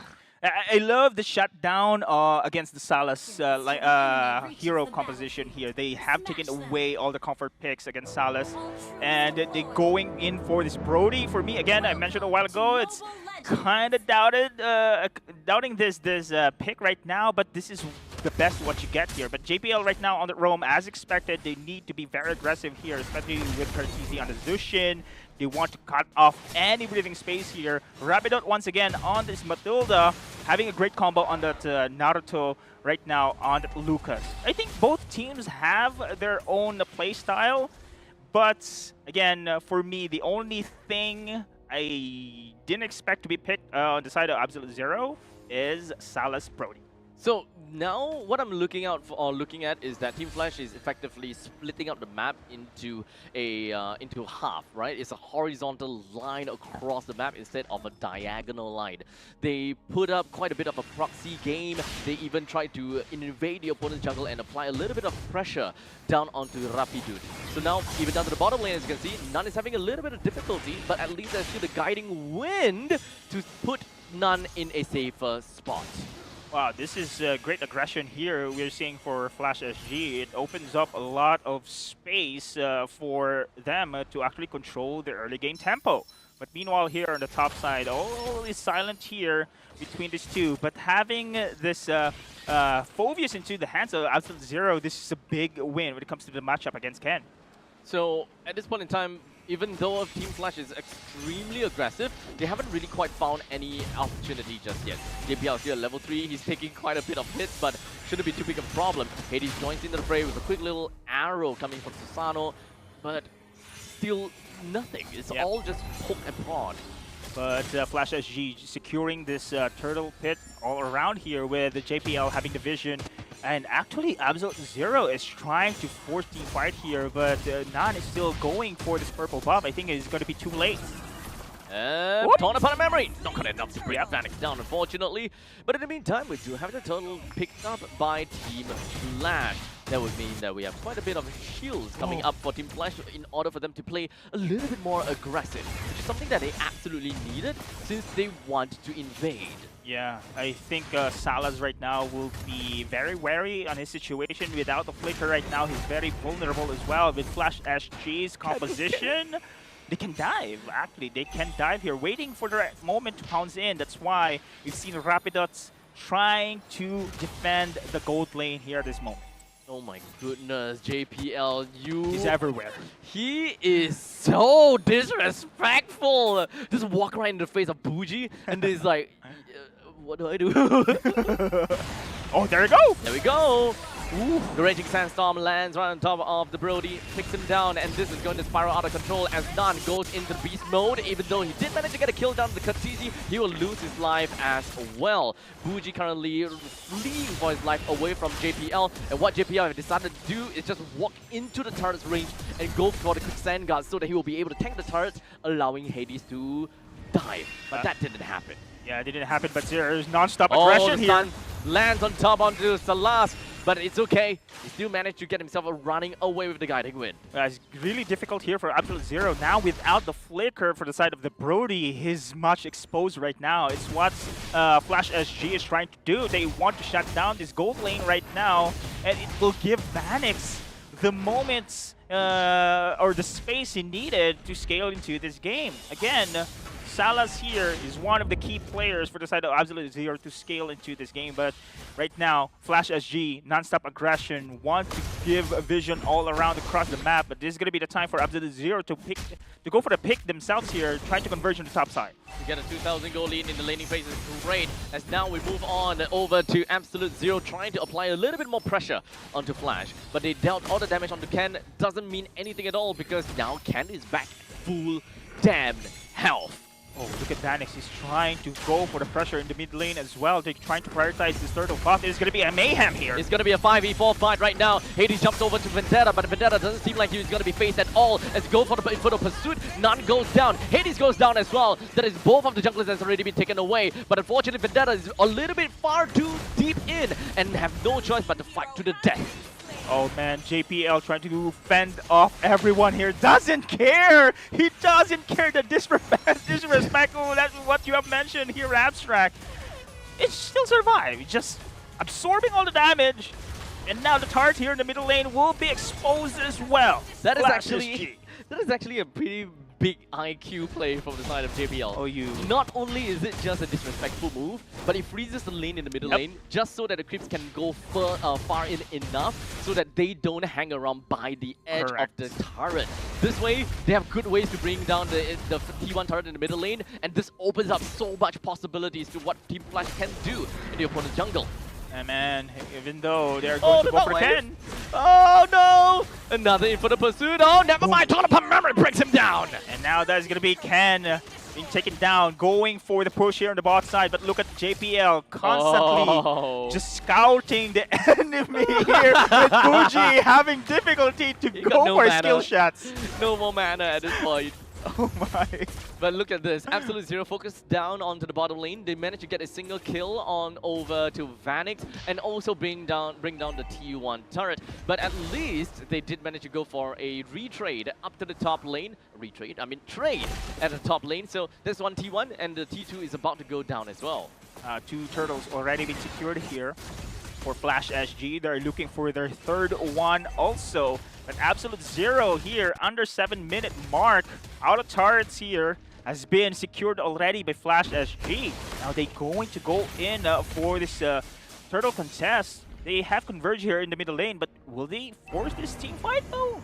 Because JPL is just giving so much information here in the Vision game. That's his thing. He's annoying in the face of many teams because what he does is he tried to Raging Sandstorm out of that, but it worked out too well, huh? I remember all the support players out there. If it die, it's just space created. Yes, space created. They got the turtle, didn't they? Yeah, correct. They got it. That's the reason, guys. If not for his death, is not a free turtle. That's always the reason of support players, and I can relate. Space created indeed. So 3 turtles been secured here for the side of Flash SG. Saving but your man, own ass, huh, Mr. Tigro? But man, the JPL, even though he died, giving so much attention here for the side of Absolute Zero and resources as well just to pick him off. It's still worth it, man. It's still worth it for Flash SG, for JPL to sacrifice himself. I really like the itemization coming from JPL as well, right? Because we are looking at a Sicilian. In the early stages of the game, you don't expect too much damage. Of course, if you keep on being hit by the bad impact, it starts to add up, right? So initially, just don't get hit. So the main problem when it comes down to being a lead roam is that there are 3 players that deals a lot of physical damage in terms of skills. There's the Phobius, there's the Lucas, and not to forget even the Brody when it comes down to torn apart memory. So most tanks normally just opt for half building, you know, the chop suey of different items, such as the Dreadnought armor, the robe, and essentially just the Dom Ice's black shield. Correct. So normally that's the way to go. But JPL decided to pick up Anticuras right off the bat because it's 3 physical damage dealer, and in fact it's skill damage. So it makes very good sense. I do like that direction. It's really difficult at this moment in time here to burst down the rest of MPL SG, Flash SG rather. And look at how the side of Flash SG is just zoning out everyone here. But you mentioned, of course, the composition coming in from Absolute Zero. They do have the scaling potential here, especially Fuji here on the Sicilian. But the question is, when is that timer will Absolute Zero going to pop off here in this game? But without such map control we are seeing here against Flash SG is really difficult here for them. They must find a way, or at least a miracle play here to bounce back. Now, the good thing is that when it comes down to a Lucas, he kind of skills all around the game. Mid stages of the game, he's pretty naughty as well, right? Nutty. He's pretty nutty as well, right? So by that point in time, in the mid stages of the game, he would have the what was that called again? Crap, the one that speeds you up as you attack. But hold on a second, as we do have a really good Lantern Flare, actually putting Rapidude in the top spot, but at least it does have the Circling Eagle away. Okay, just trying to go back already here, but still Flash SG continues the siege here at this moment.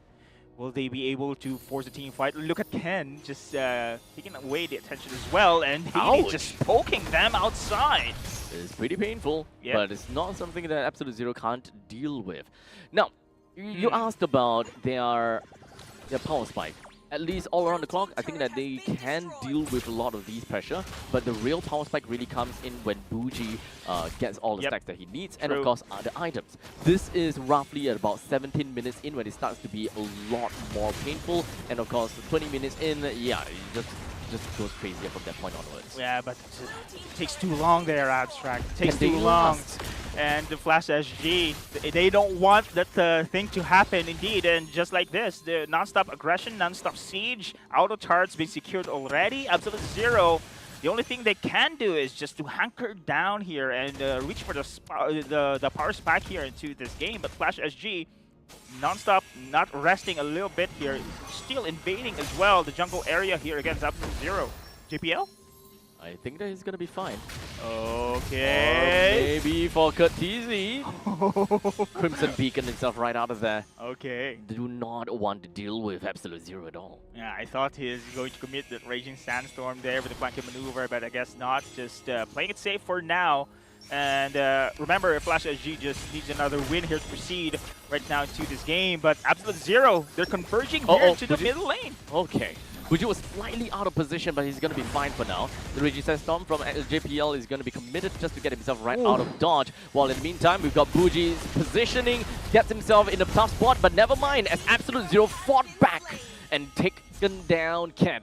Okay, Ken will respawn under 30 seconds. That's a good timing for the Lord respawn time as well. So at least Flash SG can manage on that casualty here for the side of Ken, but they can go for the split push. I do love here how they transition right now, but look at the damage, the itemizations right now for the side of Salas. They do have damage. You have the HS here, you have the and Malefic Gun as well. This puts a punch already here. Oh, never mind. Circling Eagle plus that Lucas just gonna be jumping right in the face of Hades, but fortunately not quite enough to bring him down at all. Hades brings down Rapidut. As such, 2% down from the side of Absolute Zero. All three members just runs away. Vendetta had to expend the flicker, but JPL, oh, the quick stand gun slows them down. Who would have thunk?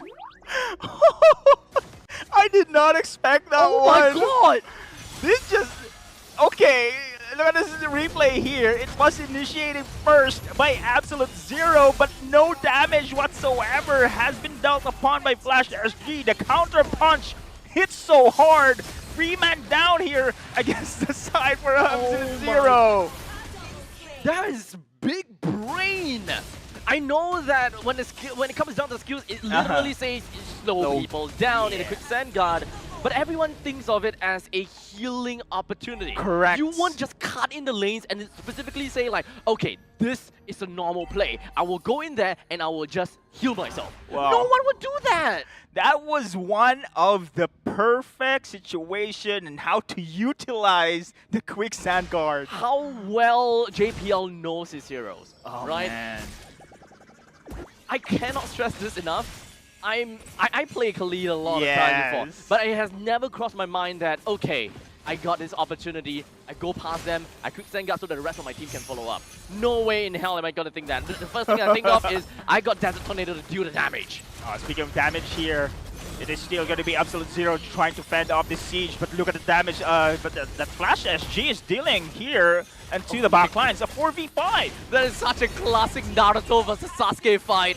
Sasuke won against Naruto and then recalls in his face. Oh my goodness. This is a repeat of what we would have seen in the Naruto sequel. But hold on a second, as we do have all of the all of the T3 turrets destroyed. Single siege, 3 inhibitor turrets gone. Flash SG here is now looking to end this game. So Hades right now, we've seen the interaction between these two, right? So I mean, Flash SG here is just perfectly going to have this game to their way. Absolute Zero, on the other hand, we're now reaching the 14-minute mark with this composition. We've mentioned a while ago, late game composition. Will it be enough though? Because there's no targets anymore here for the side of Absolute Zero. It's going to be easy for Flash SG to initiate team fights as well as pressure the lanes. Absolute Zero is looking for a pick-off here, but it's really difficult without the cross-map play heroes or the mobility unless they have to rely for Rapidot here, and they have been spotted. Give them 3 more minutes and they will be able to do magic, as we do have God of Sanguine Claws that managed to land onto Hades. As such, he's going to go down right after the immortality has been popped. But the rest of the members coming from the side of the Flash SG with JPL as well as Ken pushes the Rapidut as well as the last away. So this is going to be a fight that's split into two. Vendetta taken down by the hands of Vanix, but in the meantime, None focuses himself right into Vanix and Ken. Not quite enough to do anything. As such, both of them will go down, leaving Salas as well as Rapidut all alone. But that's a very aggressive play coming in from Rapidut. But hey! The guiding wind brings Salas away. As such, now they have to defend their core against JPL and Vanix. Rapidut pulling the creeps a little bit further away, but that's not quite enough for them to extend their lifeline. Man, that defense from the side of Absolute Zero, however, is not enough. It's just too slow for that Brody to find its way through. You but don't then have again, good wave clear. No, not a good wave clear there. But man, Team Flash right now is going to be proceeding into our playoffs. They did pretty good, dominating fashion now. Yeah. Okay. Semifinals. Man, I was about to mention about the fact that the team actually has got pretty good wave clear coming in from Lucas as well as the Sicilian. But unfortunately, both of them were taken down. Yep. And they just left with Rapidut playing as the Matilda as well as the Brody. Yeah. Both of which have got no wave clear. It's really hard for we've seen how Absolute Zero trying their best here to go for the pick-offs here, but they cannot take down anyone here. Just too much macro plays that we have seen so far from the side of Team Flash SG. And this cost them a lot of resources to just pick off anyone in JPL. Is Khalid just giving us a great, incredible insight on how to fully utilize this hero. This is really basic. Like this is so basic of a thing that you can do, of knowing you can slow people. I cannot get this out of my head. It's such a basic thing, but I have never seen anyone do it that way before. Yeah. But JPL did. It Oh, was man. clear, right? It I was don't know. a clear. Yeah, it's a very clear intention. Yeah. Very, very clear intention. I don't know if anyone. Okay, I don't know if anyone can just like very confidently just come up to me and say, "I am also another kind of player that will walk into people and quick send guard." Yes, No, correct. you are a liar. You will go in and you will desert sandstorm. Yes. You will desert sandstorm. Correct. Without a doubt. Even if it's off cooldown, you will use your passive. You will Correct. slap them. You will slap them. You will not use your second skill just to heal. No, you will not. Don't lie. This is also the showing how the chemistry from the side of Flash SG. I'll use my quick stand guard to slow. You finish this too, like this one. So this is great truly community, teamwork, yeah. right? Truly teamwork. Wow. Love the itemization coming from JPL as well. Mhm. Straight away, just went for the anti-Kuras. Ken similarly did the same thing as well. Even though this is not exactly a Ken game, because I mean he's a Hilda. The Hilda is technically picked up just so that they can deny the Irithel and have an answer to the Irithel. In the end of the day, they did manage to deny the Irithel and force AZ into picking up that Brody, which yeah. in the end didn't really quite work out all that Yeah. well. Did manage to pick up a kill onto Vanix. Oh no, he did not kill Vanix. Vanix didn't even die once. So I know that Salas did manage to kill someone in the bottom lane, but I'm not too sure exactly who that person is. I think it's Ken. It was Ken. I think it's Ken. Yeah. But on the other side here, I love the draft, to be honest, from the side of AZ on the first phase. They have the Lucas, they It's a have the very Matilda, strong they phase have the Phobius, right? They deny the Phobius in the hands of Ken. However, Team Flash was looking forward for this actually to cut off Salah's comfort heroes here as well in the gold lane. So Yeah. totally, when it comes to rotations as well, Flash SG managed to take this game against AZ and how they being aggressive themselves here on their rotations against this lineup from the side of Absolute Zero. Nan, actually, they had this comfort pick here. Nan has been, I mentioned a while ago, right, that he's one of the players who can really dominate onto the Lucas pick. Yep. But so far, it's been shut down here. Cannot even go for a burst damage. We've seen how they tried to go for the pick off, but no ending kill there for the side of AZ. And this is really what makes all the skirmishes here to the favor for the side of Team Flash. I think this is also the reason Nan has got that opportunity to do that is because they were given space. In the early stages, or rather in the laning phase, there was a lot of space given away to Nan to really just play around as the Lucas and pick himself up with his very first item, right? So generally, that's where the Hunter Strike comes in and he goes crazy, he snowballs. But this time, they didn't do it at all. Khalid, played by JPL with a 0:1:8, constantly went into the face of the enemies, giving so much precious information. Yes. They have a Hilda that literally went in for a proxy. They have, who was that? Juicin, is it? Do they have a Juicin on their side? Yeah. Yes, I think, yeah. On the other side, Mage is a Juicin, yeah. So with the Juice... No. Was it really? Who was their mid lane on the Curtizi? Curtizi. Yeah, what did Curtizi play again? We Was forgot. it a Juicin? Yeah. If it's Juicin, she's so forgettable. Yes. We forgot Sushi. Do we forget Juicin Oh, again? I don't know if this is the the daddy thingy already, but anyway, Wait, you wait, need to check. Because if it's actually Juicin, right, it's bloody hilarious. Because every time it's Juicin, we just forget about Juicin. But anyway, the Khalid was was a pretty good performance there coming in from the side of JPL, man. You need to check. Is it Juicin? You need to check. I need to check. Yeah, It is actually Juicin! That's right.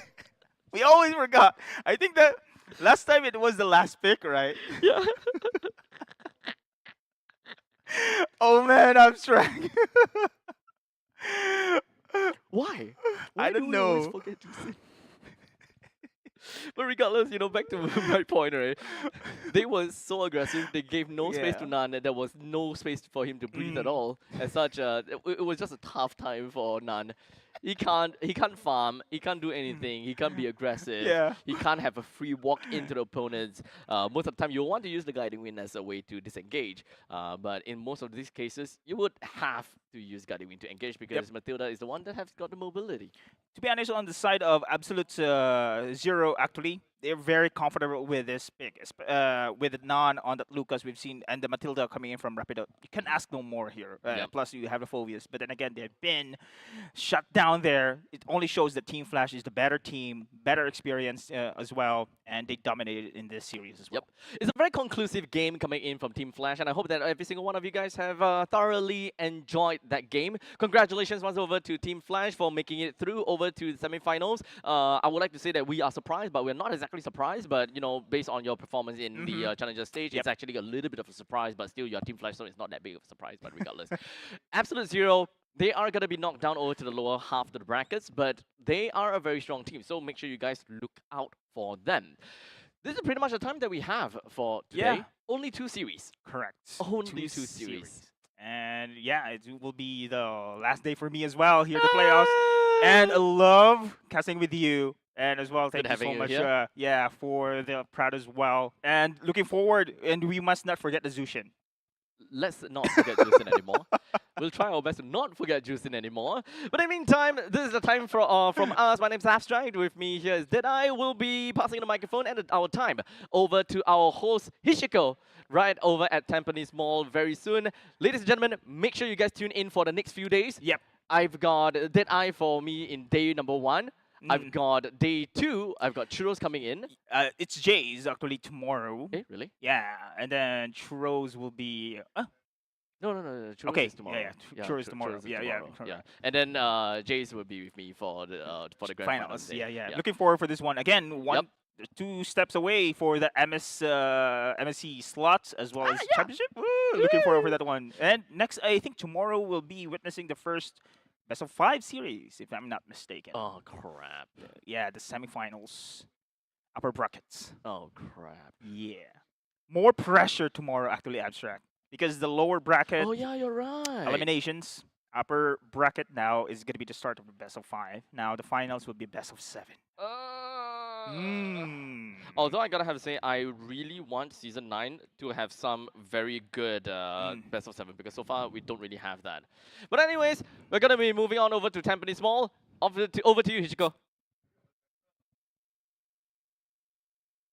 That was a clean and calculated win from Team Flash, and they have secured themselves a spot in the upper bracket finals tomorrow. And here we have one of the players from Flash Singapore for our player interview. So, hi Ken. Hello. May I ask, how big of a win is this for the team? It boosts our confidence a lot and our morale for our upcoming games. So it's a very big confidence boost for us. How would you plan for tomorrow matches? Depending on who we face, we will study them. Oh, right. So how you will study them, or more so towards who will you predict that will be the winners of tomorrow's matches, Team Evil versus RSG Singapore?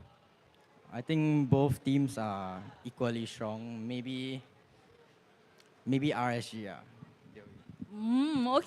Okay. So Ken predicted that RSG will win tomorrow's match. That's a very good insight. Well, thank you so much for your time, and once again, congratulations for winning this match. It was a very well-deserved win. Thank you.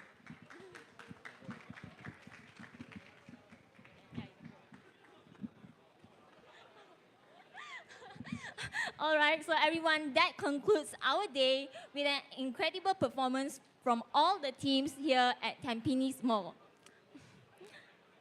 Thank you to everyone who came down to the venue to support the event and also participate in all the activities here.